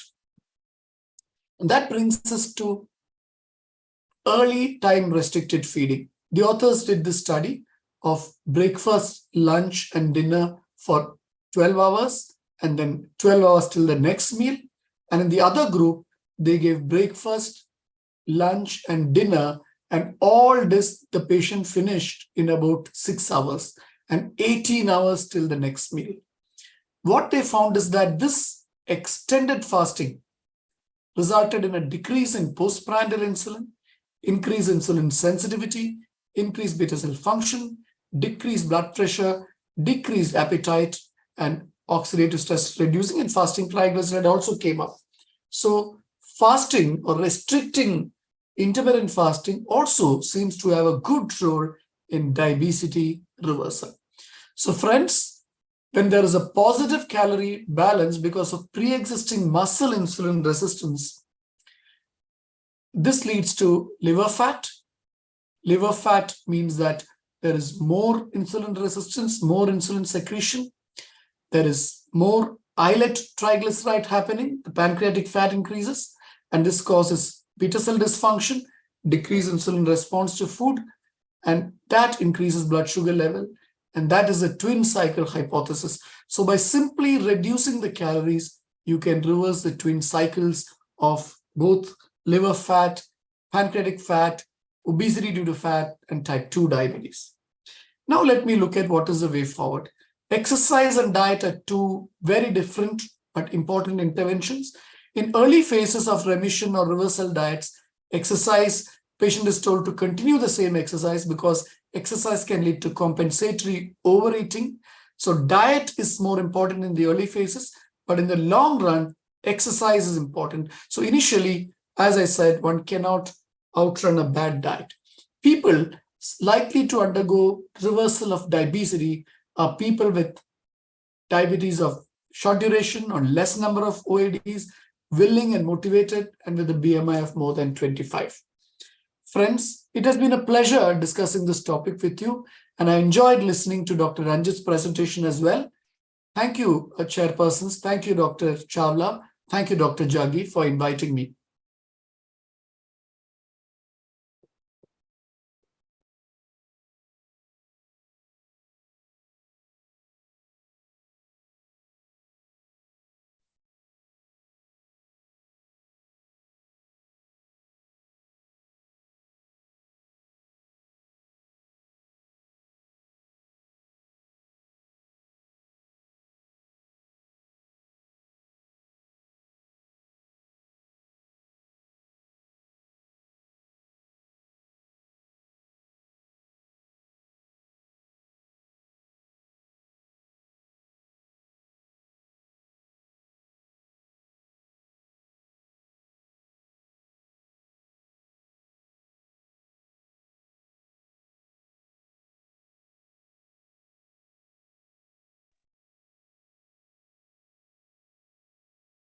Good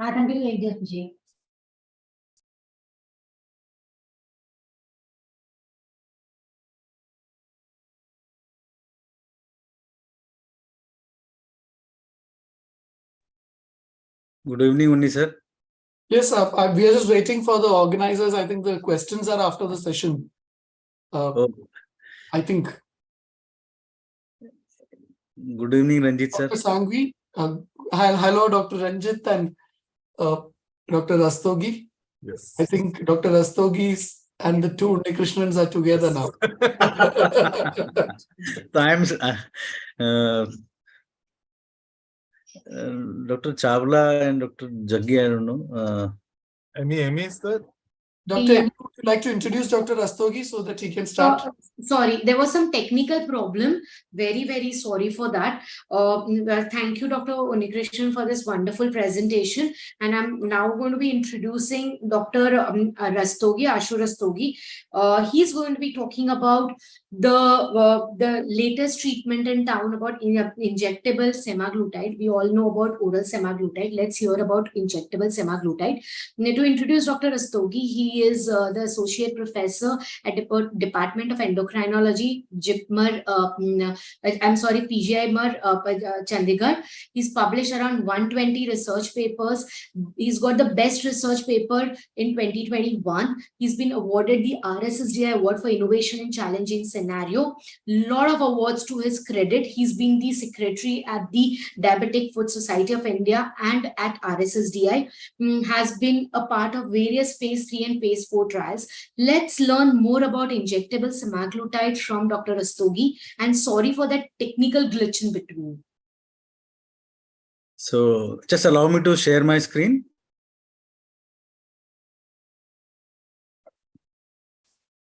Yeah, now I can share the screen.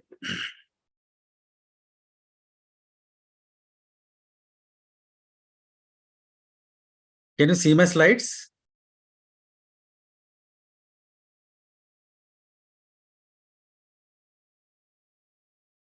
Can you see my slides? Yes, we can see your slides and hear you as well. Yeah, thank you, sir. Thank you, and thank you, Dr. Shalini Jaggi and Dr. Rajiv Chawla for having me at this forum. This is a prestigious forum. So I have been given a topic which is a drug that I have no experience with it.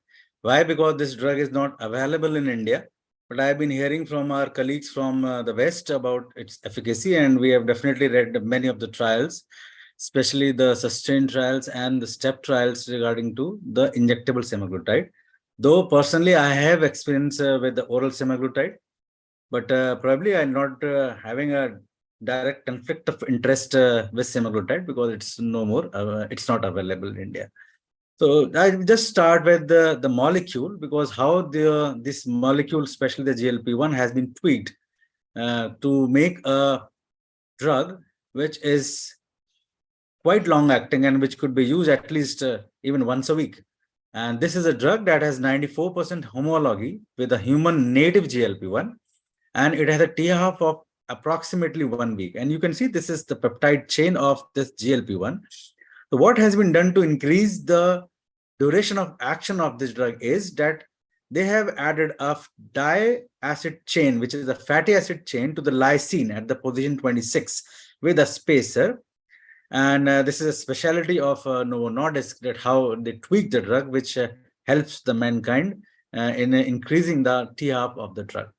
Moreover, this drug has also been made to be resistant to the DPP-4, which are the enzymes that degrade the GLP-1s. So they have done an amino acid substitution at the position 8. And we can see alanine to the alpha amino isobutyric acid has been put over at this position. So another change is the amino acid substitution at position 34, where it prevents the C18 fatty diacid binding at the wrong site.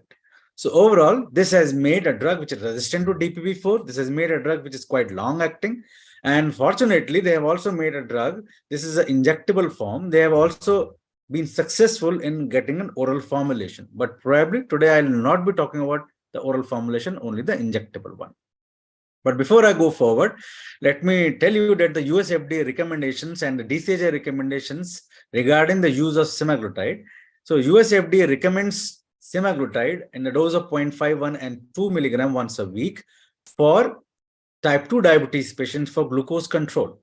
Moreover, it has also undergone some cardiovascular outcome trials and safety trials also. Therefore, it is also used to reduce the risk of MACE events in patients with type 2 diabetes and those with established cardiovascular disease. In US, the semaglutide 2.4 is also there, which is used once a week, but not for glycemic control, but predominantly as an anti-obesity drug, as an adjunct to lifestyle modification for weight management in those who have a BMI more than 30 or more than 27 if they have some comorbidities like diabetes, which we are interested in, and pediatric patients also who are more than 12 years of age with BMI more than 95th centile. But injectable semaglutide is not available in India and not approved in India. So if I talk about semaglutide as a molecule, injectable form first came in 2018, and then the oral semaglutide was there in 2022, and it also entered Indian markets in a dose of 3, 7, and 14 milligram. And then the 2023 itself, they had a injectable semaglutide of 2.4 milligram, and probably in the near future as an anti-obesity drug, even the oral semaglutide would be there. As per the latest DCGI updates, the oral semaglutide is approved for glycemic control in type 2 diabetes patients. It's not still for as an anti-obesity drug in non-diabetic patients or in any anti-diabetic, non-diabetic patient for any of the indications. So if I talk about the glycemic benefits, I have divided these sections into glycemic benefits, some weight loss benefits, some cardiovascular benefits, and some nephroprotective action of semaglutide. So if I talk about SEMA, especially injectable semaglutide and glycemic benefits, but before that, we should know the comparison because we use oral semaglutide. So as compared to the injectable semaglutide, the oral semaglutide also has the same degree of efficacy, where the A1C reduction has been seen to be almost same. And this is seen at the different doses. So a 14 milligram oral dose of oral semaglutide has the same A1C reduction as compared to almost 1 milligram of subcute injectable semaglutide. So this is just to compare between oral and subcute, but I'll then shift on to the injectable semaglutide and the many trials that have gone into its development, and finally it led to its approval. So overall, around 20,000 patients have been studied in 17 trials for injectable semaglutide. Most of these trials have been completed, which were phase 3A and 3B efficacy trials. And it all started with SUSTAIN 1, then many other trials like 4, 5, and 6.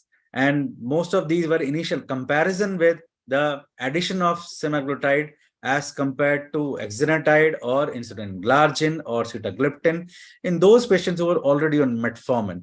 And then they wanted to see the efficacy of addition of the semaglutide for glycemic control. So SUSTAIN, if we see, is a program that was designed as a phase 3 for type 2 diabetes with a dose of 1 milligram of semaglutide. SUSTAIN 4 again was a phase 3 program, but it was in a dose of 2 milligram of semaglutide injectable.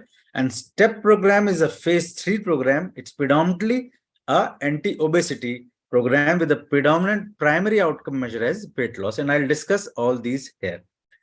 So summarizing this SUSTAIN 1 to 11 trials that have completed till date, where semaglutide was added to prior standard of care as compared to placebo in SUSTAIN 1, they found out that there was significant reduction in the A1C up to the extent of even 1.5 to 1.6 when it was used in a dose of 0.5 milligram.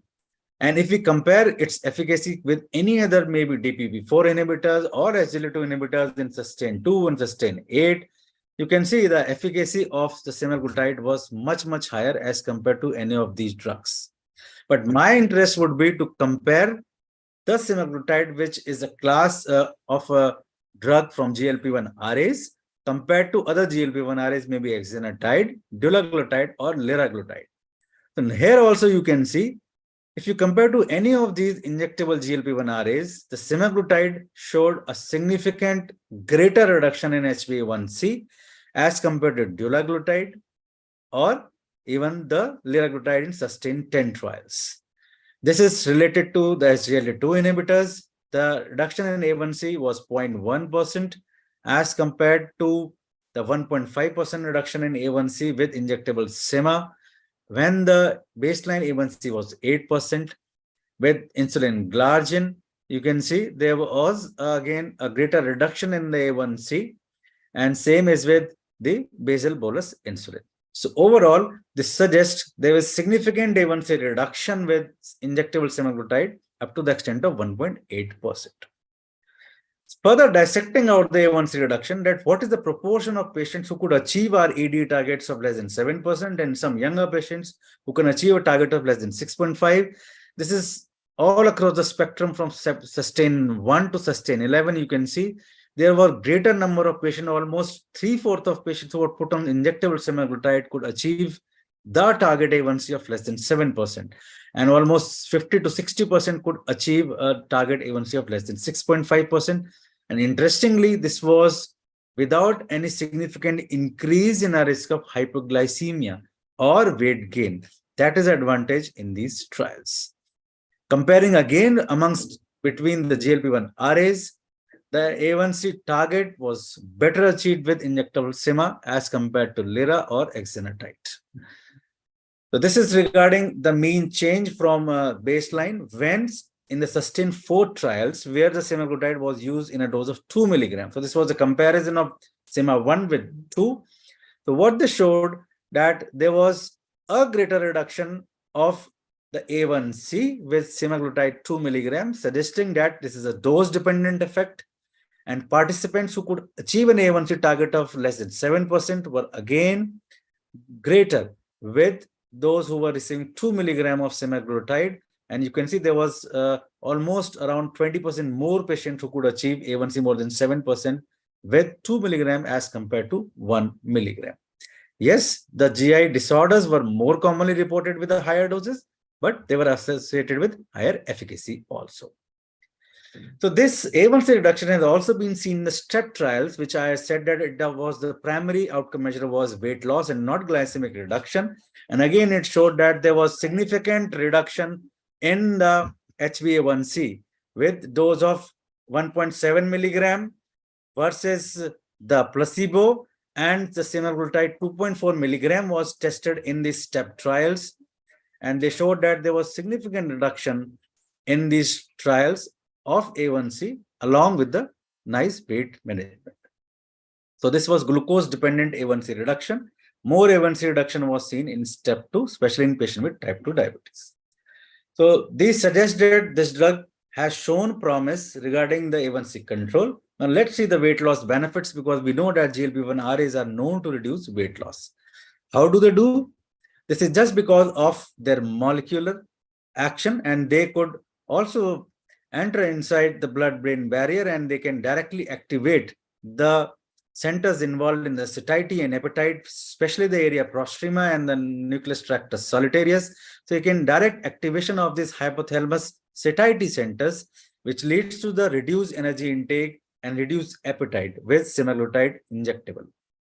So it predominantly leads to the loss of fat mass, and there was some increase in the resting metabolic rate also that was seen with these. And this is again predominantly a hypothalamic action rather than its action on the reducing the gastric motility. So this is a STEP program which was carefully designed for predominantly weight loss from step 1 to step 6, and further step programs like in step 7, 8, 9 have also been there, which are awaiting the results to be declared. If I talk about step 1 to 4 program, they were designed for 68 weeks. And step 5 program was designed as a phase 3B for 104 weeks. And step 6 predominantly the East Asian population, which predominantly are the carb eaters and the rice eaters. They wanted to understand the weight loss in this population. So this is a summary of this semaglutide step programs. So up till 8 trial, they had been completed, even step 10, which is a trial that has been done in the pediatric population for weight loss. And there are certain other trials where they are trying to understand the effect of semaglutide in those patients who already have certain comorbidities associated with obesity, like patient with knee osteoarthritis, in patients where reversal of diabetes can be seen, as Dr. Unnikrishnan was also mentioning, and also the CVOT trial, the SELECT trial that has been, results have recently been shown in the European Congress, and this, even the STEP heart failure FPEF, which has shown the effect of this semaglutide on the symptoms of heart failure. So I just discussed this trial in a brief. This is the weight loss across STEP trials, and this is a significant weight loss. Irrespective of the dose, irrespective of the population, those patients who are having a weight loss ranging from 87 kilos to 105 kilos, you can expect at least 10 to 15% weight loss. And we know that any drug which causes more than 5% weight loss is said to be an effective anti-obesity drug. Again, this weight loss is dependent upon the dose. Usually, the dose that has been tried for weight loss is higher dose. As you can see that in glycemic control, the dose was 1 milligram or 2 milligram. Here, the dose is 1.7 or 2.4. And across the step trial 1 to 5, even 8, and these trials, there is 16 to 17% reduction in the weight loss. And this weight loss, if we compare to another GLP-1 that is liraglutide, the weight loss is markedly significant, almost 3 times greater to liraglutide when it was used in a head-to-head trial, and lira was used in an appropriate dose of 3 milligram. That suggests SEMA has greater efficacy for weight loss across the spectrum. So this is the proportion of patients who achieve more than 15% weight loss. You can see almost half of the patients across these STEP trials could achieve more than 15% weight loss. And we know that this diabetes reversal, as Dr. Unni was talking about, you can achieve a reversal if you can achieve around 7 to 8% weight loss. Anything more is better. And these drugs have shown a better weight loss. This is regarding the efficacy or the change in the body weight from the baseline in these patients. And even India was also the part of the study. And again, even in Indian population, there was around 8 to 9% weight loss that was significant. Now, another concept is that where this weight loss comes from. So it has been seen in the body composition studies, especially from the DEXA studies. And they found out that the weight loss in these trials is predominantly by the fat loss, which is there in these patients. You can see this is the fat loss. It decreased from 43.4% to 39.9%. There was around 4% decrease in the fat. It is very significant. And the lean mass did not decrease. And this is a definite advantage in these patients. Overall, 3.5% fat loss as compared to the no change in the lean body mass or slight increase in the lean body mass with semaglutide. Now, another question comes, I am putting a patient with semaglutide. Now, suppose the patient develops some side effects, or now patient says he do not want to continue semaglutide. What is the so-called a memory or a metabolic memory of semaglutide? So this has been specially studied in the step 1 extension program. What they did in the step 1, they achieved a significant weight loss of 16%, and then they switch off semaglutide and they followed these patients. As expected, there was weight gain, but as compared to placebo, there was still significant difference in the weight of these patients at the end of the study. So overall, you can see in this gray bar, there was a weight which was lesser as compared to the baseline, even after stopping semaglutide for a period of 1 year. That suggests a memory effects. This is the last study regarding the obesity in semaglutide and the weight loss. This is a step-teen study specially designed for children who were 12 to less than 18 years of age, and they wanted to study the weight loss in these population. Again, as similar to the adults, there was around 17% weight loss, and the weight loss across the spectrum, even more than 15% was seen in almost 56% of these patients, suggesting that this is effective even in children, and therefore now it is approved by US FDA for children. So this is the summary of the body weight change from baseline across these trials in kgs. You can expect this is around 5 kgs to 6 kg weight loss in these patients, and amongst all GLP-1 RAs, semaglutide is quite effective. This I have already mentioned and showed that as compared to any of the GLP-1 RAs, it is quite effective. If we see the dose of the semaglutide 2 milligram in the sustained forte and see the predominantly the weight loss, again you can see the weight loss was there. There was 6 kg weight loss, though with a higher dose of 2.4 milligram, there was a higher weight loss that you can see. This is the last part of my presentation related to the cardiovascular benefits, because this was the major story of all these anti-diabetic drugs. And we can see that there were multiple points at which the semaglutide or GLP-1 RA acts. So this semaglutide is not different from any GLP-1 RAs by having the direct as well as indirect effect, by which it can have plausible CV benefits. But it has been seen that it reduces the blood pressure, predominantly systolic blood pressure. Across this STEP program, you can see there was around 4 to 5 millimeters of mercury decrease in the systolic blood pressure as compared to maybe any other drug, even liraglutide. There was decrease in the blood pressure, but with semaglutide, it was more, though not statistically significant. Even in the STEP trials where the dose of semaglutide was 2.4, there was a greater reduction in the blood pressure of 5 to 6. And it is very strange. Even the ACE inhibitors like ramipril also lead to similar blood pressure reduction of around 5 to 8 millimeters of mercury. So these drugs and all these patients were already on ACE inhibitors. So on top of that, when semaglutide was added, there was further reduction in the blood pressure. Similarly, there was significant reduction in the CRP, C-reactive protein, of almost 50% reduction in the C-reactive protein, suggesting that they have metabolic benefits. And this is the result from the SUSTAIN 6 trial that was predominantly cardiovascular outcome trials, which showed that there is around 26% reduction in the MACE outcomes with semaglutide when it was used as compared to the placebo. So overall, there was around 26% decrease in the event rate in these trials. If we look about the individual outcomes, that is very important. If we dissect out the 3-point MACE, the major benefit was seen with the non-fatal MI. The non-fatal MI was reduced by 26%, though the CV death was on the either side of 1, so it was non-inferior. And another important benefit of GLP-1 RAs is on stroke, and you can see there was 39% reduction in the non-fatal stroke with semaglutide. And we talk about expanded composite CV outcomes, maybe 4P MACE or 5P MACE. Again, there was 26% reduction in the outcomes. So overall, we can see that semaglutide significantly reduced A1C, reduced weight. It also reduced stroke and the non-fatal MI. The risk of the new onset or worsening nephropathy was also reduced by 36% as compared to placebo.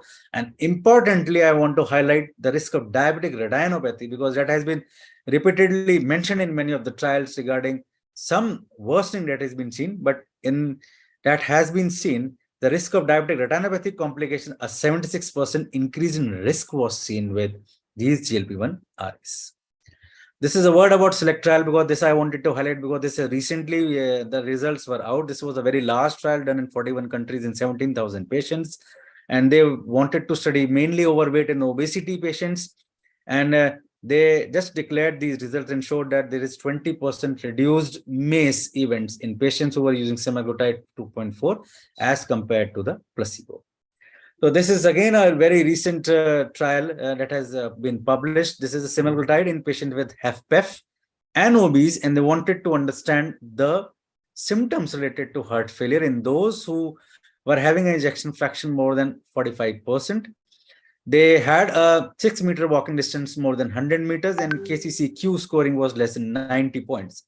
And then they randomized these patients up till 2.4 milligram, which was a step-up program, as compared to the placebo over 52 weeks. And they showed that there was significant improvement in the symptoms of heart failure in these patients, and their physical limitation was reduced. The exercise capacity was increased. You can see, as compared to the placebo, there was significant improvement in the exercise capacity of these individuals. Heart failure related symptoms, especially the KCCQ scores, was reduced by 16.6 points in these patients compared to 8.7 with placebo. And overall, even in this trial, there was 13.3% reduction in the weight. This is the last slide. This I have already mentioned regarding SUSTAIN 6. It has shown a nephroprotective effect, whether it may be the new or worsening nephropathy. It has shown a significant reduction, around 36% reduction in the new onset or nephropathy or worsening nephropathy. It also reduced macroalbuminuria, around 46% reduction in the risk of persistent macroalbuminuria in these patients. Last, regarding the safety profile of these drugs, most of these events were gastrointestinal events, and this has been seen across all of these drugs and across the different doses also. And we step up the doses, the GI adverse event increase. And these GI adverse event is almost same across any of these GLP-1 whether it may be exenatide or liraglutide. Predominantly, these effects are related to nausea, diarrhea, some vomiting, yes, constipation we also see, and headaches have also been seen in these patients, and few upper respiratory tract infection in these patients. Overall, these drugs have now large base, especially injectable semaglutide, which has been studied across spectrum. But if we have many other trial data are coming in near future, which are being studied in many other indications, especially what I am more interested is in NAFLD, or I would say now MASLD, which is metabolic associated steatotic liver disease, where these drugs are being used. And in future, we will see many other benefits of these drugs. But at present, it has shown remarkable A1C reduction with weight reduction, also proven cardiovascular benefits, and it has shown efficacy in all across these patients, whether they are of renal impairment or hepatic impairment, or early in therapy or late in therapy. So thank you, and thanks for patient listening. So back to the organizers. Wonderful.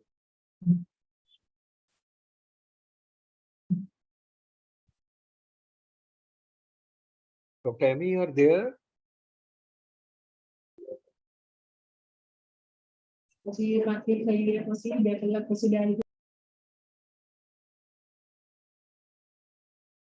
Dharmender, Amy, you are there?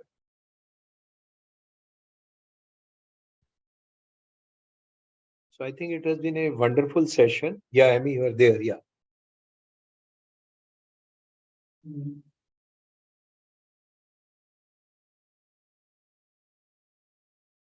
Amy, you may initiate some discussion. And Yes, so there is some technical problem from my end. Am I audible? yeah, yeah. Yes, you can hear you. Okay. So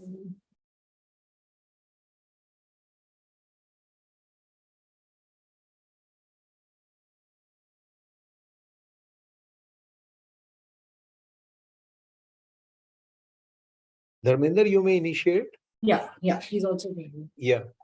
So thank you, Dr. Rastogi, for the wonderful presentation. I think Dharmendra is taking over. Yes. Actually, sorry for some technical glitch. I was not able to unmute myself somehow. Fine. So really, it was a wonderful deliberation from all our three esteemed speakers. Just I had query and would like to ask Dr. Ranjit Unnikrishnan. The Indian phenotype which sir you have shared.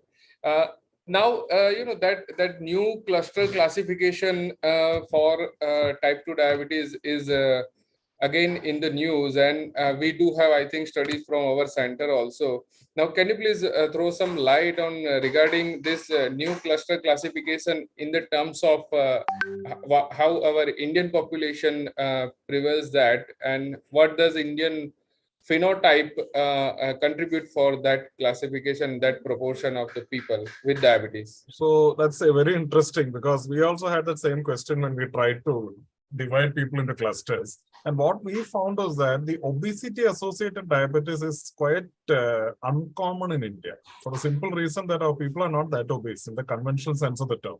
So we have one obesity related cluster, which are called IROD, that is insulin related insulin resistant obese diabetes, that is IROD. And all the other three are not really obese in the real sense of the term. For example, the MOD cluster, that is a mild obesity related diabetes cluster, which they had in Scandinavia, has not been characterized in the Indian population. So the majority, 3 out of 4 subclass categories of diabetes in Asian Indians are not really linked to obesity. Of course, they may be abdominally obese, they may be having all the metabolic penalties of obesity, but obesity as in obesity, for example, if you look at BMI and other things, if you look further in deep with means of DEXA scan and all, you might find that they have more intra-abdominal fat. But the obesity-related phenotype, the only one we are finding is the IROD, which is not a very common phenotype. And I think, if I can recollect, our population were found to have more sort of insulin deficiency. Is it or something else is that? So initially, the teaching was that with studies done by Professor Mohan and Dr. Yajnik and Dr. Sharp and other people in UK, they said that Asian Indian babies tend to have more insulin in the cord blood. So they are highly insulin resistant even at birth. So, but now what we are finding is that when you take Asian Indian adults, they also seem to have a component of beta cell defect. And there was very interesting analysis from the Whitehall study in the UK where they looked at civil servants, mostly whites, but a few Asian Indians also. And what they found was that in older individuals, Asian Indians, they are not able to respond to a glucose load as well as the whites. Probably, and the reason they are giving is that from birth, they are insulin resistant. So the beta cell is just exhausted. By the time they reach the age of 35 or 40, the beta cell is just so exhausted because the whole life it has been working against its insulin resistance. So by the time they come to you with pre-diabetes, dysglycemia, diabetes, already beta cell defect is a predominant factor. We are probably not getting them in that early age where insulin resistance is the main pathophysiology. Fine. Thank you, sir. Just moving this question forward ahead, when we think of diabetes reversal, again the next question comes again that further prevention of recurrence. Let us first talk to diabetes reversal, Dr. AG sir, that for diabetes reversal, as in direct, we have shown that around 10-15% of weight loss is able to achieve some sort of remission, right? Can you translate or can we translate it into better in the terms of fat loss or any other simple method to monitor the patient in the terms of fat percentage, which can better translate it for the weight loss?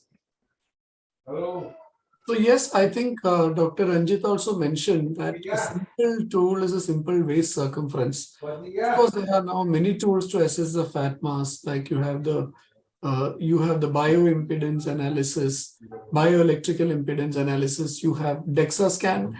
Well, DEXA scan is expensive, has radiation, is not very convenient. Bioelectrical impedance analysis is also not exactly economical. It's also an expensive tool. So therefore, a simple clinical tool like the presence of central obesity, waist circumference, and this was very important to see in our study also, we found that the waist circumference came down in the people who reversed. But I think the main advantage is that once you put your patient on a reversal or a remission program, the improvement in blood glucose itself will tell you, and the reduction in weight. I know BMI is not a good tool to diagnose obesity, but in a person who's reversed or remitted their diabetes, a reduction in BMI or weight is a good enough indicator. Now the question is the fat coming down? Is the lean body mass coming down? And I think Dr. Rastogi's very elegant study showed that with semaglutide, the fat percentage actually came down and the lean body mass was sort of maintained, resulting in the overall percentage reduction. I think these studies comparing, say, a GLP-1 weight loss versus a dietary weight loss with several diets, what happens to the muscle, what happens to the fat. If you ask my personal view, I think it will show very fascinating results because many people are on intermittent diet, intermittent fasting. They are on a low carb diet, keto diet. Are they actually losing their fat or are they losing their muscle? Many of them come with very low BMIs, look frail, exhausted, hold an HbA1c of 5.7, but they can hardly hold it because their hand shakes. So is that what we are looking at when we look at remission? So remission means that, as you rightly pointed out, patients should be healthy and should not have complications and comorbidities. It should be a healthy person who's remitted their diabetes. I think these are some questions going forward that come to my mind. I think that makes it a very superior drug, a preferred drug when we compare it versus SGLT2, where there is going to be a mean lean mass loss also by almost 1/3. And you, Dr. Rastogi, said that in one of his data that actually there was an increase in lean mass. So I think that makes it a preferred drug over SGLT2 in certain settings. What do you say, Dr. Ashu? Exactly, sir. So as you rightly pointed out, the weight loss is seen with even SGLT2 inhibitors, but there is no comparison of GLP-1 RAs with SGLT2. And the weight loss with the GLP-1 RA is almost 5 to 6 times as compared to SGLT2. And what I have also observed is that weight loss with SGLT2 inhibitors is totally unpredictable. Some people might have weight loss of 5 kg, some people might not have entire weight loss.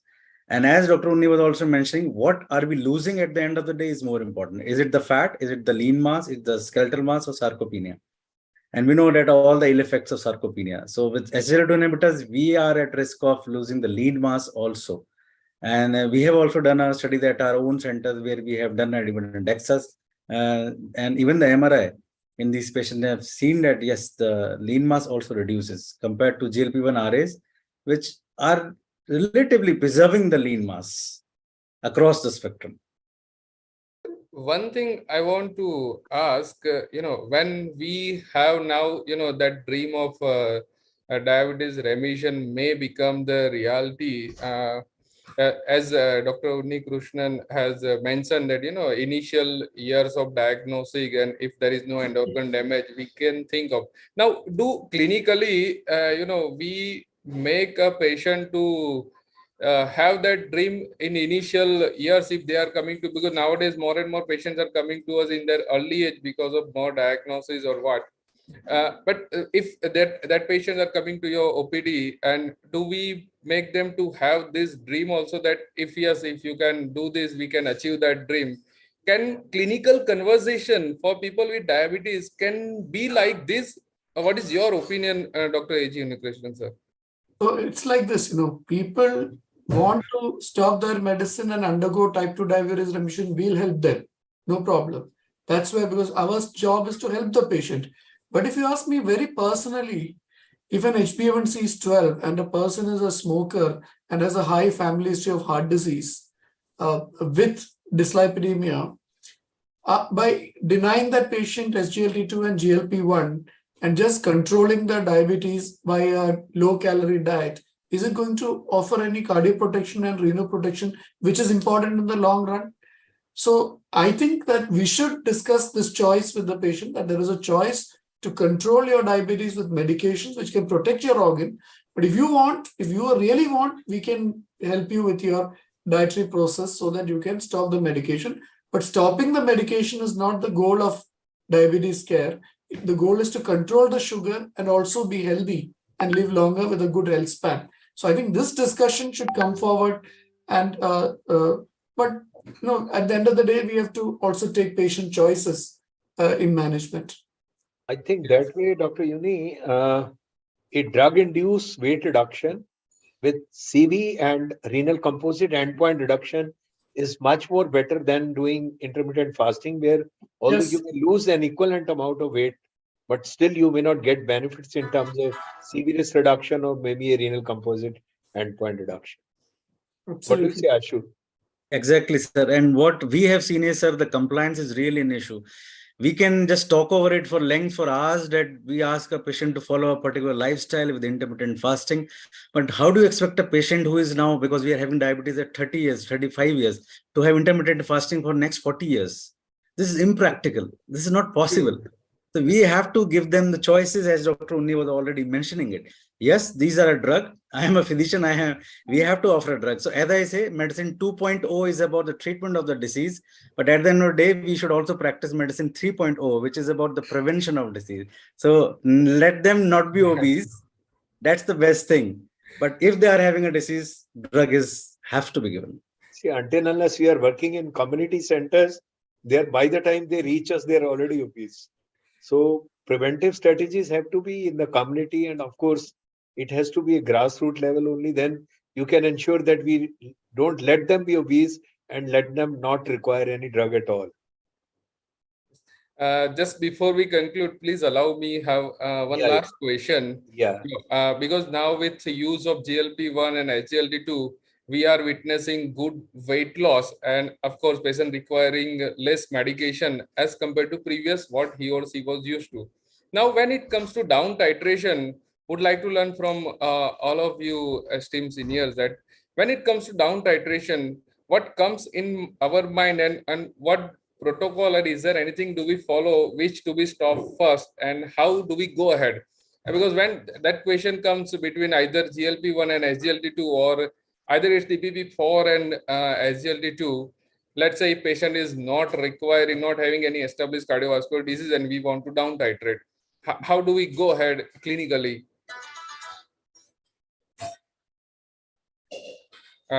Yes, Dr. Unnikrishnan or Dr. Asu Rastogi. I want all of you please guide on that. In general, I suppose the drugs which have a cardiorenal protection should be retained as long as possible. And so I would be in favor of stopping sulfonylureas first, followed by maybe, of course, pioglitazone and sulfonylurea first, followed by DPP-4, followed by metformin, followed by SGLT2, maybe followed by GLP-1. So I'd like to keep SGLT2, GLP-1 for the last, for the simple reason that they offer organ protection and prevent hypoglycemia. But also, it's individualizing the therapy, and that's a key. And patient choices, cost, all this comes into play. I would definitely echo Dr. Unni's comments.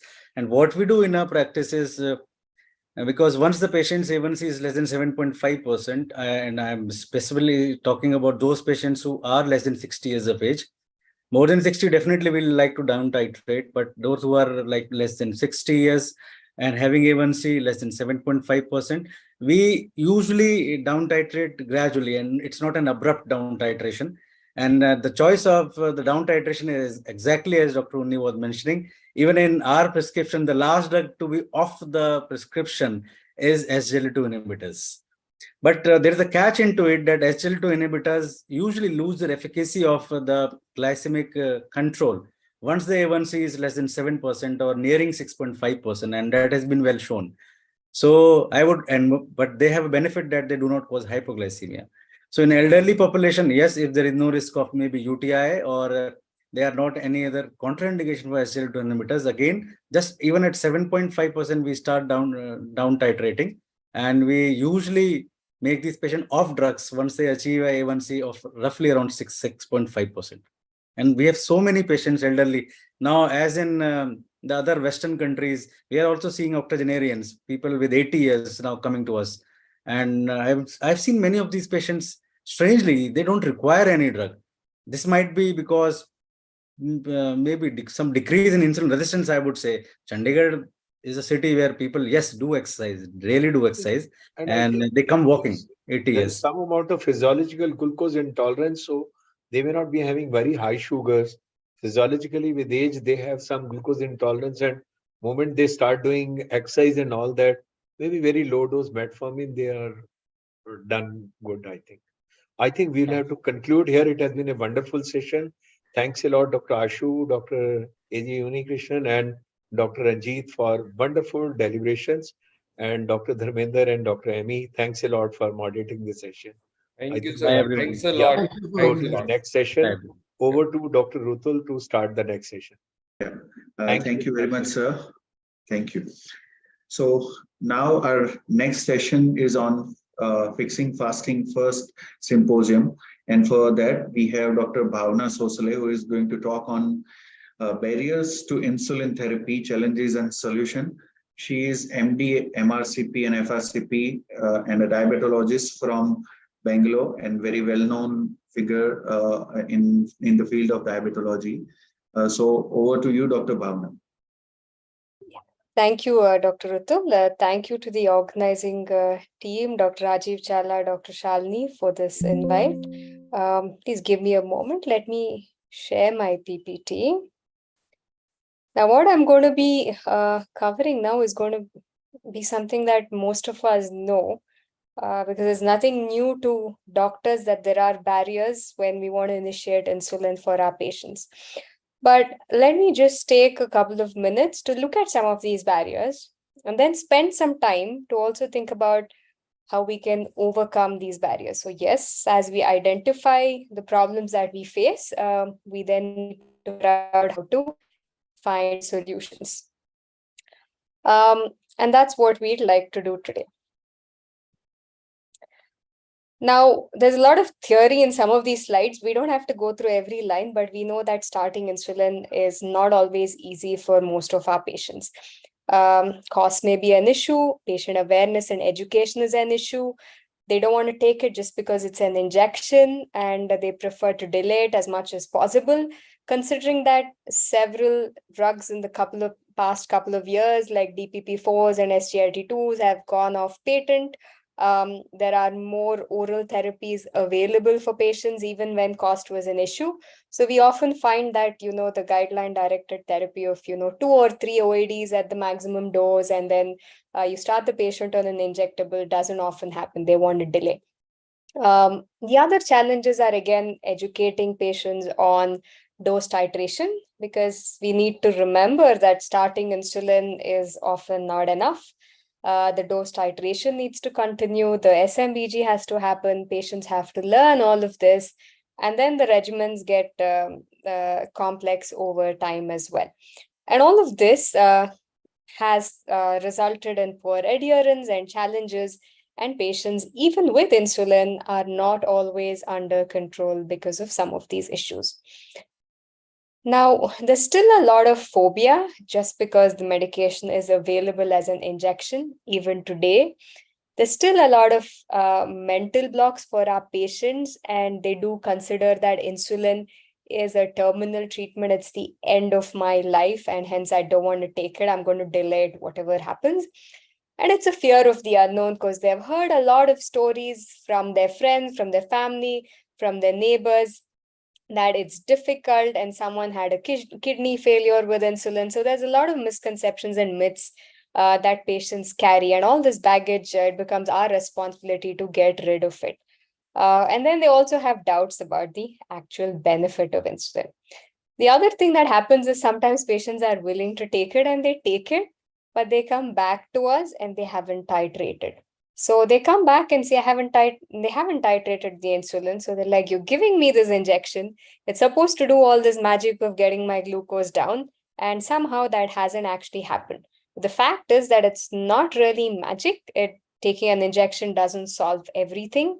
The SMBG, the monitoring, the dose titration is very much an important aspect of prescribing insulin. And that's one of the barriers that doctors have to overcome, because sometimes the complexities need to be explained to the patient. If you're using multiple injections, we need to spend a lot of time with our patients, teaching them how to titrate insulin. So it's not just taking the injection and site rotation, it's educating about hypo, it's educating about how often they need to change their syringes or needles, or how to change the cartridges, how often to monitor what their targets are, and then actually making sure that, they've understood how to titrate insulin. So it often takes about 20 minutes at least if someone needs to just learn the basics of starting insulin and adjusting basal insulin. And if it's something more complex than that, let's say someone has a lot of complications or they need to get some kind of a surgery done early, and they need multiple doses, and you're starting something more complex, it could take an hour or even more before the patients truly understand and it goes into their mind what they need to do. And this is, of course, when they agree to take insulin. So the first barrier is actually just getting them to agree. So time plays a key role, and we need to have a setup where we have a support staff that can help us as doctors to achieve this goal, because it is, of course, impossible for any doctor to spend 45 minutes or an hour just sitting with a patient to teach them how to take insulin and titrate insulin. So your support staff here, your nutritionist, your nurse, your educator, is the person who will actually have to do that. And having the support staff helps us overcome some of these barriers. And that's where we are today, that you can get a patient to agree, but time and infrastructure plays a key role at this point of time to get the patient to adhere to therapy, to take the therapy properly and to stick with it, and for you to meet your goal, or for your patient to meet their goal. Unavailability of insulin is not really as much of a challenge today. We do have insulin widely available across, and that's not really so much of a problem. Now, the resistance is really the biggest problem. The fear of hypoglycemia for someone who has history of hypo is something else that we need to address right from the start. So it's not a patient coming back to you in a distress call, I had hypo, I'm going to stop insulin. So we need to actually educate about this when we think of initiating, talk to them about how to avoid hypoglycemia, down titration of insulin as well when they have hypoglycemia. So really all of this finally comes down to education. One of the key things we could do to break the resistance in the mind of the patient is to ensure that we start the conversation about insulin the first time the patient walks in to actually see us. So this is someone newly diagnosed, or this is someone uncontrolled who has come in, who doesn't require insulin today, but we start talking to them about the benefits of starting insulin at that point of time when it actually becomes necessary. So it does sort of get into their mind and repeatedly over a period of time, when they reach that point of time when they require it, they might actually accept it much more easily. So we need to work together with educators to actually convince and teach our patients, because it's just impossible for a single physician to really do this. Now, what's the problem with all these barriers? They're in the mind, right? It's not actually even a physical barrier. So anything in the mind is always going to be harder to overcome. So we have a negative thought about something, and then that results in some kind of a negative emotion, because hey, we're emotional people. We're not always going to be logical. And when we're emotional, we don't always take the right decision, whether it's our health, finance, or whatever it is. And that creates some kind of a behavior where, you might not go back to the doctor again because you're worried that this doctor is going to advise you to take insulin the next visit as well. And so then maybe you end up with a complication. So all of this becomes really a vicious cycle. So we have to understand that all patients will not agree. And that's okay. It's only our duty to counsel patients. And we have to teach them to adopt, accept, adjust, focus on what they're going to gain by actually taking insulin, focus on what the long-term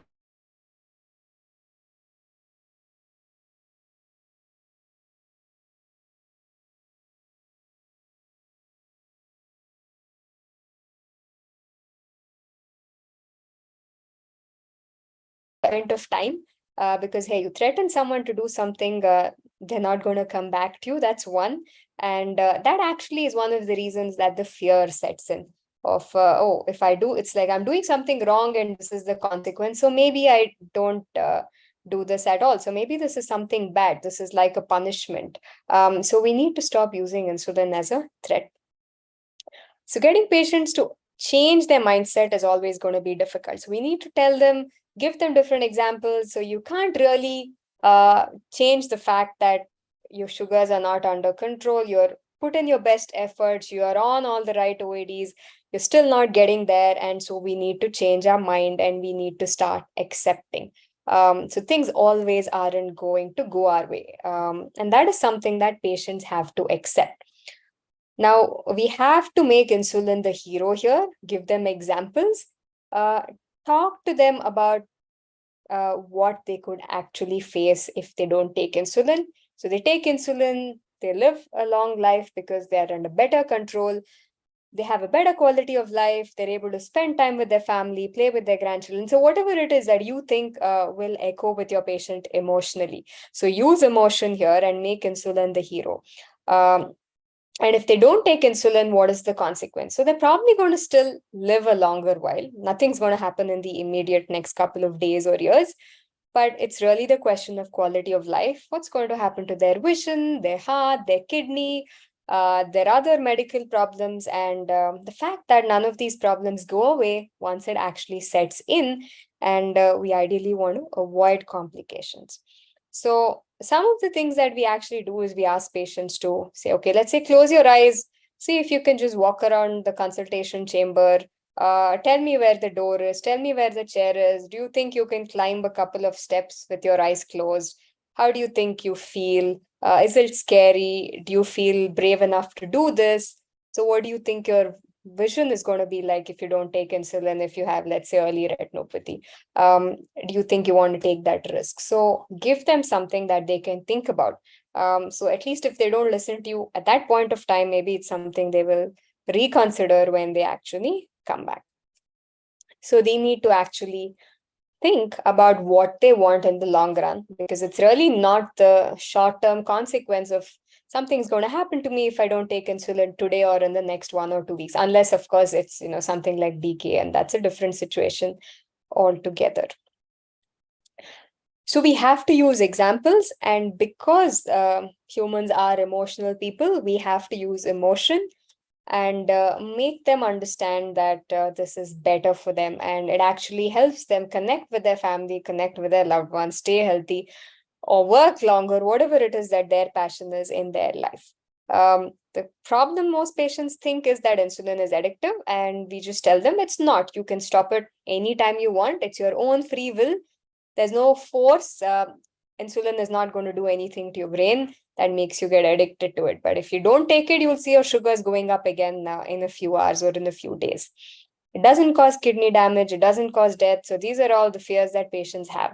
So they can't ask for everything, right? So it's not, like you ask for a wish and you get everything. They want us to keep them healthy, and they want us to give the right medical advice. So there's no other option here of, don't take the medical advice and still stay healthy forever. Doesn't really work that way. And it's our duty to make them understand that. So there is going to be resistance. A lot of our patients are going to come in with their own beliefs and misconceptions. And it's our job to help them understand that some of these are myths and overcome some of these key barriers. We can only educate, we can only create awareness, and we need to ensure that we have a support team that makes this possible. Sorry, I'm just going to turn off the phone here. Yeah, so we're going to need a support team that helps us make this possible, because, if you try to do this one-on-one, there's no way we're going to have that much of time to spend with every patient. Even if you have a small support team, you could create videos yourself, put it in benefits of insulin. The patients are viewing it maybe when they're waiting to see you. So just a couple of easy things like that that starts them to think about insulin from the day they actually walk into your clinic, or from the day they get diagnosed with diabetes. So thank you very much, and I'm going to stop right here.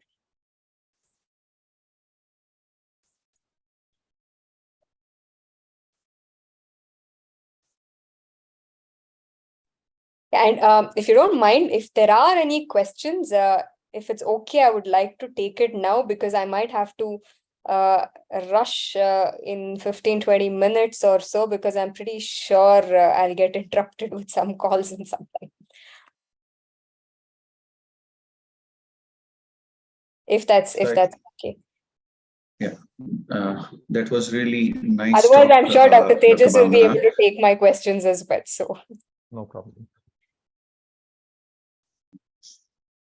So we are here, no problem, and Dr. Tejas will be here only. So thank you very much. And we have next talk on basal insulin initiation to titration. And for that, we have Dr. Tejas Shah, who is a diabetologist and director of EVA Diabetes Care Center, Mumbai. He's honorary diabetologist at SL Raheja Fortis Hospital. diabetes care centers at Malad and Andheri. He is visiting and teaching faculty for fellowship diabetology at D.Y. Patil Medical College, Navi Mumbai. Founder and president of United Diabetes Forum, and he's organizer and scientific committee and faculty for CID 24, 14, 15, 16, 17, 18, 19, 21, and 23. He's speaker at various national conferences like CID, RSSDI, IdeaCon, Diabetes India, Diacon, and IdeaCon. He's practicing diabetologist for 24 years. Over to you, Dr. Tejasa. Thank you so much, Rutul, for the introduction. Thank you, first of all, to Dr. Chavda and Shalini and for a wonderful event and inviting me here today. So we are going to go ahead in this session of fixing fasting, where I'm going to talk to you about mainly about the basal insulin, about its initiation aspect and the titration. So we all know that the insulin is the cornerstone of therapy in the management of diabetes. A patient with diabetes will ultimately need insulin at any given point of time during his journey of diabetes, be it for an acute emergency or be it slowly over a period of time as the pancreas starts getting exhausted and the requirement of insulin starts coming in. What we are going to discuss is the concept of early insulinization. Why is it important? Talking about the basal insulin profile, about how the journey of basal insulin has evolved over a period of time, and the strategies for initiation and intensification that we are now following. So at any given point of time, what we also know that our patients remain in an uncontrolled state. The average HbA1c for the population in India is somewhere around 9%, and globally also it's somewhere around more than 8%. So in spite of all our efforts, in spite of all new drugs, in spite of all new analogs, still we stand at a place where the majority of the patients remain uncontrolled. We know the importance of good glycemic control, though we have shifted our focus from glucocentric to now more of a cardiocentric management of diabetes or a comorbidity-based management. But what we also know is that if we target our HbA1c to less than 7, especially in the first 1 or 2 years of the diagnosis of diabetes, it goes a long way in terms of preventing the progression of complications. The data have clearly told us that if you intensify therapy in the first 2 years, and those patients who maintain their A1C in the first 1 year less than 7 did much better as compared to patients who had an A1C higher or more than 7 later on, also after 10 years. Microvascular complications have clearly shown a direct correlation to A1C. Lowering A1C to less than 7 has been shown to reduce micro and vascular complications, and therefore the general target is to maintain HbA1c less than 7. If you look at the data from the landmark study, it's a first longitudinal prospective large study done to look at complications and to look at the treatment management across in India over a period of 3 years. It had 6,000 patients enrolled, and we looked at the treatment algorithm for these patients. It clearly showed that almost 81% of the patients still had an average A1C of more than 7%, which again tells us how uncontrolled state that we are in. If you go back in time to UKPDS and the UKPDS follow-up data also, 1% reduction in HbA1c reduced the long-term diabetic complications considerably, almost 43% in terms of peripheral vascular disease, 37% for microvascular disease, and even macrovascular complications came down in the UKPDS follow-up data after 10 years, which showed us that it is important to intensify therapy and it is important to control our patients from the very beginning. So why insulin? Well, we clearly know that insulin does not have an upper limit when it comes to an HbA1c reduction. If you look at all the present OHAs, be it metformin or be it SGLT2s or be it DPP4s, all have an upper limit of 0.7 to 1%. But insulin does not have that upper limit. You can reduce the HbA1c from anywhere 1% to as high as 3 to 4%, depending on the baseline HbA1c and depending on what the patient is on therapy earlier. So the advantages of timely initiation of insulin are many. First of all, we reduce the glucotoxicity, especially when a patient comes to you with an high A1C, HbA1c is more than 9 or 10.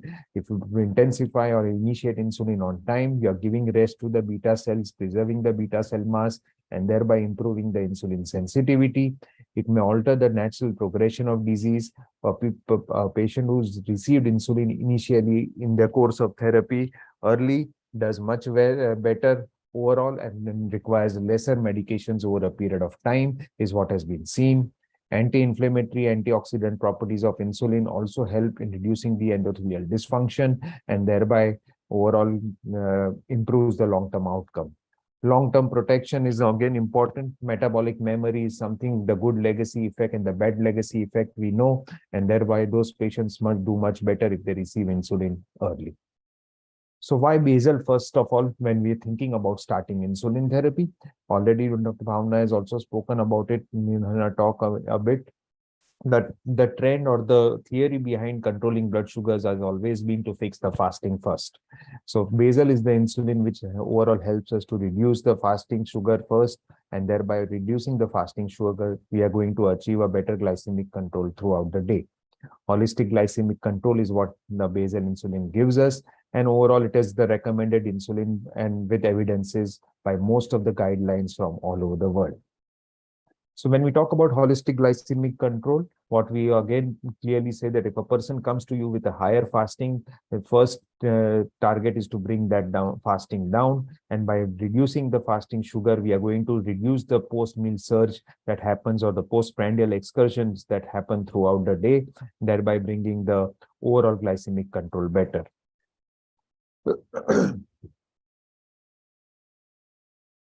So now, and that's the reason we more or less start with fasting basal insulin at night time as the first therapy.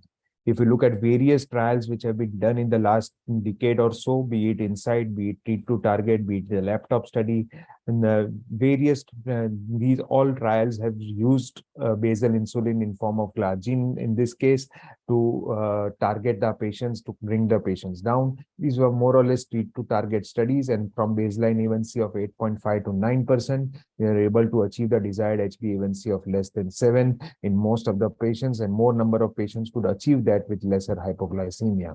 So clearly, again, evidences have clearly shown us that a basal insulin is the insulin which overall helps us to reduce the fasting and thereby reduce the HbA1c when we start off it as the first insulin.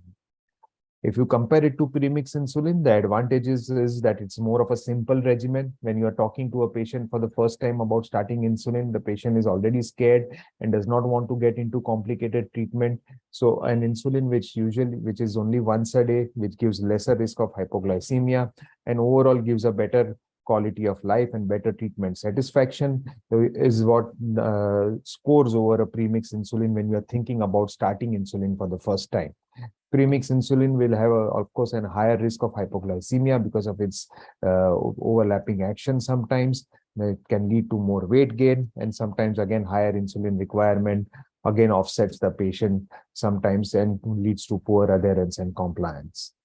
So how do we initiate and titrate basal insulin? The standard recommendation is to initiate with a basal insulin with a dose of 10 units or 0.1 to 0.2 unit per kg per day. Preferably at bedtime is the ideal time to start basal insulin, except in certain rare cases where we may have to give it in the daytime.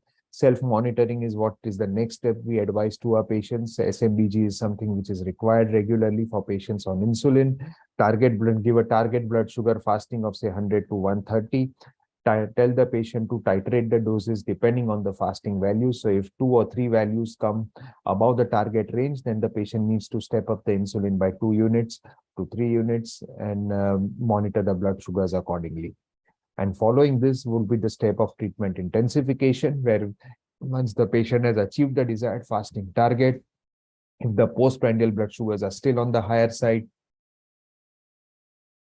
or if the HbA1c is still uncontrolled after 3 months, then you reach the stage of treatment intensification, where you may need a bolus insulin or a premix insulin. So going back in history slightly to the history of basal insulins in short, it all started off after the 10 or 12 years after the discovery of insulin in 1921-22. In 1936 was the first when Hajon got this idea that by adding protaminate part to insulin, you could increase the duration of action of insulin.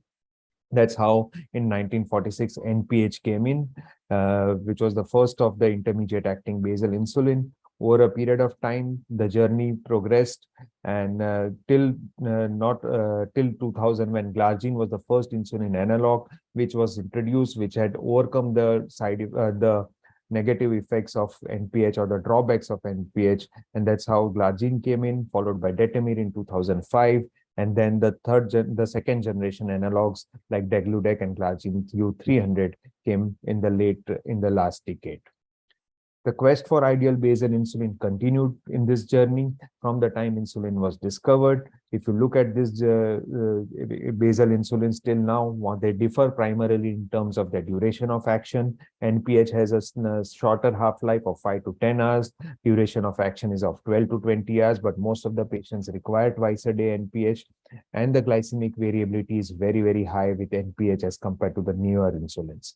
If you talk about glargine, the first generation analogs, they have a slightly longer duration of action of 18 to 26 hours, and the variability is minimum as compared to the NPH.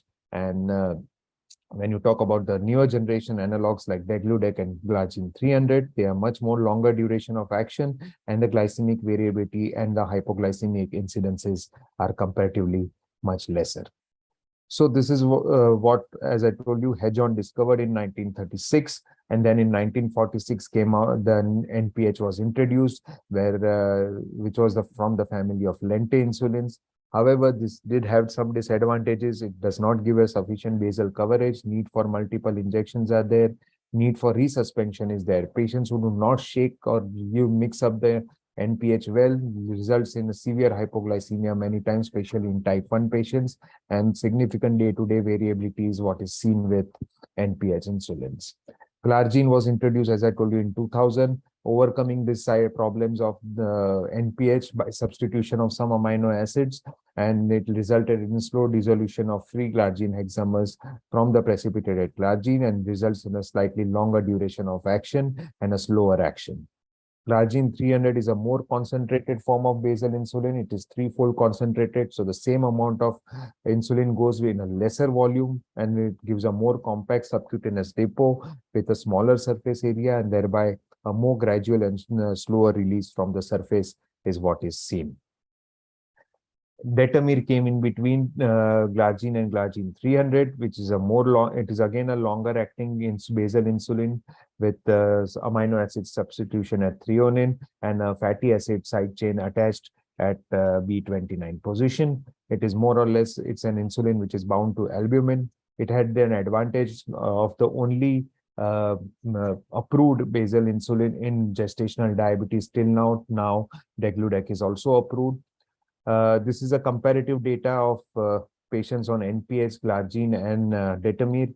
These were data from 54 patients who were given 0.4 to 0.5 units of insulin, and their glucose insulin ratio was monitored.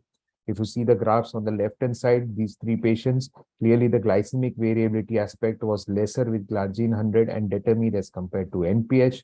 Same way, if you look at the coefficient of variation in the right-hand side graph, again, it is much lesser with glargine and detamir, overcoming the problems of the basal previous ones. Hypoglycemia clearly lesser with the newer generation basal insulins, if you see here, and insulin, these are various studies where the incidence of hypoglycemia and the time in range is much better as compared to the previous ones. Still, the first generation analogs had some more variability. It required the doses to be given at a fixed timing. They were not truly peakless, and chances of nocturnal hypoglycemia were found to be slightly higher, which led to the discovery of degludec and glargine 300, which we are using now, where the chances of nocturnal hypoglycemia is much lesser as compared to even the first generation. So this is the basic difference between in terms of duration of action as well as in more or less the chances of hypoglycemia. Remember that the HbA1c reduction capacity between the newer second generation analogs and this first generation analogs is not different. More or less, they reduce HbA1c in a similar way, but it's the difference in terms of hypoglycemia, which is its advantages. Coming to titration aspect now, we know that, as I told you, the that over a period of time in patients with a journey of diabetes, slowly the beta cell exhaustion takes place. Initially starts with lifestyle modification and oral drugs, and gradually there are 2 or 3 drugs are added and ultimately needs insulin over a period of time. So when a patient is on basal insulin and still not well controlled, HbA1c is still high, postprandial blood sugars are still on the higher side, is the time where the patient needs to intensify, which could be either with a bolus, 1 dose, 2 dose, or 3 doses of bolus insulin, or it could be with premixes twice a day. The ACE recommendation is to start off again, as I told you, depending on the body weight or on the HbA1c. This is the starting dose for insulin, which could be 10 to 12 units or 0.2 to 0.3 unit per kg, and titrate the patient over a period of time, depending on the fasting target.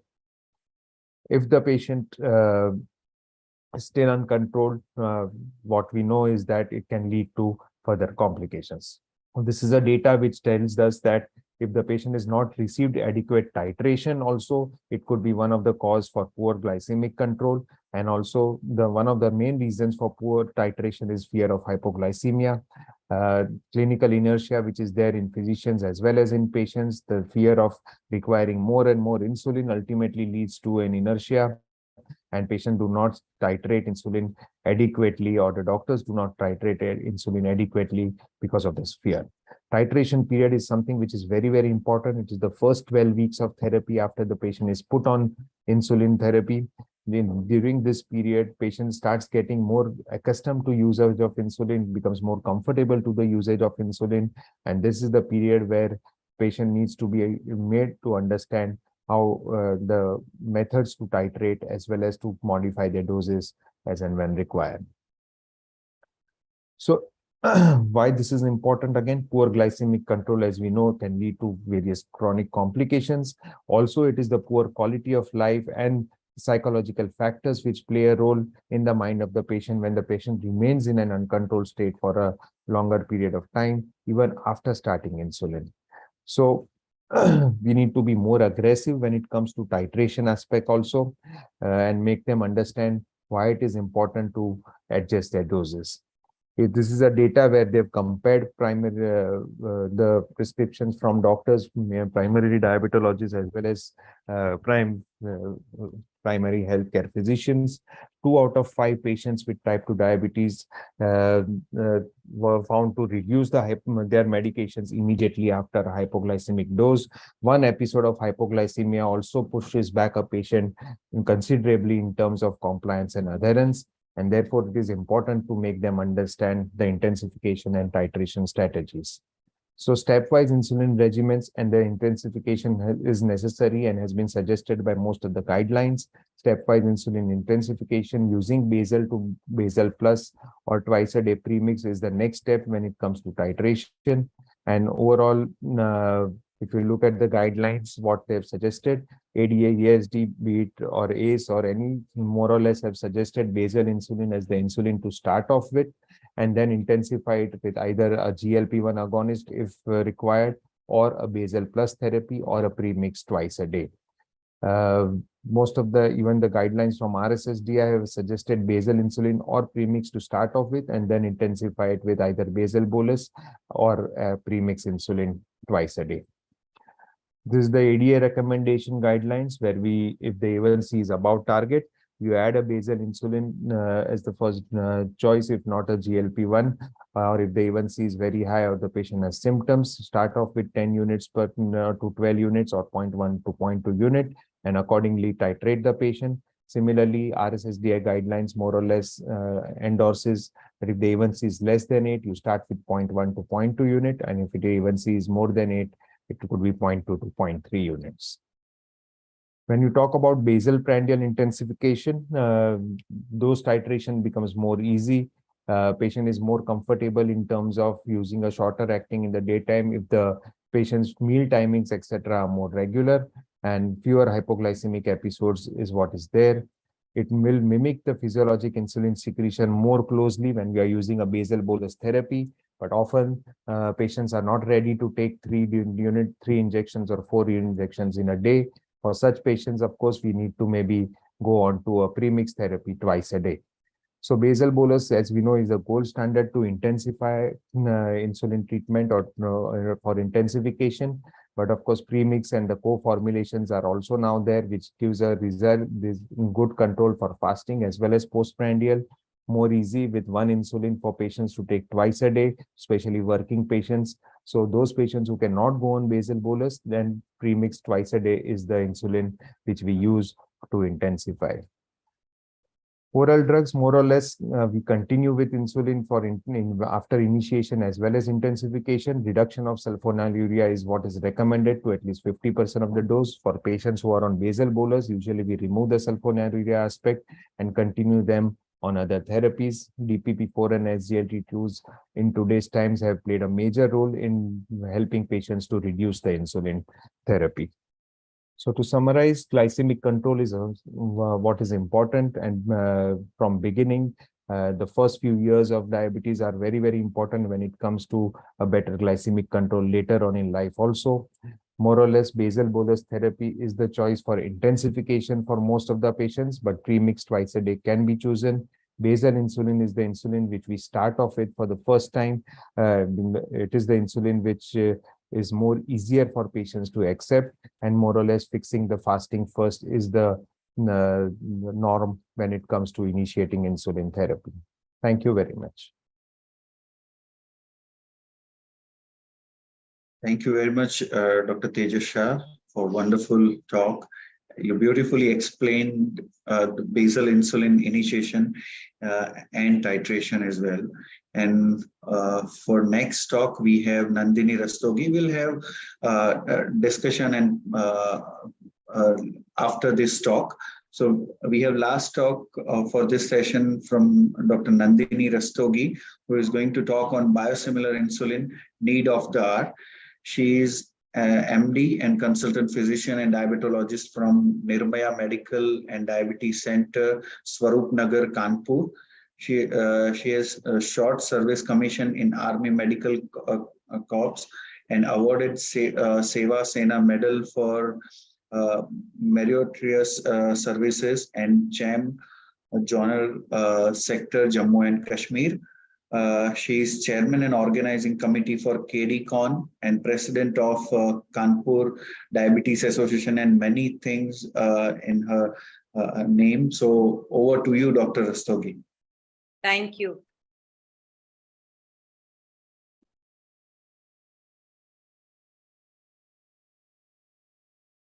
Can you see my screen? No, ma'am, not yet.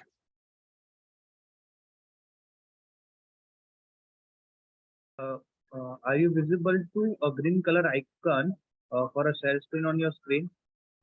It says reaction, apps, whiteboard, more. Under your screen, there is a below one option, share screen. More. Share screen. Green share screen, green one. Okay, then I'm sharing it. Yes. Yes, yes. Now Right. open it. Yeah. Yeah. Put it in slideshow. Perfect, perfect. Thank you. Thank you. A very good evening to you. I wish I could have been present there in person, but I'm in the midst of an IMA election for a change. Thank you. At the outset, I'd like to thank Dr. Rajiv Chawla and Dr. Shalini Jaggi and the entire team of CMRE for giving me this opportunity. The topic today is biosimilar insulin, need of the hour. Now, we know that India boasts of a second highest number of diabetic patients in the world, about 7.3 crores, which is likely to jump to 10.3 crores by 2045. Also, we have seen that when you delay the initiation of insulin, the prevalence of complications of diabetes in people with type 2 diabetes, both microvascular and macrovascular complications increase. Unfortunately, what is adding to the burden is that there is not enough access to affordable insulin globally. The current levels of insulin access are highly inadequate compared to the projected need especially in low-income countries of Asia and Africa. Almost 3.3 crore people with type 2 diabetes do not have access to insulin, and this number is likely to increase to 4.1 crore by 2030. Also, the insulin expenditure under insurance has doubled in the last decade, which results in cost-related underdosing, underuse of insulin. And so, these factors highlight the issues of insulin affordability and adherence and the urgent need to address them. Between 2002 and 2013, as you can see, the yellow line, steep rise, the average price of insulin has nearly tripled. And this high price in insulin has made the drug out of reach of many of our patients. There is what we call as a global insulin oligopoly, which means that the innovator multinational companies represent 88% of the total product registrations globally. Around 60 countries are importing insulin only from one country for at least 1 year, which makes them more vulnerable to disruption in the supply chain. And the key players continue to dominate in the selected markets, and that does not address the burning cause of insulin for all. On the right, you can see that low-income countries, upper middle-income countries, and the high-income countries, you can see that the use of analogs is much low in the low-income countries, primarily because of cost and availability. And where are we heading with this? Because of the lack of availability and affordability, there is a lot of grief in our patients of diabetes. There was a news in Yale News which said, someone saying, if I'm out of insulin, I'm going to die. And it's not only in poor countries like India, but even 14% of the Americans who use insulin find it an extreme financial burden. The CBS News showed a woman saying her son could not afford his insulin and now he's no longer alive. The Boston 25 News read, spiking insulin costs causing dangerous behavior in diabetics, causing people to miss doses or underdose themselves, risking morbidity and mortality. As per the WHO Health Organization, people with diabetes who depend on essential drugs like life-saving insulin pay the ultimate price when access to affordable insulin is lacking. So the price is high, the access is less, the affordability is less, and the patients suffer. Here we can see the top 10 countries with diabetes, and here you can see in India, second highest number of diabetes as shown by this yellow bar, and the pink, very minuscule diabetes related health expenditure. This is in 2021 compared to the Western countries. So government and other stakeholders must prioritize affordable and equitable access and safe insulin to as an essential life-saving medicine for people with diabetes. The International Diabetic Federation estimates that approximately 40 lakh people die every year as a consequence of diabetes, and many of these deaths could be prevented with proper access to medicine and supply. So we need to find solutions to these problems of getting affordable access and quality insulin to our patients of type 2 diabetes and of course type 1 diabetes. We all know the specific features of biosimilar insulin. Biosimilar is highly similar to the reference medicine with no clinical meaningful difference, but variability of biosimilar is kept within the standard limits so that it is equivalent in quality safety, and efficacy to the innovator molecule. Now, we must understand that biosimilars are not generic drugs. A biosimilar is a biological medicinal product which is produced in a living organism that contains the version of the active substance with reference to the medicinal product, establishing the similarity of quality, biological activity, safety, and efficacy. On the other hand, generic drugs, unlike the biosimilar, are smaller molecules which are chemically synthesized in the lab using the same active ingredient, strength, dosage form, route of administrations, and conditions of use as the reference products. Of course, all this noise about the price of insulin resulted in the Sanofi company cutting down the price of the innovator glargine almost by 21%. But even now, on mass use, you can find that the reference innovator Lantus is much more expensive as compared to the biosimilar Biocon insulin glargine. Of course, there is a plethora of scientific evidence for Biocon's biosimilar insulin, which got the approval in India in 2009, EMA in 2018, US FDA approval in 2020, and the icing on the cake was the interchangeable designation by the US FDA in 2021.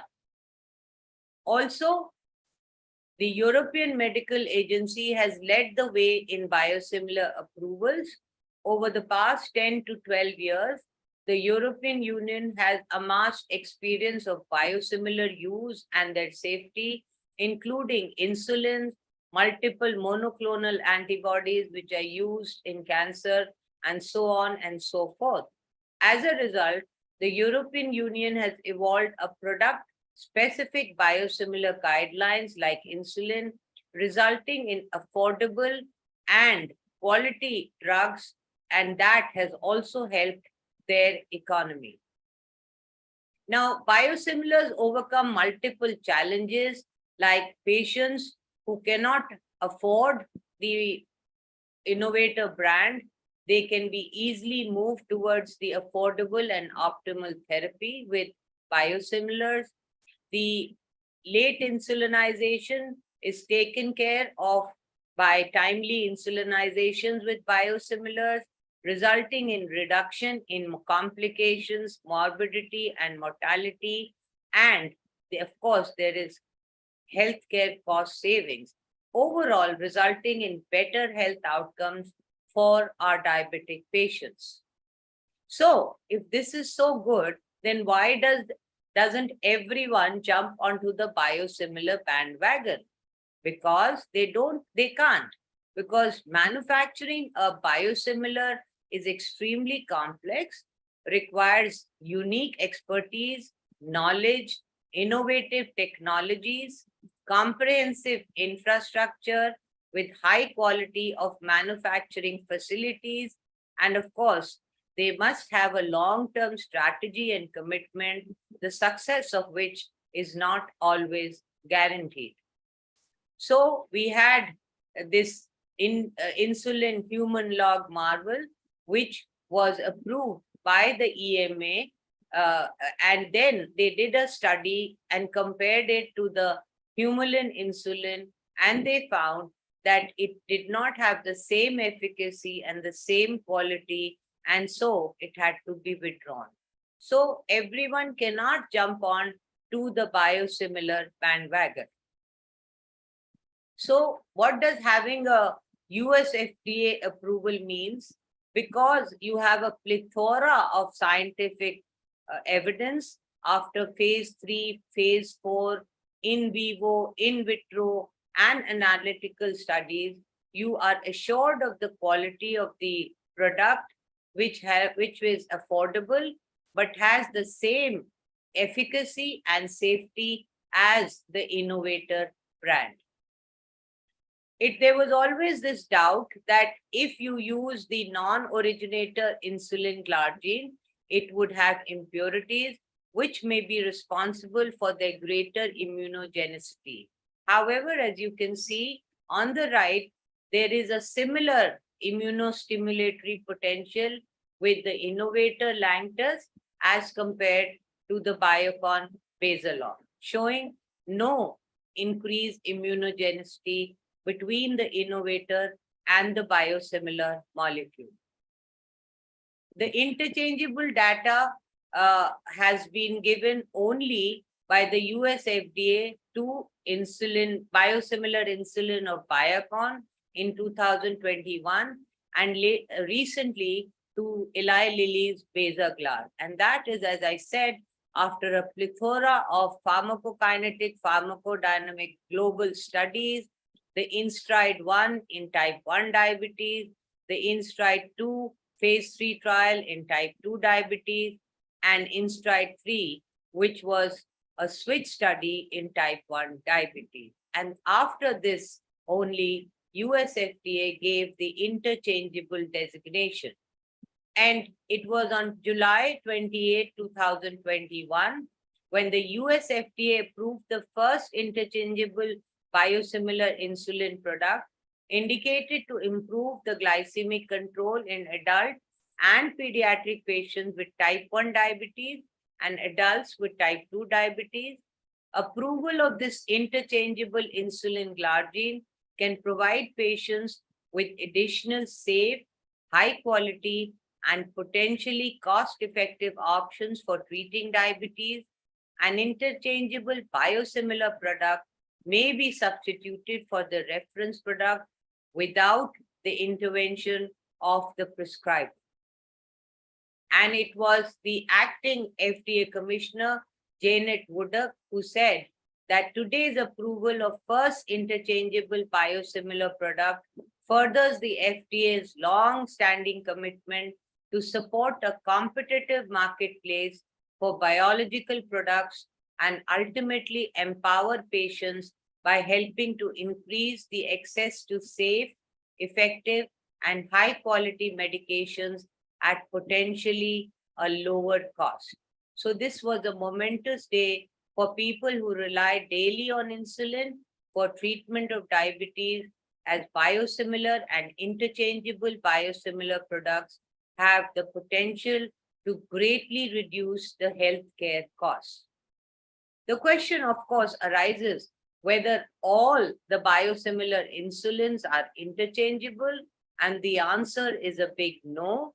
The US FDA approval for interchangeable designation has only been given to the Biocon glargine and recently to the Eli Lilly's Basaglar. To conclude, patients with diabetes deserve a high quality and affordable biologicals for their care. The biosimilars provide wide access because they are affordable, and so it provides Biocon has the history, knowledge, people, capabilities, and the long-term commitment to bring the portfolios of biosimilars to the market. The Biocon can provide vast body of evidence, including global trials, data on immunogenicity, and confidence of simultaneous approvals by both the FDA and EMA, and it has shown innovations in biosimilar by carefully hearing the needs of both the patients and physician, and to fulfill our dream of insulin for all. Thank you.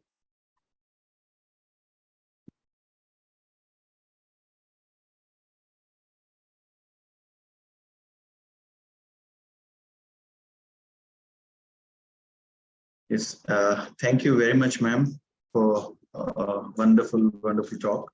And do we have any question in chat box? I think we don't have any question in chat box, and we don't have Dr. Bhavna here. So we'll have Dr. Nandini Rastogi and Dr. Tejas Shah for the discussion. So I have a question. I had a question for Dr. Bhavna, but I would ask it to Dr. Tejas and Rastogi ma'am.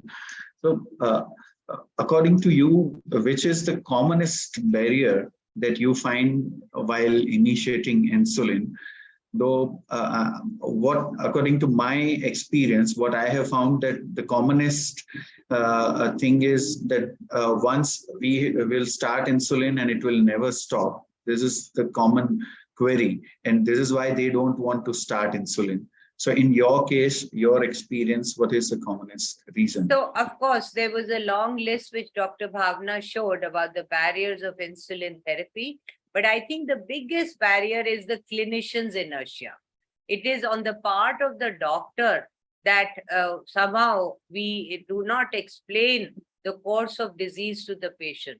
So what is important is to overcome the clinician inertia on the part of the treating physician, and 9 out of 10 times you'll be successful in starting insulin.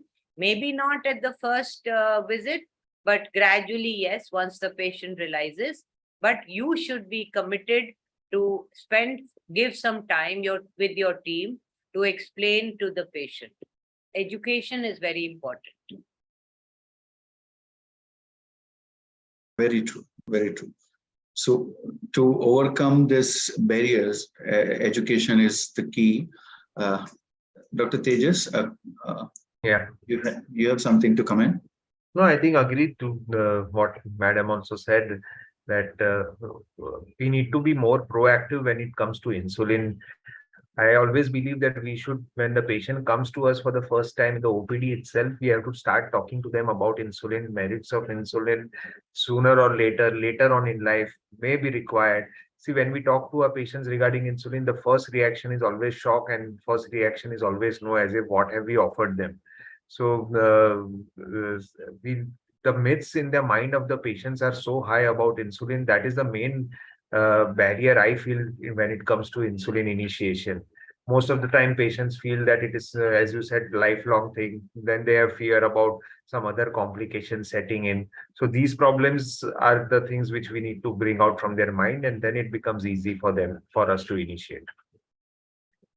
I think it is all about educating. And Dr. Nandini very rightly said that we need to spend time with the patient.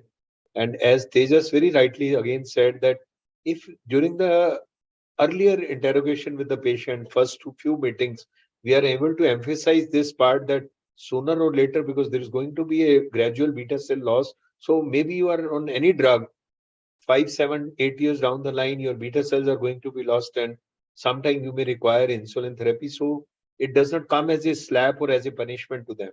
So if every physician owes this much responsibility in terms of discussion, in terms of educating the patient, I don't think it is very difficult to initiate insulin. As Madam very rightly said, inertia is actually with the physician.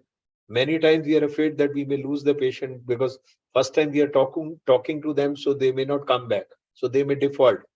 So if every physician knows this responsibility of educating patient right from the beginning and telling them that during natural course of the disease, sometime you're going to require insulin either as a supplement or as a replacement, patients are better well prepared, and they will accept it as a routine therapy. True. Sir, what I was discussing with one of the insulin company recently, and they were telling that average HbA1c for initiation of insulin is also increasing day by day. Though we are educating patients more, we are having so many conferences. One of the reasons what I'm feeling is that we have multiple molecules which are available nowadays. Every year we are coming up with newer molecules, and that could be one of the reason, or what could be the reason of not initiating insulin at early stage. I think what you said, Rutul, is right. See, earlier we had only if you go to 15, 20 years back, we had only sulfonylureas and metformin. And once the patient was on full doses of this, or even 75% dose of these two drugs, the next choice was only insulin. Now we have multiple drugs, one by one drugs are added also. We have multiple combinations. Invariably, a patient goes doctor shopping when the doctor suggests insulin, and that the other doctor will just replace one molecule from other, or a new combination is given. Invariably, a patient doesn't start insulin for a period of at least 1 to 2 years, at least 2 years. Actually later than what he requires. So this is one of the primary reason I feel that we are not starting insulin on time. No, there is also this tragedy, because they don't realize that the complications are because of uncontrolled diabetes or the long duration of diabetes. So I had a patient who came to me, I told him you have to start insulin, your drugs have failed. He says, मेरा भाई था, उसको insulin लगा और 6 महीने के बाद मर गया. The other guy, one more said, मेरा somebody, uncle or somebody, उनको insulin लगाना शुरू किया, उसके बाद उनका 6 महीने बाद पैर कट गया. So they have to be told about the disease and the complications and the uses of good control. Unfortunately, we are to be blamed. We are busy in our OPDs, don't have time. And that is why now we need a team to explain and educate these patients. And it has to be done at every visit. It's not that you've told them once 5 years back and he will remember it all. I think both the case studies which you are quoting are again because of delayed insulinization. So you keep waiting till the end. You have to explain. You have to tell them. That is what I said. That myth is there. It is the last stage. That means I'm dying in 6 months. Absolutely. That is the problem. Again, it goes with that we need to educate patient and educate. Yes. Yes. So one of the case recently I had experienced that in ICU, one of the patient was admitted, and first time patient was started with insulin, and that patient had very bad outcome, and that patient died, and the relatives thought that this is just because of insulin on. But patient actually came with diabetic foot and sepsis. Septicemia, they didn't think about infection. The heavy infection was not there in their mind, but it was only insulin which was the culprit. So it is the common thing. Now I have, if we have any question or comment, I would request. I think Rutul will have to close. We are already exceeding time. So okay. For want of time, I think. Great. To everyone, thanks Dr. Nandini, Tejas, Dr. Bhavna, and Rutul also for moderating the discussion so well. Thank you so much. Thank you very much, sir. Bye. Dr. Kirti to run the show. Kirti, we can't hear you. Kirti, unmute yourself and please take over. So our chairpersons for the next session are Dr. Kirti Soota, Dr. Vipul, and Dr. Dhruvi. Since Dr. Dhruvi and Vipul are still in transit at an airport, we'll request Dr. Kirti to introduce the next speakers. She's the consulting diabetes physician at Dr. Makkar's Diabetes and Obesity Center, New Delhi. So Kirti, all yours, the Eating Right Symposium. Kirti, you are not audible. We can't hear you. Maybe, no, we can't hear you. Kirti, unmute yourself. She's unmuted. I think your headphones are not connected. Maybe you can just remove the headphones. Yeah, better. Now am I audible? So, yes. Thank you, Dr. Shalini, for giving me this opportunity. Now, moving to the next very, very important session of the day. We have a very eminent speaker for the day, Dr. Kavita Gupta. She is PhD insulin pump trainer, Director Head Department of Dietetics and Therapeutic Diabetes Education at Sunil's Diabetes Care and Research Center. She is the award winner for multiple awards. To name a few, Best Indian Diabetes Educator Award, Dainik Bhaskar Women Award, and she has presented multiple research papers at international and national conferences.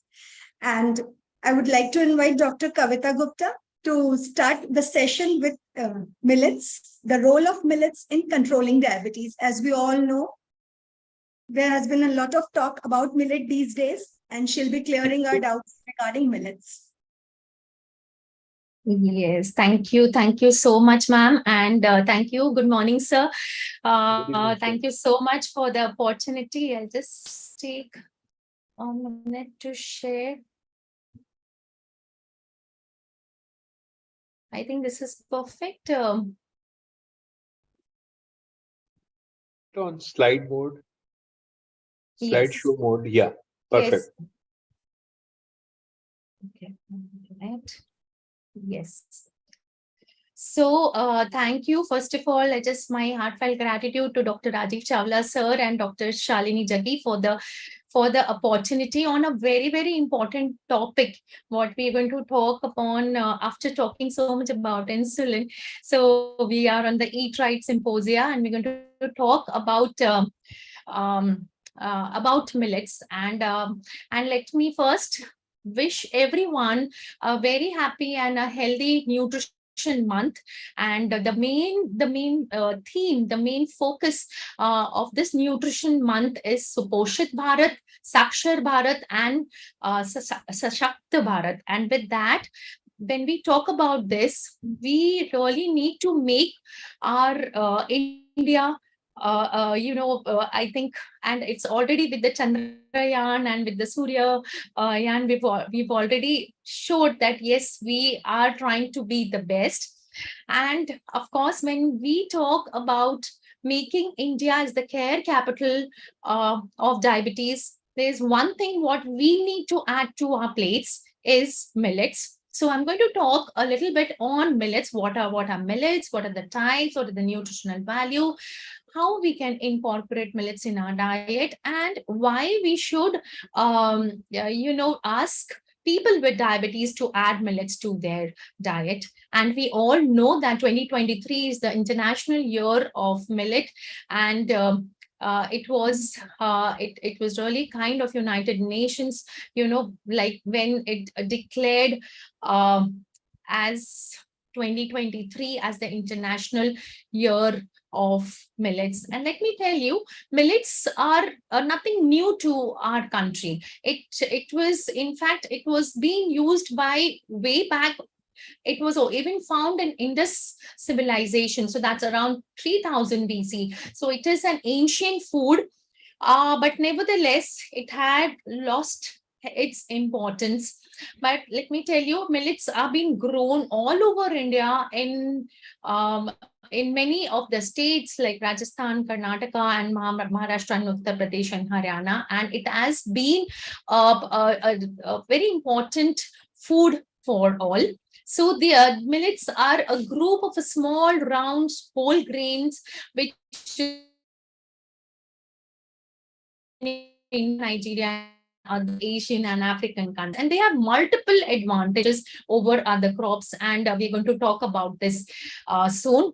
And these millets were among the first crops which were actually being domesticated, like it was grown in India. But however, and from 1960s, when there was Green Revolution, so our focus changed from millets to rice and wheat, and because of that, probably there was a decline in the consumption of millets. But nevertheless, 2023 has come, and which is really rising the attention of millets all over India. And we have number of millets in India. We have the pearl millet, the sorghum, that is the jawar, the bajra, the little millet, foxtail millet, kodo millet, and there's so many millets. And in fact, we are, in spite of all these millets which has been grown in India, we hardly use them. So I think I'm going to really talk upon these important the uses about the millets. So this crop is basically, it's divided into two categories, that is the large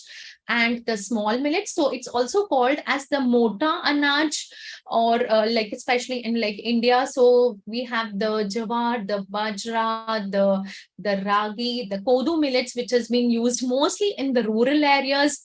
We have the barnyard, little millets, the brown top, and the fonio, and the other job steers. So these are the different millets which are being used. And let me tell you that the Crops Research Institute for Semi-Arid Tropics, they had a global research. It is a global research research organization which has showed that millets are sustainable crops and they need really less amount of water for the growth when as compared to a rice plant which requires almost 2.5 times the amount of the water as compared to the millets.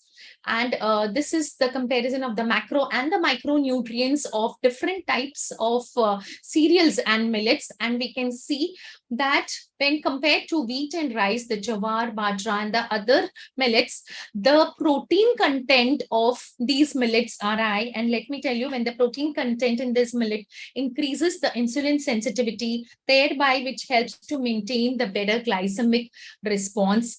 And here, as compared to the wheat and rice, see the protein content is high. Even the fiber content of bajra is high. The calcium content of ragi is pretty high as compared to the other millets or the cereals. It's around 364 per 100 grams. So like when we are comparing the millets to cereals, we can see that the carbohydrate content is less, comparatively less, and the protein content and the fiber content is high. Here also we can see that the total fiber content is high as compared to the other of bajra is high as compared to the other millets. What are the why do we really are promoting? There are a number of benefits of millets.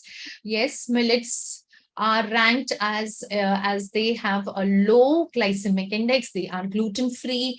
The barnyard and the little millet are rich source of iron and fiber. Finger millet are a good source. It can be substituted for oats and cereals. Foxtail millet is rich in minerals and vitamins. Similarly, the pearl millet, that is bajra, we all know it's a good source of iron and fiber. And hence they can be used as they are gluten-free, and especially when people are switching over to the vegan or the plant-based diet. So yes, millets are a good option for such people who who want to go on gluten-free diet or a vegan diet, and they are organic, so we do not require much of pesticides to grow millets. They are rich in micronutrients and antioxidants, and also helps for weight loss and even for people with diabetes. It needs less amount of water. We've already told that, and it needs less amount of fertilizers as well. So that is why it is a potential to generate livelihoods, to increase the farmers' income. So are there any research? Yes, there are a number of research, and this was a wonderful paper, a meta-analysis of around 100 studies, which has shown different studies on different millets, and which has shown that the use of the millets can reduce the risk of developing diabetes. And these are the glycemic index of the different millets. We can see that the glycemic index ranges somewhere around from 40 to around 60 when compared to rice and wheat, where the glycemic index is really high. It goes to around 70 or more than 70. So these are the different, this is the forest plot which has shown the glycemic index of the kodu millet, which has shown favorable effects of different food which is made from kodu millet versus rice versus glucose, and which all these this favors the kodu millet. Again, this is the glycemic index of the pearl millet. Again, these are the different foods which are made of bajra, which is the roti, the chila, the bhakri, or the khichdi. This again, which is compared to the control with the rice or the wheat meal, again, which has shown favorable effects of pearl millet, that is bajra, as compared to the maybe wheat or rice. And this again is the finger millet, which again favors the use of finger millet. Finger millet is the ragi. And what about the effect of the long-term consumption of millet on fasting blood glucose in non-diabetics, in pre-diabetics and non-diabetics? Yes, again, here we can see that there are favorable effects with long-term consumption. So your long-term consumption, as per the studies which have shown as per consumption of weeks to around 3 months. So if you're consuming it for 3 months long, so we can see these good effects on your fasting blood glucose. The postprandial blood glucose again has shown favorable effects of millets. Again, the HbA1c has been seen to reduced when the there are different effects have been shown. The favorable effects of reduction in HbA1c in pre-diabetics and in diabetics as compared to the controlled food. So maybe the regular food which has been consumed. So definitely millets have shown to lower the has significantly has a lower glycemic index than white rice or the wheat and also the white bread. The long-term consumption has lowered the fasting in the postprandial blood glucose significantly by 12 to 15%, and there was also a significant reduction in HbA1c, and moreover 30% more effective in lowering the glycemic index of the meal.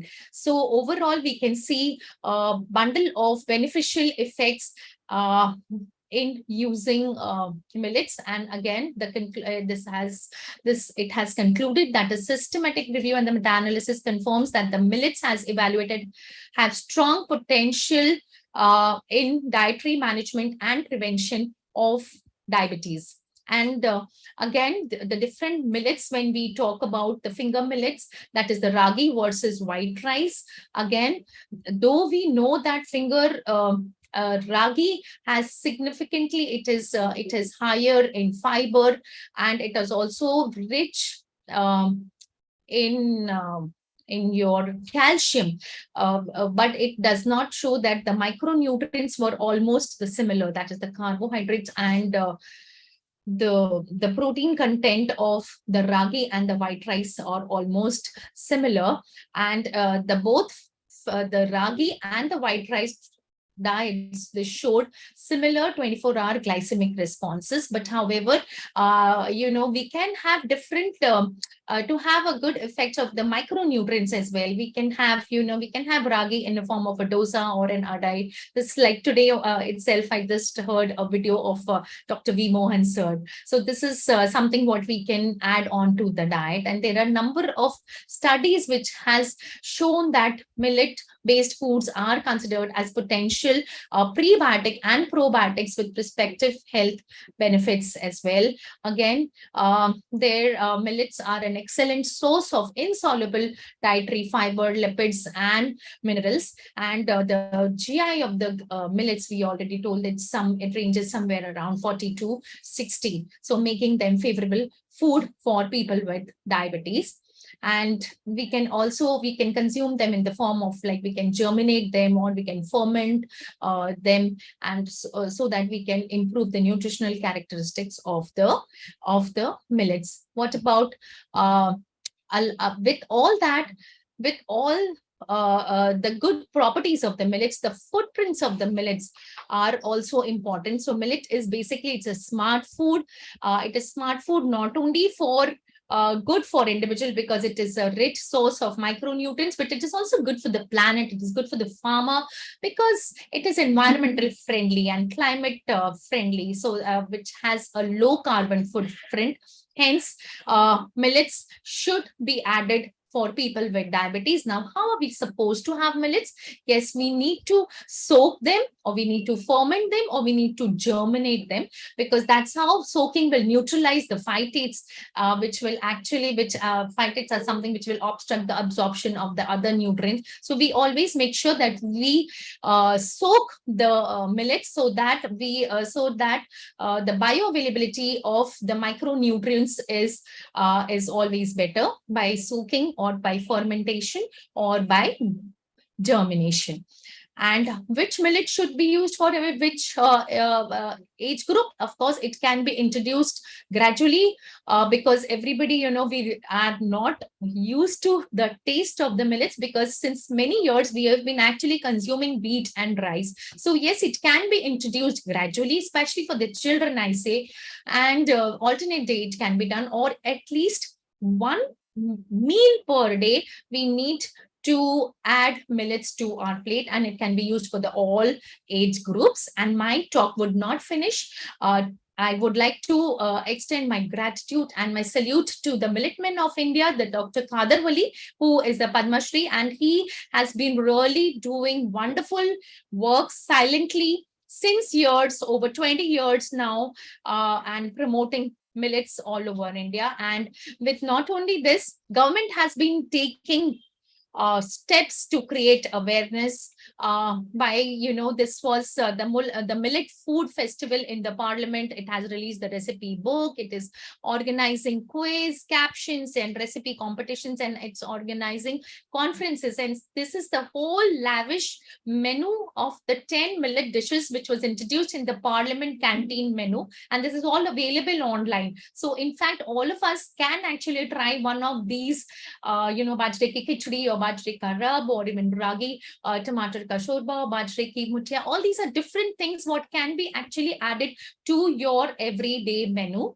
And let us all make millets a part of your plate, because it is the magic mantra which will help us when we are looking at foods. We are trying to add on vegetables and salads to our plate. So yes, millets should be a part of your everyday menu. Thank you. Thank you so much. And I'll be glad to take some questions. Thank you, Dr. Kavita, for such a wonderful, elaborated discussion on millets. And millets have been promising these days. So moving to the next session, we'll be talking about fructose, friend or foe. I would like to invite Dr. Shilpa Joshi. She is a registered dietitian, Mumbai. Consultant dietitian, Mumbai Diet and Health Center, practicing dietitian, diabetes educator, recipient of multiple awards and presented multiple papers. So over to you, Dr. Shilpa, for the next session. Thank you so much. Can you hear me? Yeah, you're audible. Yeah. At the outset, I would thank Dr. Chawla and Dr. Shalini for inviting me here, and thank you, Dr. Kirti, for such kind words of introduction. And also at the outset, I would like to wish everybody a very happy Ganesh festival and a very, very happy nutrition month. Now, in Maharashtra, we have been celebrating Ganpati festival with a lot of sweets for past 1 week. So indeed, it's a little weird that I'm talking about fructose, friend or foe, but then we still have to be aware about what we are doing. So let's look at fructose and what is fructose. So one of the first use of term fructose was in 1857 by William Allen Miller. And it was already known that fructose was a distinctive carbohydrate characterized by sweet taste. So indeed, fructose is one of the sweetest carbohydrate which is available. See, glucose is a predominant sugar which circulates in animal. Sucrose, that is a disaccharide which is composed of equal parts of glucose and fructose, is a predominant circulating sugar in plant. And therefore, because plants form the basis of a food chain in both herbivores and in omnivores, they are highly adapted to use sucrose for energetics and biosynthetic needs. As fructose does not circulate at high levels in animals, ingested fructose may be uniquely positioned to convey signals related to sugar consumption. So you have to understand that while glucose circulates and there is conversion of starch into glucose, fructose is really not circulating as much. And so if there is, amount of fructose in the body actually conveys signal only related to consumption of sugar. Now, what are the dietary sources of fructose? So sugar is added to beverages and food products in form of sucrose. Sucrose is ingested as a disaccharide that requires cleavage to monosaccharide constituents, which are glucose and fructose prior to its absorption. The industrial product of high fructose corn syrup, which is manufactured by digestion of cornstarch into glucose monosaccharides by microbial enzymes. Microbial xylose isomerase then catalyzes conversion of some portion of glucose monosaccharide into fructose. So high fructose corn syrup, which is added to a lot of foods which are packaged, it is called as HFCS55, is the most common formulation which is added to beverages, consists of 55% of fructose and 45% of glucose, and that is why you call it HFCS55. Okay, now fructose amounts, what is it that we consume normally? So fructose accounts for approximately 9% of energy intake in US, and even consumers in the 95th percentile consume up to 15% of energy as fructose. With respect to potential adverse effects of fructose, Teniskin et al. Reported that moderate increase in fructose consumption, that is 75 grams or 300 kilocalories per day in men with obesity for 12 weeks, increased body weight, liver fat, hepatic de novo lipogenesis, and other cardiovascular risk factors. So just imagine from 9%, okay, if you go anywhere higher to 95th percentile, you will find that there is greater metabolic risk.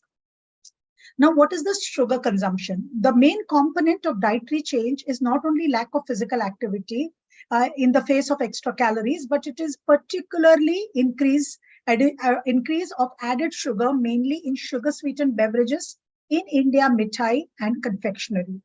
The common sweeteners are sucrose, that is 50% saccharose and 50% fructose, and high fructose corn syrup, which constitutes of 55% of fructose.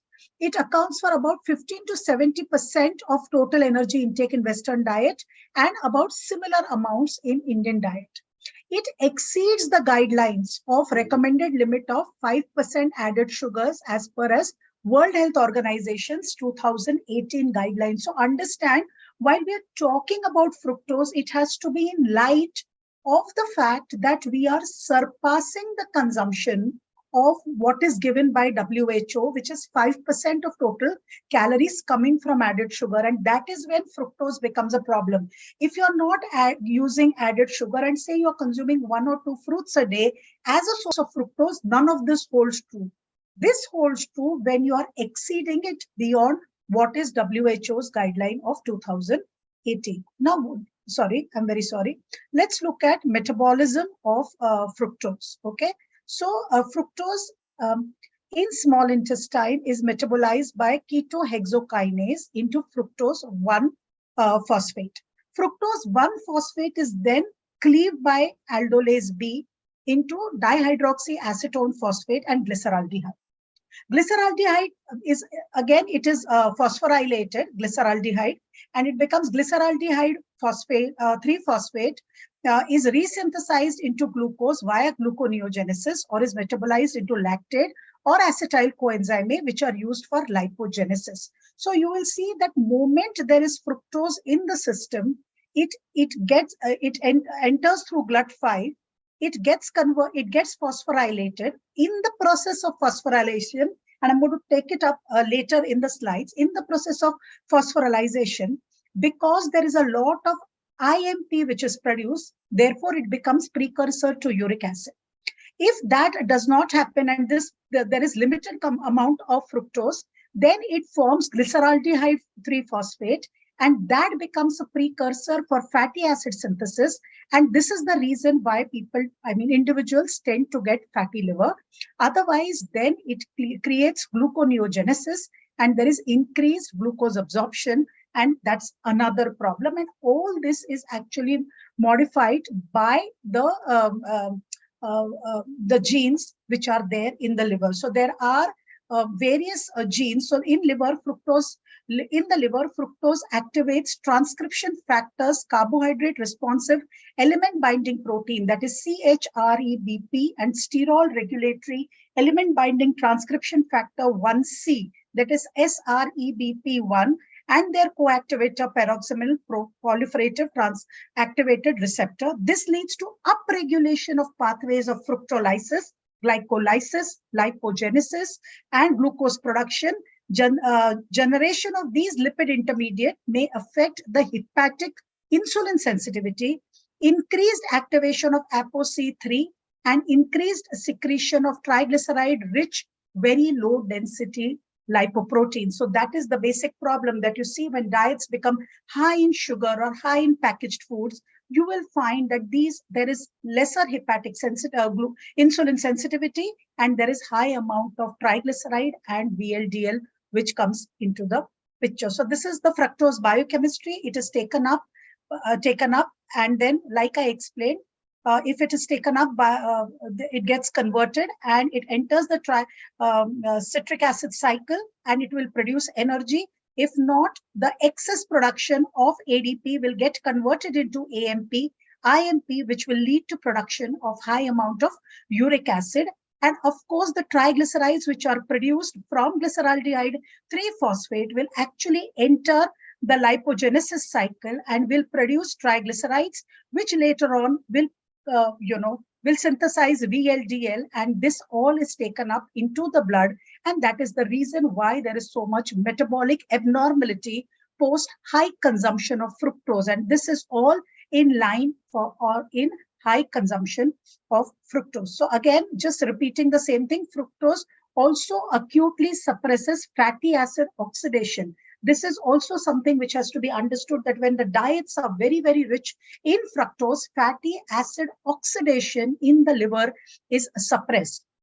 Fructose contributes to hepatic triglyceride production, both by providing substrate for fatty acids and triglyceride synthesis by activating signaling system. Fructose metabolites enter the triose phosphate pool, are in equilibrium, which is used to synthesize glycerol backbone in triglyceride. Acute fructose feeding does not directly stimulate insulin secretion. Chronic fructose ingestion can lead to hyperinsulinemia, which may increase hepatic expression of these genes, and that is the problem which happens. Sorry. Now, what is the impact of fructose on glucose metabolism? Fructose does not directly stimulate pancreatic beta cell insulin secretion. High fructose feeding readily induced hyperinsulinemia. Fructose-induced hyperinsulinemia is often considered a proxy for insulin resistance and might be the result of insulin resistance in some combination of liver, muscle, or adipose tissue. Dietary intervention studies in humans indicate that eucaloric substitution or hypercaloric addition of fructose may have more significant effect on hepatic insulin resistance and peripheral insulin resistance. Now we speak about fructose and its effect on appetite and adiposity.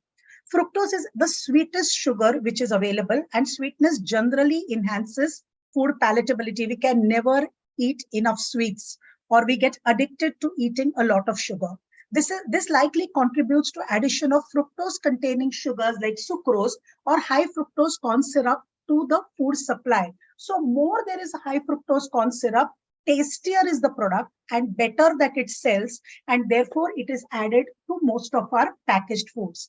Enhanced palatability may increase the feeding behavior and therefore encourage overeating. Fructose and sucrose enhance palatability and induce addiction behaviors such as binge eating and dependence by partly stimulating dopaminergic pathways. High fructose feeding may induce leptin resistance, which in turn may lead to increased food intake and obesity. Dietary fructose decreases leptin excursion compared with isocaloric dietary glucose, and fructose is less potent than glucose in suppressing orexogenic hormones like ghrelin. Now, what is the relation of fructose and NAFLD? The available data clearly highlights the correlation of intake of high fructose corn syrup, red and processed meat, and diets high in saturated fats, which are associated with non-alcoholic fatty liver disease. Now, we know that fructose is poorly absorbed from gastrointestinal tract by GLUT5 transporter. Glucose is transported into cell by GLUT4 and insulin-dependent transport system. Fructose is almost entirely cleared by liver. Okay, hepatic metabolism of fructose induces de novo lipogenesis. Fructose phosphorylation in the liver consumes ATP, consequently accumulates ADP, which serves as a substrate for uric acid formation. Fructose ingestion can rapidly cause fatty liver in animal by development of leptin resistance, reduce plasma insulin leptin concentration, and not suppressing circulating ghrelin levels. High fructose corn syrup, NAFLD, non-alcoholic fatty liver, all of this are going to be an outcome of this. Now, like I said before, it's the same thing, fructose. When it gets converted to fructose 1-phosphate by the enzyme fructokinase, ATP is converted to ADP, and this excess can be converted to AMP, which is converted to IMP, and this can actually lead to high amount of uric acids which are formed. And therefore, the core reason why in India we see so much of hyperuricemia in strict vegetarian people, people who have never touched non-vegetarian food, not even eggs, and we, a lot of times they are asked to reduce onto protein, asked to reduce minimal amount of purines that come from vegetables, but these uric acid levels do not come down, is the reason that while they decrease protein intake, they never look at their consumption of fructose, which is coming from sucrose or which is coming from excess fruit or fruit juices that they are consuming. Because they don't eat protein, they start eating a lot of carbs, and the problem just keeps continuing. So these are the lifestyle factor in which are risk factor for hyperuricemia, and there you will see adiposity is the main factor. Purine rich foods which coming from vegetable and nuts, and I'm talking about vegetarian people, actually has really nothing. But fructose has a huge amount of relation, which includes fructose, sugar-sweetened beverages, sweet fruits and fruit juices. Even coffee has a negative relationship. But you have to understand that these fructose-containing foods, whether they are coming from fruit or fruit juices, they will increase the risk of hyperuricemia. Okay, and this is a nice pyramid which I almost give to all my patients, where I show them that while fruits are great, fruits will increase uric acid, and therefore not more than 2 to 3 servings a day. And look at this, even white rice, white bread, all of this which contain a lot of starch and lot of sugar are responsible for increasing the risk of gout and hyperuricemia. So next time when we see a patient of hyperuricemia, we don't want them to restrict protein. What we want them to restrict is sucrose, fructose, and carbohydrate containing food, which are on the top of the pyramid. If you look at your dals, they're right down, right? So let them eat their dals, let them not eat their starches. Okay, now effect of fructose on hypertension. We also know that fructose, reducing dietary intake of fructose. See, we know that increase in dietary fructose stimulates salt absorption in the intestine and kidney proximal tubule through coordinated activation of a lot of PAT1, NHE3, and GLUT5. It has been proposed that reducing dietary intake of fructose and salt, as well as maneuvers aimed at inhibiting fructose absorption in intestine and kidney tubules, could have a profound beneficial effect on controlling blood pressure with metabolic syndrome. So this is like the SGLT2 inhibitors, where when you let out glucose, you see even blood pressure coming down. Now, what happens is Indians consume about 11 teaspoon of sugar per day. This is the average intake, which is coming from a published journal. I'm not saying that. WHO at the upper hand, which is very, very liberal, recommends 5 teaspoons. So we are eating more than double. And WHO recommends 5 grams of salt, and we eat about 9 grams, right? So we are eating more sugar, we are eating more salt, and then wondering why is there hypertension, right? So we have more weight. So more weight is more hypertension. Plus, because of so much of sugar in our diet, it is going to collect salt back in. Resorption of salt is going to happen. So moment we let go of this problem, I'm not saying there'll be no hypertension. I'm just saying it will be just much better control. Then last couple of slides. So this is again about kidney. So if you see here, if there is high amount of fructose in the diet, you will see that in kidney, it drives gluconeogenesis, tubular injury, inflammation, and fibrosis. So there is a lot written here, but what is very important is we think that in hypertension, salt is the only culprit. No, it is also the sugar which is coming from our diet, because salt restriction is known to everybody. Even our patients, when they come, ke BP high, namak nahi kha rahe. That is something that Patients also say, we don't have to tell them, but BP high isliye chini nahi kha rahe is something that we need to talk to our patients about. So in short, the extra fructose that you're consuming is going to impact your liver. It's going to impact your intestine. It is going to impact your kidney because it's going to enter through intestine and then impact liver. It is from liver, it is going to go to kidney. So in fact, and these are the places where the metabolic health ka fulcrum is there. Good liver, good kidney are the fulcrum of good metabolic health. And we see all of this is getting affected. And therefore, I'm not scaring and I'm not saying don't eat fructose at all. Just eat it in limits.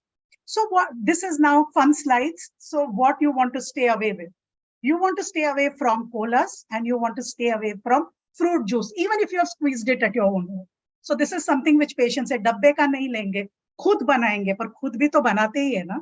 So no fruit juices, no colas. Instead, have a chas, have whey protein, have soy milk, have vegan protein, have milk, have other things. There are so many other things rather than having all these things.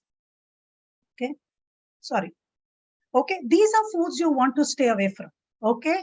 So it's cereals. Okay. These are all culprits, jams and cookies and French fries and burgers. And, you know, these are known. There are so many others which are known, not known. This is bakery. These are cereals. These are chocolates. And look at this protein bars. You know, they will have a whole lot and it will be, sorry, if you read here, look at it, fructose. Right? Can you read that? So this is, okay, corn syrup.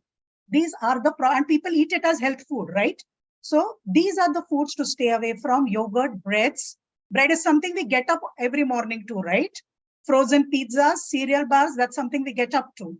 Okay. Then again, mac and cheese and salad dressings, because people want to eat salad, they start putting dressing in it. And that's a problem. So how to stop eating high fructose corn syrup? Na 100 baat ki ek baat, we need to know what to do. So easiest way of completely avoiding corn syrup is to eat real, whole, unprocessed food, like Kavita said just before me.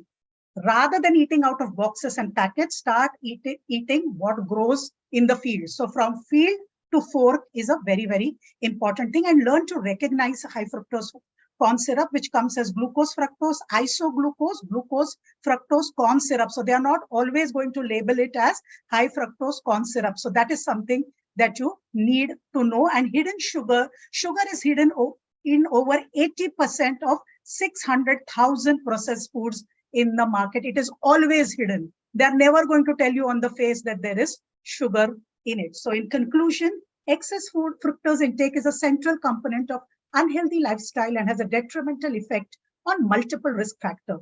Fructose is a lipogenic sugar. It increases hepatic de novo lipogenesis in liver.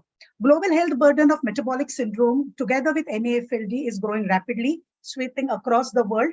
It is clear that added sugars have become a threat to cardiometabolic health. In fact, this calls for restriction of dietary sugar, especially sugar-sweetened beverages, fruit juices, confectionery, bakery consumption, to limit fructose intake and to achieve better cardiometabolic health. Thank you so much for a patient hearing, and I'm sorry if I exceeded the time. Thank you, Dr. Shilpa. That was a wonderful session. I think we'll be having a lot of queries from the audience. So moving to the next session, do we have Dr. Dhruvi over here? Hello, Kirti ma'am. Good evening. I'm here only. Good But evening, Dr. Rutul has Dhruvi. How are you? I'm good, ma'am. How are you? All well. So are you ready Dr. to start? Rutul has requested. Yeah, ma'am. Kirti ma'am, Dr. Rutul has requested that he wanted to take the session first, as he also had some other commitments. So I think let us and we have Dr. Vipul also over here. So I think we'll have Dr. Vipul, if you permit, Dr. Vipul can introduce Dr. Rutul, since both of them are good friends. So good evening once again, everyone. It's my pleasure and honor to be present in this wonderful meeting, CMRE, and it's my again pleasure and honor to introduce my best friend, Dr. Rutul Goklani, who is from the same city that is Ahmedabad. He's a consultant diabetologist and well-known figure nationally and in also our city. He's the director of Arogyam Health Center, Diabetic Care, and visiting consultant at GVPF Ahmedabad Type 1 Diabetic. He's fellow in diabetes, Apollo Hospital, Liverpool, and Diabetes India. There's And he enough has introduction, so Dr. many Mukul. affiliations Thank you very behind much. his name that the 5 minutes will be less to introduce him. So over to you, Dr. Rutul. Thank you very much, Vipul Bhai, for kind introduction, and thank you, Shalini ma'am and Rajiv Chawla sir, for having me here and giving me the chance to talk on MNT in GDM. So definitely it is very important topic. Every time we get a GDM patient, and the first question is always, ma'am, kya khana hai, sir, kya khana hai? पहले वो समझा दीजिए बाकी सारी चीजें, क्योंकि whenever we see our GDM patient, they are like on high power diet, and we have to take care of them. So my talk is on MNT in GDM, medical nutritional therapy. And what is GDM? My first few slides are actually introducing what is exactly GDM, because we have separate meeting on for DIPSI, but I'll introduce or give the definition of DIPSI for GDM. GDM is defined as carbohydrate intolerance with recognition or onset during pregnancy, and irrespective of treatment with diet or insulin. So in a multi-centric random survey conducted for 3,600 women all over India, and it showed prevalence of GDM is around 15 to 20% in our south region, and mainly, and it also included Ludhiana, northern part, where it showed around 15%. So overall prevalence of GDM was around 16% in India among urban women using WHO criteria, and that was not DIPSI criteria. So definition of GDM, if we see, where the criteria for WHO is also fasting OGTT with 75 gram glucose, and for DIPSI it is fasting or non-fasting OGTT with 75 gram of glucose. And if we have 2 hours blood glucose or 2 hours OGTT, if it exceeds more than 140 or 140 or more, then we have to define it as gestational diabetes. But IAD PSG says that if fasting blood glucose is more than or equal to 92, 1 hour post OGTT of 75 gram glucose is more than or equal to 180, and 2 hour more than or equal to 153, then we define it as GDM. So screening method for DIPSI, it is 75 gram OGTT, and that should be given in fasting state. At 2 hours, venous blood glucose sample is collected for estimating plasma glucose, or even non-venous blood like capillary blood glucose with glucometer is also acceptable. And gestational age for screening is usually 24 to 28 weeks, but nowadays we recommend in DIPSI that you should screen for gestational diabetes from very first trimester itself. You should again repeat it in second trimester and third trimester. So diagnostic criteria, if we see, if 2 hour OGTT is more than or equal to 140, then we label it as GDM.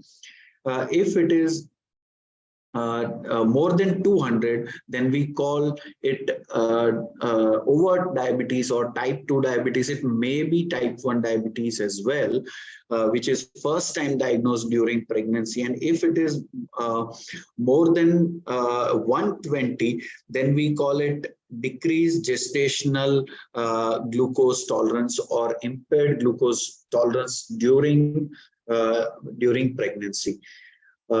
Again, Institute of Medicine guideline, weight gain during pregnancy, what they suggest, because my talk is on MNT and the weight gain is very important. So what IOM weight gain recommendation for pregnancy, if the BMI is less than 18.5, then the normal weight gain should be total between 12 to 18, which is around 16 of average. In second trimester, every week it should not exceed half a kilo, and in third trimester it should mean around 1 kilo per week. If the BMI is between 18 to 18.5 to 25, then mean age that mean weight which should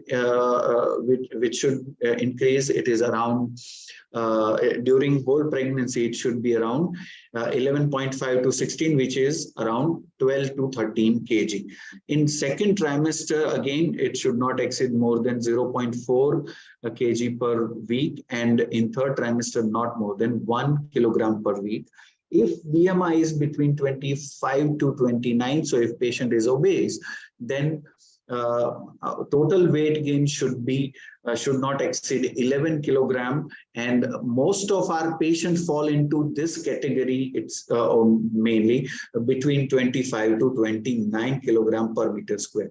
So we should ask our patient that your body weight should not exceed during pregnancy. If we had chance to convey them during preconceptional counseling, that then we should ask them to not exceed their weight more than 11 kilogram, and where second trimester should be 0.28, so it is 0.3 kilograms, so around 300 grams per week it should not exceed than 300 grams.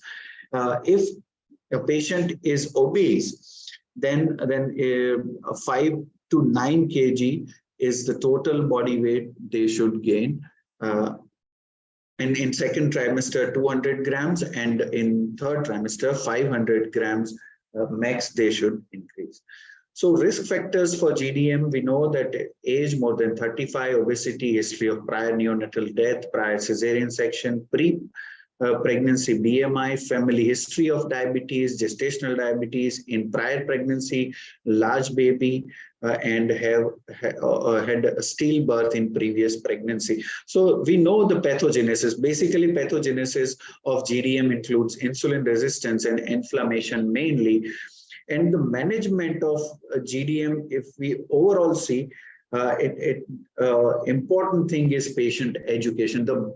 If patient is on metformin, insulin, or medical nutrition therapy, first thing that we need to explain it to patient is patient education. What are the consequences of gestational diabetes, complications of gestational diabetes, and we should also educate them about self-monitoring and also about the targets that we need to achieve during gestational diabetes. So the first thing that we need to explain is medical nutrition therapy. After that, if patient is not controlled, then we start insulin or metformin, any other oral hypoglycemic agent. So monitoring of glycemic control during through HbA1c, mainly maybe every month or twice a month, and other thing which is very important is to measure other parameters like examination of fundus and estimation of microalbuminuria every trimester. That is recommended.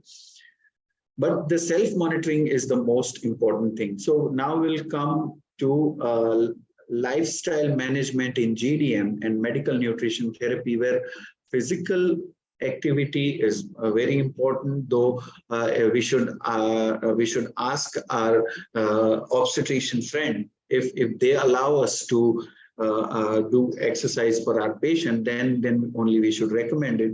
Weight management depending on pre-gestational weight only. Glucose monitoring aim for targets recommended by 5th International Workshop Conference on GDM, which asked for fasting blood glucose less than or equal to 95. But in DIPSI, according to DIPSI criteria, we asked our patient to keep fasting blood glucose less than 90, 1 hour post meal less than 140, and a 2 hour post meal less than 120.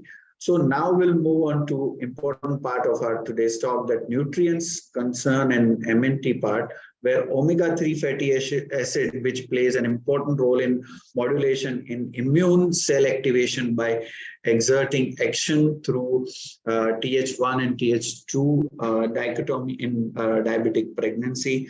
Vitamin D3 acts directly on pancreatic beta cell through expression of vitamin D receptor as well as through the enzyme 25-OH-D1 alpha hydroxylase by regulating intracellular calcium into increased insulin secretion and by attenuating systemic inflammation associated with insulin resistance. So keeping vitamin D normal and giving omega-3 fatty acid is also important. So we can combine it in our multivitamin tablets along with iron and folic acid. Zinc also, it is required for normal glucose metabolism and may have an insulin-like effect on glucose transport into adipocyte and potentiates insulin-induced glucose transport into cells by influencing the insulin signaling pathway. So important thing is that zinc should also be included in our diet. Fats and oils provide energy for growth and are essential for baby's brain and development. Choose healthy oils such as canola oil, olive oil, peanut oil, and safflower oil, and include nuts, avocados, and olives in our routine diet.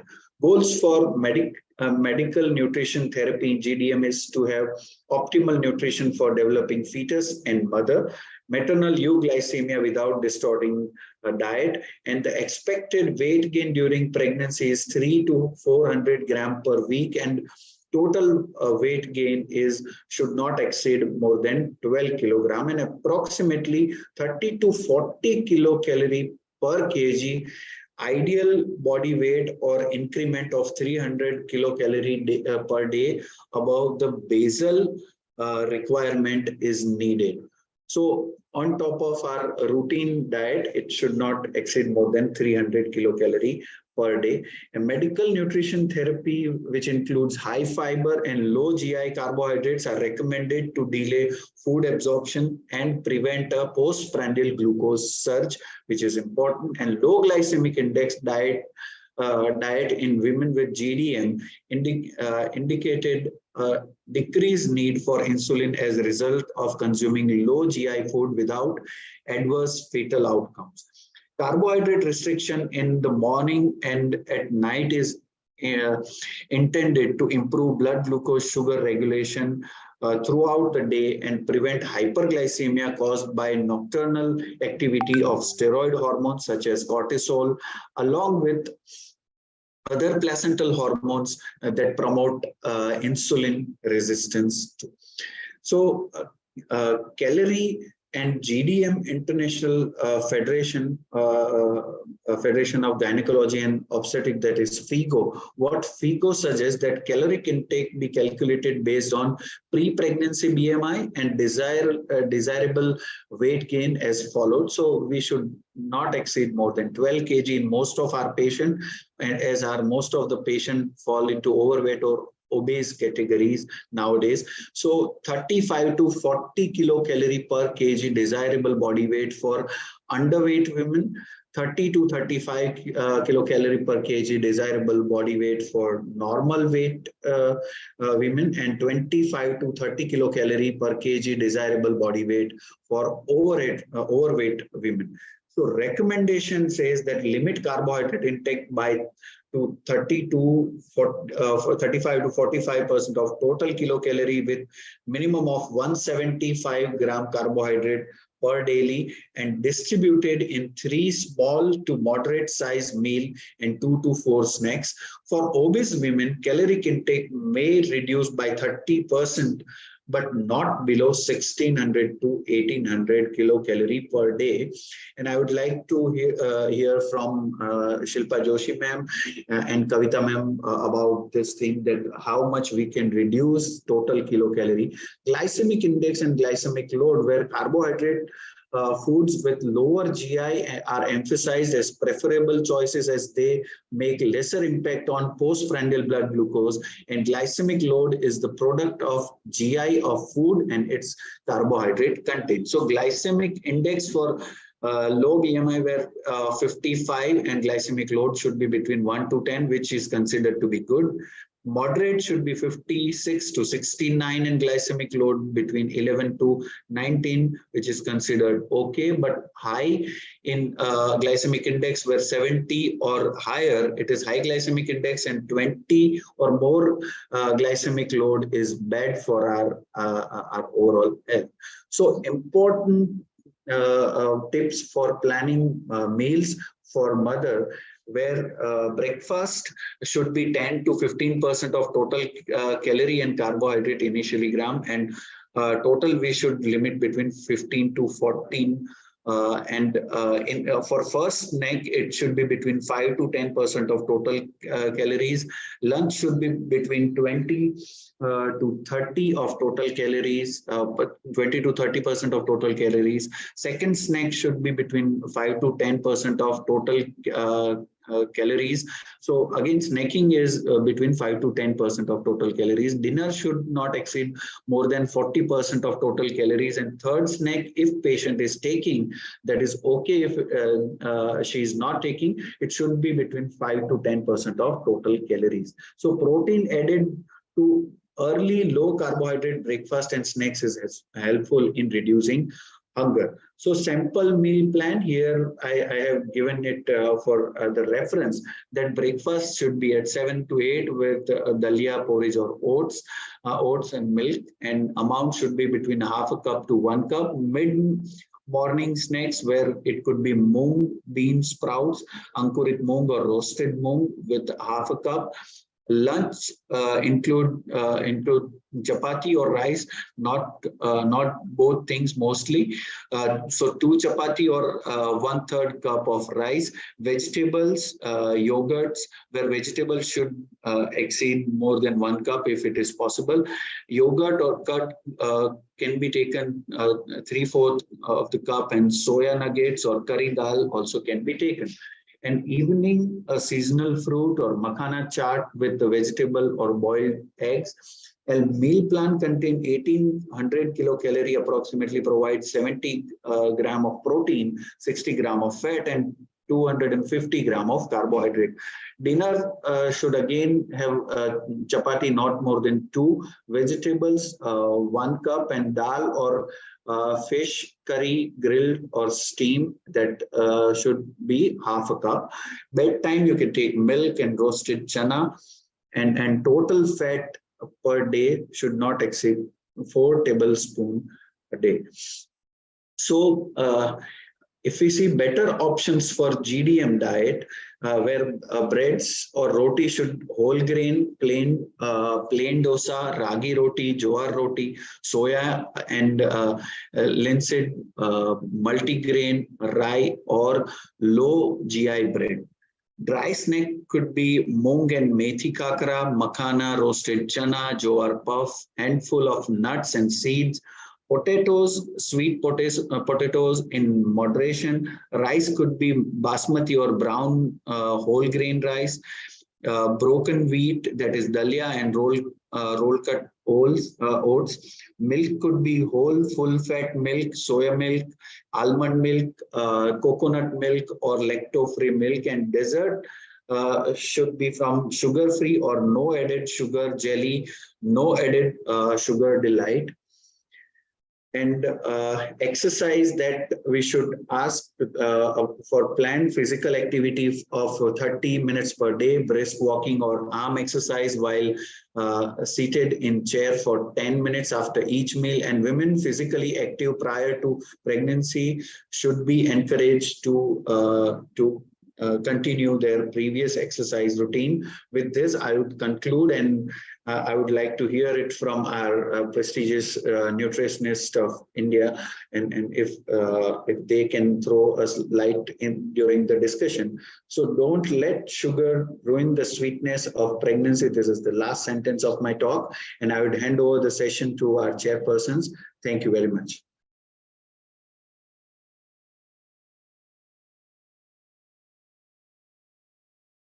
Dr. Vipul, you're mute. Yeah, as always, wonderful talk by Dr. Rutul, and a detailed discussion of every aspect of the talk has been done. I guess the question answer will be done at the end of the session. So let's move to the next speaker. And I'm again honored to introduce my colleague and the HOD of our clinical research department of RIMS, Dr. Dhruvi Hasnani. She is also diabetologist from the city of Ahmedabad. She is MD, FRCP, FACP, as well as a fellow of pediatric diabetes from SPED. She is treasurer of RSSDI Gujarat chapter, winner of Torrent Young Scholar Award for Diabetes, faculty for many national education programs, speaker for numerous national international conferences, and sometimes many talks on the same day. So without wasting much time, I would give it over to Dr. Dhruvi for her talk.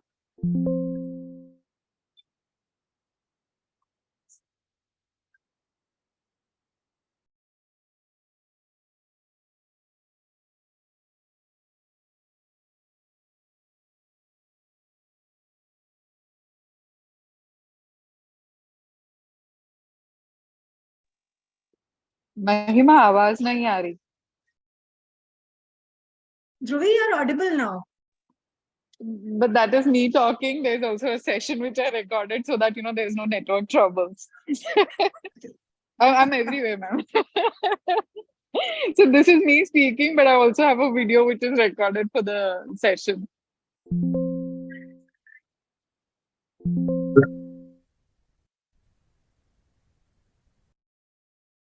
Hello, good evening, everybody, and welcome to the first day of our International Symposium in Diabetes, CMRE.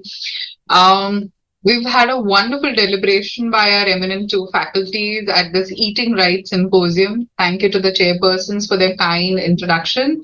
I am Dr. Dhruvi Hasnani, and I'm going to talk a little bit today about the intermittent fasting, and we'll talk I'll bring in and present to you guys with some evidence about does it help in diabetes or not. So now, first of all, let me just go through the basics first. What is the intermittent fasting? It is an interventional strategy, as we all know, wherein patients, or people with a certain situation, or just for the sake of weight loss, they subject themselves to periods or phases of fasting, which are of varying periods. Currently, it's one of the very popular sort of a dietary regimen in the health as well as the fitness community, and it is attracting a lot of attention because of its evidence-based health benefits. There are n number of papers and n number of studies that are being undertaken for intermittent fasting. Number two, it has the potential of correcting the metabolic abnormalities, and number three, it has better adherence in comparison to other dietary regimens. So now when we talk about intermittent fasting, how it goes is it's a very simple thing. There is a fasting window, then there is an eating window, and it depends on onto your healthcare professionals how the dietitian, nutritionist, or your doctor is prescribing to you. And again, then there is a fasting window of a certain period of time. So now it's not a diet in a conventional sense, but it is more accurately, if I describe it, as an eating pattern. And it's very common that people in the past, through the evolutionary phase, we were all hunters and gatherers, and there wasn't food as available as it is today. And that is why intermittent fasting is something very natural that comes to us.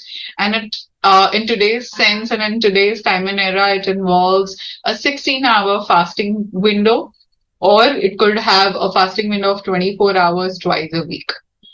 Sometimes, there are religious reasons and there are spiritual reasons, be it with the Hinduism, with Islam, with Christianity, and with other religions, wherein people are fasting for the religious beliefs. And fasting from time to time is actually more normal in comparison to eating the 3-4 meals per day. So now there are different types of intermittent fasting. There is an alternate day fasting wherein people fast for a period of 24 hours, followed by a 24-hour period of unrestricted eating. Then there is something known as 5:2. You choose any 2 days of the week, which are separated by a 24-hour block time period of fasting. And typically, you won't pick the consecutive days. There is a type of an intermittent fasting wherein you choose 1 day per week and fast for 24 hours. There is an eat, stop and eat sort of a thing. Something which is the most followed is the 16:18 type of the intermittent fasting. It is the most common and arguably the most easiest thing to follow, wherein you eat only for the window period of 8 hours, followed by 16 hours of a fasting. There is something known as only 1 meal per day, and all of these types of intermittent fasting are going to help a person in improving the metabolic status, and that's what I'm going to show you the evidence for. So there are again different 6 types of intermittent fasting which you can see on this screen over here, from alternate day fasting that I just described to a 1 day per week fasting, and to the 16:8 fasting, which is quite frequently and the most frequently followed dietary regimen over here. Now, let's look at the science behind this. How does intermittent fasting work? So now, anytime, whenever we are talking about a person for a healthy weight maintenance or for a normal health and a healthy dietary habit, we know that you have to balance the eating and the fasting, or the calorie in and the calorie out. That's the most frequently used phrase. Whenever we are eating food, in response to the food is the stimulus for the secretion of insulin in our body. This insulin, which is secreted, makes or converts the glucose into energy. And what it also does is it converts the extra glucose, which when not used, it is converted into either, say, glycogen storage or fat storage. Now, reversibly, vice versa, whenever there is a window for fasting, when there is no food or fasting period, there is a decrease in the level of insulin in the body, which condemns the body to use the fat as a source of energy, to use the stored up glycogen to produce glucose for conversion into energy. So this is how this intermittent fasting or this fasting period is going to benefit our body in terms of reducing the hyperinsulinemic state. Let's look further. Let's look at the insulin regimen over here, and let's look at how it is going to benefit. See, whenever there is an insulin stimulated fat formation versus a fat loss due to the reduced hyperinsulinemia in our body, this is going to benefit the body in terms of reducing the effects of hyperinsulinemia, majorly in terms of the oxidative stress that is caused, the inflammation that is caused. Now let's look a little deeper into the metabolic effects. There is fat burning, there is more energy and lesser reactive oxygen. The calorie restriction is going to improve or increase the metabolic rate. The lesser reactive oxidative products with the fasting are going to act as an, let's say, a precursor towards increasing your antioxidants, giving you energy, giving you reduction in your exhaustion periods. Whenever you are avoiding to eat for a longer period of time before going to sleep, all of us are always prescribing to our people with diabetes or people with metabolic syndrome that you need to keep at least a minimum of 3 to 4 hours of a gap between your last meal of the day and your sleep. There is something known as mitophagy or autophagy. Whenever we are fasting, whenever there is an intermittent fasting, there is a process wherein there is a removal of the damaged cells and the mitochondria which is damaged, and this process is known as mitophagy. And there is evidence, there are studies wherein when intermittent fasting was studied in the cancer patients, it triggered the immune system. There was a reduced cancer reoccurrence, and there was also improvement in the mortality rates. How is it affecting the endocrine system? How is it affecting the cells and the hormones? Let's look at the growth hormone first. The levels of the growth hormones will start to increase by almost 5-folds.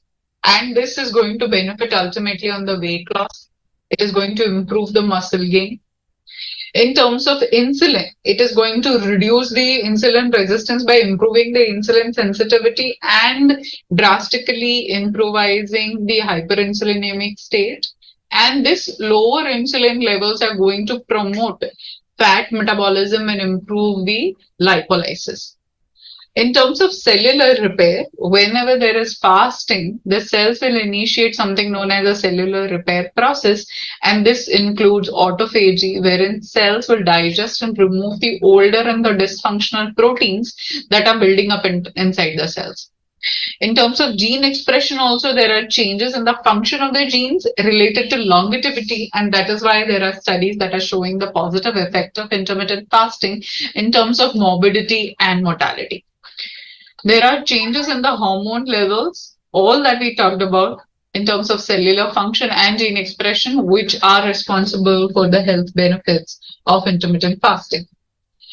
Leptin is one hormone that is governing, helping to regulate the thyroid hormones. It is responsible for reduction in the glucose stimulated insulin secretion. It is responsible for an increased heart rate, responsible for regulation of bone mass, responsible for also regulating the menstrual cycle. It also regulates the appetite, the biggest function of leptin hormone, and controlling of the metabolism and the energy homeostasis. It is responsible for activation of the immune cells and increase in the blood pressure. So all of these functions of leptin that we are just talking about is affected by a state of fasting. Whenever there is a person coming to us with obesity, this person, along with insulin resistance, also has something known as leptin resistance or hyperleptinemia. In the presence of hyperglycemia, and whenever there is a combination or a combined state of insulin resistance along with along with leptin resistance, it leads to a suppression in the ghrelin. Ghrelin hormone is responsible for satiety. So whenever there is a suppression of ghrelin, there is increase in hunger, which makes you eat more, and which leads to more obesity, which is leading to more inflammation, which is leading to contributing to more hyperglycemia. So let's look at this axis again of the leptin, ghrelin, and the weight loss effect that we are trying to portray over here, trying to learn over here. The high sugar, especially the fructose, that is turning off the body's appetite control system, the insulin and the leptin signaling, is leading to more hunger, more eating, and more weight gain. What intermittent fasting is doing is eliminating this hunger and the craving. It reduces and normalizes the ghrelin, increasing the satiety of the person living with, say, obesity, living with diabetes, and in turn giving us lesser appetite, giving us more increased satiety. So let's look at this right side of a graph over here. Whenever there is intermittent fasting, there is reduction in the cortisol levels, there is reduction in the leptin levels, and increase in the ghrelin levels. And the impact that it has on the thyroid hormone also leads to controlling or impacts the metabolism rate by increasing that metabolism. A lot of experts, a lot of nutritionists also talk about, the calorie restriction in the eating window period of the intermittent fasting also. It cannot be that you are mindlessly eating in the eating window period of the intermittent fasting. And what they are emphasizing on is the sequence of eating. So eat the proteins before eating the carbs, and also the amount of carbs that you are eating has to be in a balanced formulation. So eat a balanced diet even in the window period of the eating to improvise these hormones and the impact of the intermittent fasting on the hormones of cortisol, leptin, ghrelin, insulin, as well as the thyroid hormone. The blood sugar levels in a study that was done, it showed that the blood sugar levels were about 29% lower after 30 minutes, 37% lower after 60 minutes, and 17% lower after 120 minutes of starting their meal. So let's look at the evidence now. Let's look at some of the papers in a Journal of Applied Physiology, which study the effect of intermittent fasting and refeeding on the insulin action in healthy men. These were not males with metabolic syndrome or diabetes. And what they found out was fasting every second day. They were the studied healthy men were of 25 years of age, and they were subjected to intermittent fasting every second day for 20 hours for 15 days. And they wanted to study the hypothesis that 14 days of intermittent fasting and refeeding was improving the insulin stimulated glucose disposal. And they found out that fasting every second day increased the insulin sensitivity approximately by 7-fold according to the homeostatic model, and decreased the incidence of diabetes in these healthy men. And it was found that there was a decrease in the circulating leptin after 8 to 24 hours of fasting. And let's look at this another study done in 2020, and it was published in the American Journal of Physiology. What they wanted to study was an impact of prolonged fasting on the insulin secretion, insulin action, and hepatic versus the whole body insulin secretion deposition indices, again in the healthy young males. 13 males were studied. What they did was they put them onto 36 hours of fasting. The study period was at 8 to 16 weeks, and they had a 12-hour overnight fasting after that. What they wanted to see was they wanted to study the endogenous glucose production, the hepatic insulin sensitivity, and also the IV glucose tolerance test was done. The insulin action, the secretion, and the insulin secretion disposition was studied as one of the indices of the study. And they wanted to, see the effect of this intermittent fasting onto these healthy young males. And let's see what the outcome was. The opposite directed changes in the hepatic versus the whole body insulin secretion disposition indices were seen. So this means that it had a positive effect on the hepatic insulin secretion disposition indices, as well as it had a positive impact on the whole body insulin secretion disposition as well, showing us and putting us into perspective that intermittent fasting is beneficial in all of these males in terms of impact on the hyperinsulinemic state.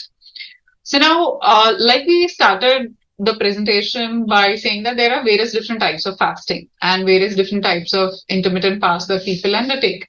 And be it calorie restricted, be it time restricted feeding, be it alternate day fasting, or any other sort of fasting regimen that people undertake, it is going to impact on the mitochondrial dysfunction by reducing it. It is going to help in restoration of the redox balance. It is going to help in activation of the adaptive cellular responses. It is going to increase the autophagic activity and regulate, also help in the regulation of the circadian cycle. If this intermittent fasting of any of the above type is undertaken properly under a proper guidance of an expert, it is going to impact on all of these mechanisms. And what effect will it have? It will help in reduction of the adiposity, improvements of the adipokines, higher insulin sensitivity, lesser insulin resistance, and glucose uptake, improvement in the insulin secretion. It is also going to help in the redox imbalance that has been observed in the lean models. And in extreme IF protocols, there is a different impact on the patients and reduction in the risk of type 2 diabetes development, or on people who have already been diagnosed with type 2 diabetes.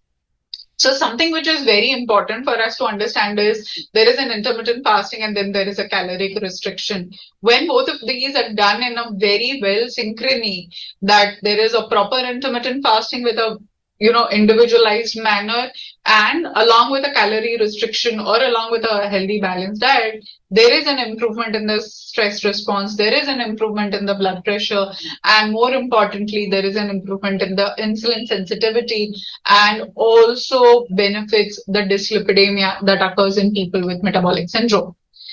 According to a 2014 review that was done, it showed that fasting improves the indicators of health in terms of blood pressure, insulin sensitivity, inflammation, and also risk on the chronic diseases like cancer.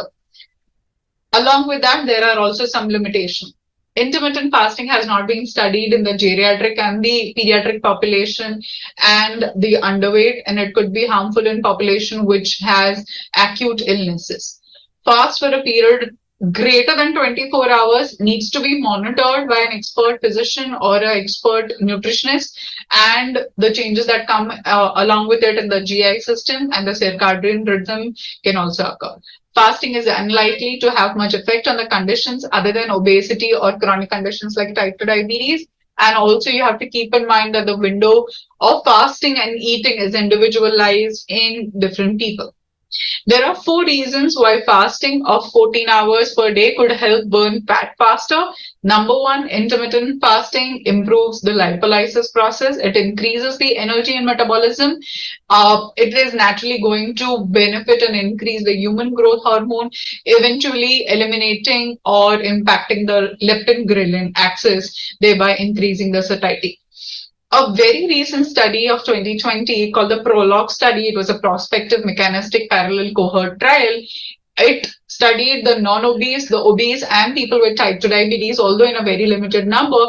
And when people were subjected to a 12-hour fasting, an OGTT was done, and a 36-hour, again, restriction window followed by an OGTT. The results of the metabolic flexibility showed that there was an improvement of the metabolic indices in the obese and the type 2 diabetes people in comparison to the non-obese. So the intermittent fasting, like we have already stated and through the evidence that we are seeing, leads to reduction in inflammation, impacting the CNS, and there are studies in mice as well as in humans, also leading to reduction in the demyelination process. Also, there are studies which are showing the impact of intermittent fasting on the gut microbiota, and along with this, in the end, also again, impacting or reducing the levels of leptin and increasing in the levels of adiponectin. So a very recent paper of 2021, again at the ESD, showed that there is an impact, a positive impact of intermittent fasting, but on a shorter term. This was a paper for just few weeks, and it affected the albuminuria, it affected the AGE formation, and impacted positively on people with type 2 diabetes. An interesting paper, literature review for the primary care physicians upon the role of intermittent fasting and its role in the treatment of type 2 diabetes. And there was the paper is suggesting that intermittent fasting is effective non-medicinal treatment option for type 2 diabetes. More research, of course, needs to be done to delineate the effects of intermittent fasting from weight loss, and physicians should consider educating themselves regarding the benefits of intermittent fasting. Diabetic patients should consult their physician prior to beginning this intermittent fasting regimen to allow for them to benefit into a tailor-made way on how the titration of the period of fasting and the period of eating should be undertaken. Intermittent fasting has also been studied in type 1 diabetes, and this paper, which is from 2023, a very recent paper, said that people with uncomplicated type 1 diabetes could safely participate in intermittent fasting, similar to the Ramadan fasting, when they are equipped with a structured education and advanced glucose monitoring systems. And it could be safely done, intermittent fasting could be safely achieved in people with type 1 diabetes with a structured education program. So I'm almost coming to my end of the slides, and the benefits of intermittent fasting are shown in terms of improvement in insulin sensitivity. It is easy to do, easy to maintain, aids in the fat loss, regulates hunger, improves brain function, improves cellular repair and immune system. It improves the lifespan, which has been studied only in the animal studies. So summarizing my talk today, fasting offers many important unique advantages. Where diet complicates life, fasting will simplify it. Where diets are expensive, fasting is almost free. It saves time. You don't have to prepare multiple, food. You don't have to prepare multiple recipes. Fasting has unquestioned efficacy. There is no more a powerful method for lowering the insulin levels and decreasing the body weight like fasting has. But on the other hand, fasting has a very common side effect, which is hunger. We might take time to adapt to this intermittent fasting and to adapt with the hunger, and it is temporary, but it is a major thing which leads to a lot of mood swings. So my take-home message today is that intermittent fasting can potentially lead to 3 to 7% percent of the body weight loss and hereby benefits the hyperinsulinemic effect as well as the cardiovascular events. But there have been not many long-term studies on intermittent fasting. While outcomes of intermittent fasting diets are very much comparable to the continuous calorie restriction diets, according to some short-term RCTs and some of the reviews that we just saw, it has to be conducted very well under quite expert supervision, be it physicians or be it nutritionists, for somebody who is metabolically healthy, for somebody who is overweight, or for somebody who is obese. However, intermittent fasting could lead to some severe adverse events when not implemented correctly or when implemented exceedingly for a time period which is not tailor-made for a person. Individuals with certain health conditions have to keep it in their mind that they have to consult a physician or a nutritionist before undertaking the intermittent fasting. With that, I'm going to thank the organizing committee, Shalini ma'am, Rajiv sir, for this opportunity at the CMRE yet again. Thank you so much. I'm going to stop sharing and wait for the discussion and give it back to the organizers and my chairperson. Thank you. Yeah, thank you so much, Thank you, Dr. Dr. Dubey. It was a wonderful and elaborative discussion. Yeah, intermittent fasting is a old wine in a new bottle. And when you eat is equally important to what you eat and how you eat. So you give all the detail in elaborative manners.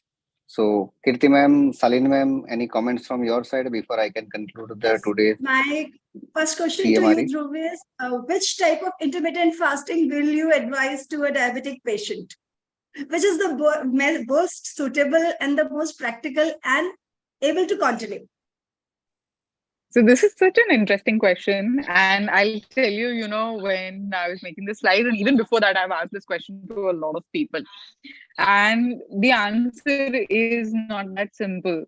Since there are varied types of diabetes, individuals with different sort of a metabolic disposition and predisposition and the complication that they are coming with, again, even for intermittent fasting, from the 6 different types that I showed, not one size fits all.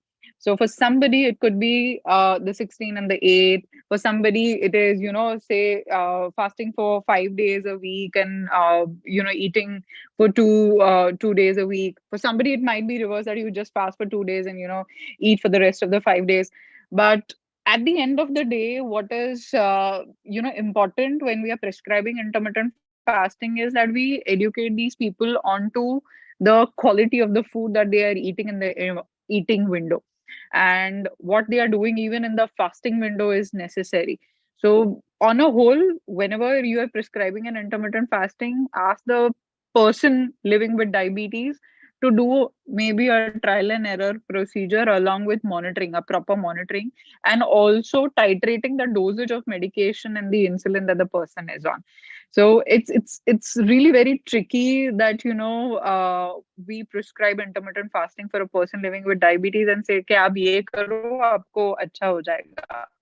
No, that's not how it works. We'll have to ourselves be involved in the whole process of monitoring and see which type of intermittent fasting is more suitable for that particular person.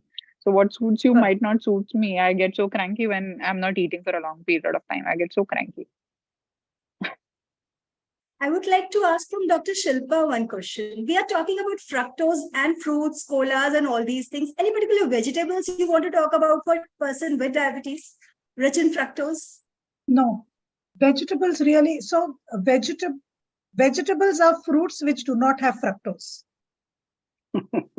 That's a simple way of putting it. So, if you define botanically, vegetables are fruit, because we say parts of plants are whatever, root, stem, leaves, flowers, and fruit.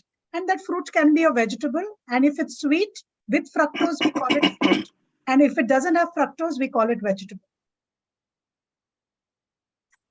We talk about onions and okras. Do they have fructose? No, they do not. So they have other kinds of sugars, but they do not have fructose in it. Nutrition is so elaborate. We don't think about all of this when we are picking up a piece of sweet or picking up even that okra when out of my plate ke bhai ye kaisa hai, and people shun it out as if nutrition is not that important or aap bolo hum kha lenge, and it's not an easy thing to be prescribed and to be done, and we should be calling it nutrition prescription more often than just a diet chart. One question to Shilpa ma'am. Comment to the millet section. Yeah, sure. Please go on. Yeah, I see, think Kavita we is talk not here. a lot about millet these days, but persons with thyroid issues, and we should know one thing: कि millet only diet should not be advised, as they lack into some essential amino acids, if I'm not wrong. So Kavita is not there. Can I take this question? Sure, ma'am. Yeah. Okay. So in vegetarian protein per se, other than soya, are never complete proteins. So it's not only millets, even rice and wheat and dals and all of them. So they are never, so therefore they're always eaten in combination. So that is why our good old Hindi saying is dal roti khao, prabhu ke gun gao, because that makes it complete protein there, because you're combining dal and roti. So even if you're eating millet, the part that I would like to emphasize, because this meeting is a diabetes meeting, is that millets are never isocalorically substituted in a diet. So because millets have gotten so much limelight, people feel that millet kitna bhi khao, kuch nahi hoga. Yes. And it doesn't work like that. They are great, but they do increase blood sugar. And unless they are isocalorically substituted, so if you're not going to eat a 30-gram roti, then you can make a 30-gram jawari ka roti or bajre ka roti or whatever other roti. But if you're going to make a 60-gram one, your blood sugar is going to rise. So what people, what's very interesting is people love to hear what they want to hear. So they only hear that millets are good, and they do not hear everything else that goes with it. So I think that is very important, that isocaloric substitution is very important, and eating only millets doesn't help. You still need to eat proteins, you still need to eat a lot of vegetables, because they ultimately, my plate stands true. So half your plate needs to be a vegetable, quarter of your plate needs to be a protein, and that 1/4 can be a millet or a wheat or a rice or whatever you decide to add. Perfect. So I think we don't have more questions. So over to you, Dr. Shalini, for the further proceedings. I think we've had some great sessions and a lot of learning for all of us, because, many times as doctors, all that we focus on is pharmacotherapy. And that one line that we say is continue walking and observe what you eat, and maybe giving them a printed diet chart or just sending them to a nutritionist. So I think this is something that we as doctors need to understand, the basics of nutrition, so that we can actually guide our patients well on the importance of the plate, rather than all these fancy fad diets. Because ultimately, end of the day, I don't think there's one solution, one diet that fits everyone. So I think it always has to be a balance, this thing. And an important takeaway that we all need to understand is the importance of always consulting a qualified, registered nutritionist, rather than fly by the night dietitians that are available every day. Because so many times we have patients who come with all kind of weird people prescribing diets to them to just get, to lose weight, and ultimately ending up with a lot of other problems, because weight loss simply in terms of inches and kilograms is not good. You need to look at the muscle part. You need to have a balanced diet, and that is where a nutritionist is the best person who can actually guide you. So thank you, Shilpa ma'am, for your insights. It was a great learning. I would like to thank all the faculties for this symposium, Dr. Kirti and Dr. Vipul as chairs, and Dr. Dhruvi, Dr. Rutul, Dr. Kavita, and Shilpa ma'am for all the deliberations. And I'm sure this has been a very enlightening symposium. With that, we come to an end of today's proceedings. A great first day of the 10th International Symposium in Diabetes, a joint effort between AASD and CMRE, and we have delegates logged in from all over the world listening to all of us. So thank you for great deliberations, and I would request all the delegates and the faculties to join us again tomorrow, 1:30 p.m. India Standard Time, for the next round of the scientific feast. Thank you so much. Good night. Stay happy, stay healthy. Thank you, ma'am. Good night. Thank you so much. Thank you, ma'am. Good night. Thank you, everyone. Thank you. Good night. Good night. Recording stopped. Dhruvi, you are muted. पहुंच गई? पहुंच गई मैं, recording Yours was stop हो गया. very good. I was listening to it. अभी मैं इसको दोबारा से सुनूंगी. बहुत अच्छे slides थे.